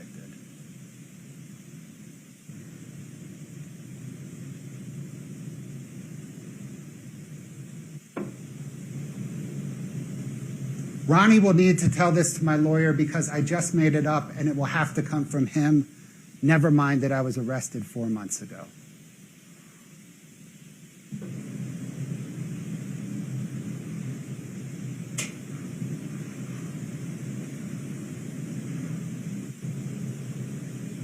I need an excuse for Ronnie and Eric to be hanging out. Never mind that football season ended a month earlier.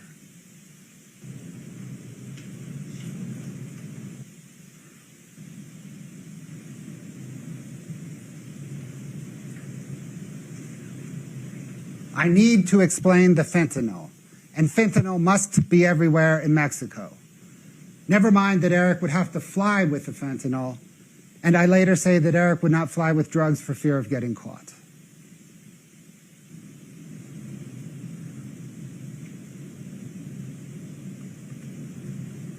Never mind that I know this story despite Ronnie never telling me.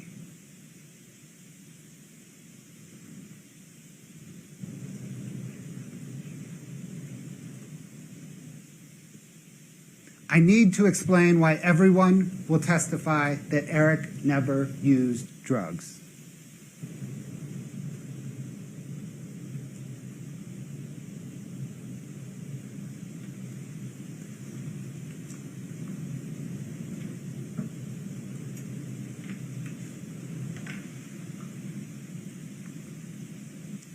This kind of happened once with THC gummies on a trip to Hawaii. Hopefully this is enough to corroborate my entire walk the dog story.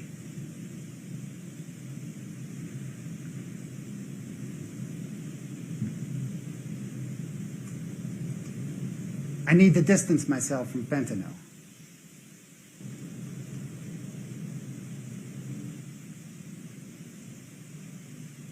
These are my made-up words, but Ronnie can make up his own words.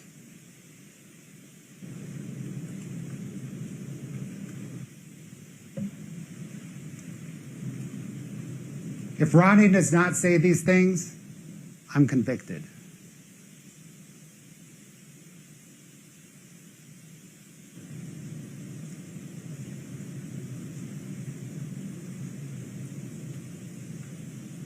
I need to explain why investigators never found a trace of fentanyl in my home.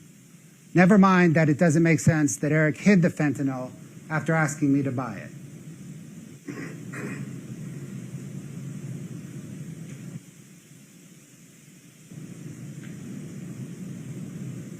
Don't get caught passing this made-up story along to Ronnie. That would be horrible.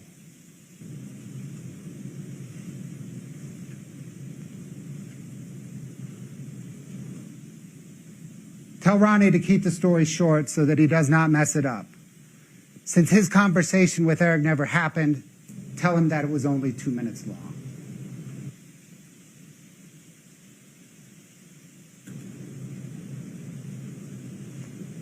Ronnie needs to do this so that I do not get convicted. I can then extract revenge on Eric's sisters.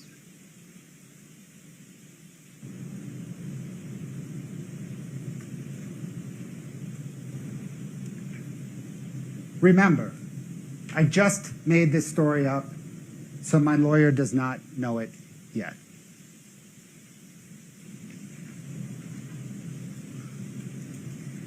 All the evidence in this case proves that Kouri Richins murdered her husband and the father of her 3 children, Eric Richins. There is no other rational explanation for the evidence.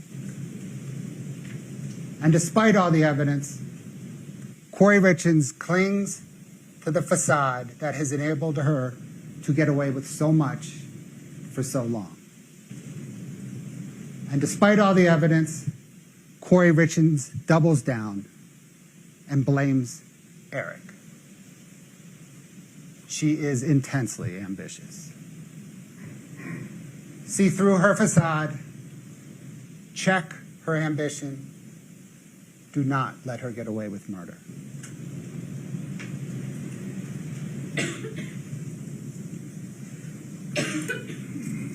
All right. Next step. Brittany, if you would please swear in the bailiffs that will watch over the jury during deliberations.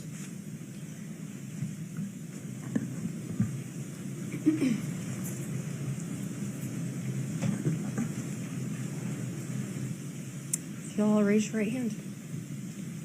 Do you affirm that you will take charge of this jury and take them to some private and convenient place where they may deliberate upon their verdict, allowing no one to speak to them nor to do so yourself unless so ordered by the court, and to return them to the court when they have reached a verdict or when so ordered, subject to the pains and penalties of perjury? Thank you. Thank you. Ladies and gentlemen, a few additional instructions. If you want to read along, you can fast forward to instruction number 46. Four-person selection and duties. Among the first thing you should do when you go to the jury room to deliberate is to appoint someone to serve as the jury foreperson. The foreperson should not dominate the jury's discussion, but rather should facilitate the discussion of the evidence and make sure that all members of the jury get the chance to speak. The foreperson's opinions should be given the same weight as those of other members of the jury. Once the jury has reached a verdict, the foreperson is responsible for filling out and signing the verdict form on behalf of the entire jury. In the jury room, you will receive a verdict form. Please read the instructions on the form carefully. The verdict form is separated into several sections, one section for each count charged. Each count has separate instructions. When rendering your verdicts, you need to make sure only one verdict for each count is marked. You may be asked additional questions about the basis of your verdicts. Remember, any response you give on the verdict form must be unanimous. Regarding jury questions during deliberations, these instructions should contain all the information you need to decide this case based upon the evidence. However, if you have a question or need clarification during deliberations, please write a note and give it to the bailiff. I will review it with the lawyers. We will answer your question as appropriate. This brings us to one of the more difficult parts of the trial for me personally. A jury in the state of Utah is 8 jurors, and there are 12 of you. We intentionally impanel alternate jurors to ensure against the unforeseen because things happen. Jurors fall ill, they suffer a personal or family tragedy during the length of the trial. Sometimes they simply don't follow my instructions and they get exposed to information that it's not appropriate for them to have. Because we can't see around every corner, we impanel alternate jurors to ensure that an emergency or other unexpected circumstance does not cause a mistrial. We simply can't try a multi-week trial without the help of alternate jurors, and for these reasons, the service and sacrifice of alternate jurors is just as valuable and just as deserving of respect as the remaining jurors. Moreover, the service of alternate jurors does not end when they leave the courthouse today. Rather, the alternate jurors are still subject to all of the court's instructions and restrictions, because if an emergency arises during deliberations, One or more of the alternate jurors may be called back to join deliberations at that point. We could not have expected that all of you would be so hearty and so diligent in following the court's instructions, and so we impaneled 4 alternate jurors. The alternate jurors in this case are jurors 9, 10, 11, and 12. If jurors 9 through 12 would please stand. An important instruction. This case isn't over. You're still impaneled. Please do not talk about the case. Please do not let anyone else talk about it to you. Please do not read, watch, or listen to anything about this case. And do not do any research of any kind about it until I call you personally to let you know that all of these admonitions are lifted. Thank you for your ongoing service in this case. Please rise for the alternate jurors.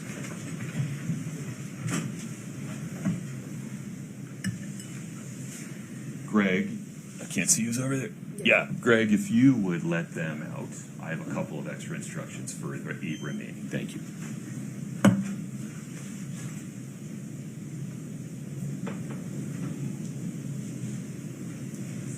Okay, please have a seat, folks.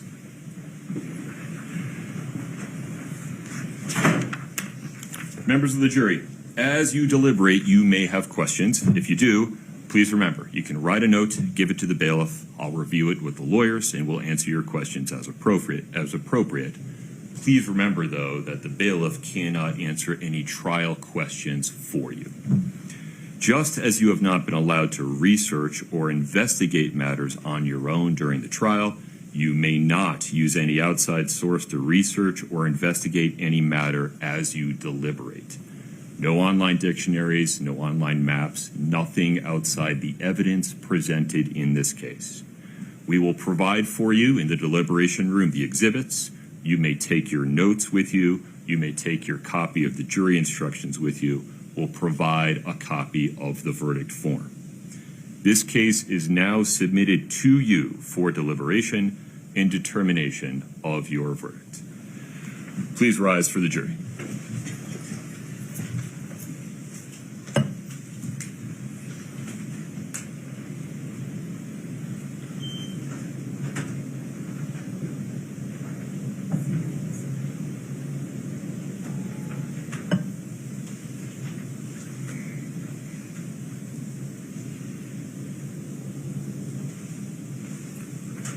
Folks, have a seat. Thank you. Ms. Nestor, Ms. Lewis, anything else on the record? No, Your Honor. Okay. Mr. Bloodworth, Ms. Sherbinet? No, Your Honor. All right. Let's make sure Brittany has your contact information. Regarding scheduling, my normal practice would be to check in with the jury around 4:30 and just ask them what they would like to do regarding continue working into the evening or retire for the day and come back tomorrow morning. Any objection, Mr. Bloodworth? No, Your Honor. Ms. Lewis? No, Your Honor. Okay. I need one member of your respective teams at least to begin confirming with Brittany after we go off the record that we have consensus regarding the exhibits that have been admitted and will be going back into the jury room. If any disagreement comes up, let me know. We can handle it on the record. Ms. Nestor, anything further at this time? Your Honor. Mr. Bloodworth? No, Your Honor. All right. The court will be in recess. Thank you for your patience.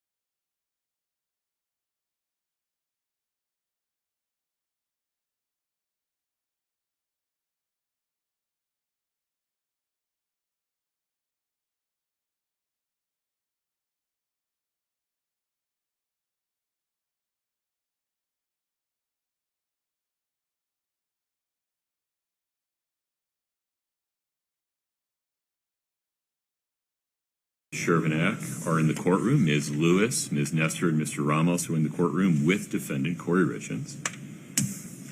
As the 8 jurors were walking out and making their way, to the jury room, juror number 2 pulled Deputy Zag aside and handed him this note, and as she was handing it to him said, "I thought we were supposed to receive a factual stipulation before we got the case," or words to that effect. And the note says, "Factual stipulation, question mark." How would you like to respond, if at all? Yeah, it was an exhibit. When you were going to 865 is the It's exhibit. regarding, I believe, the Burmester stipulation of fact that we had introduced to Your Honor. But not read? But not read. Yeah. May I direct them to it by number? Yes. Yeah, I think that might be best. Can we have a consensus about what the number is? 8-65. Can we confirm? We'll look at it together.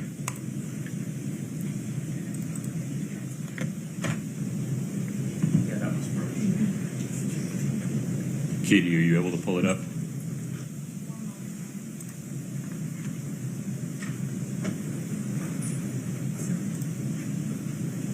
It would be 8-65.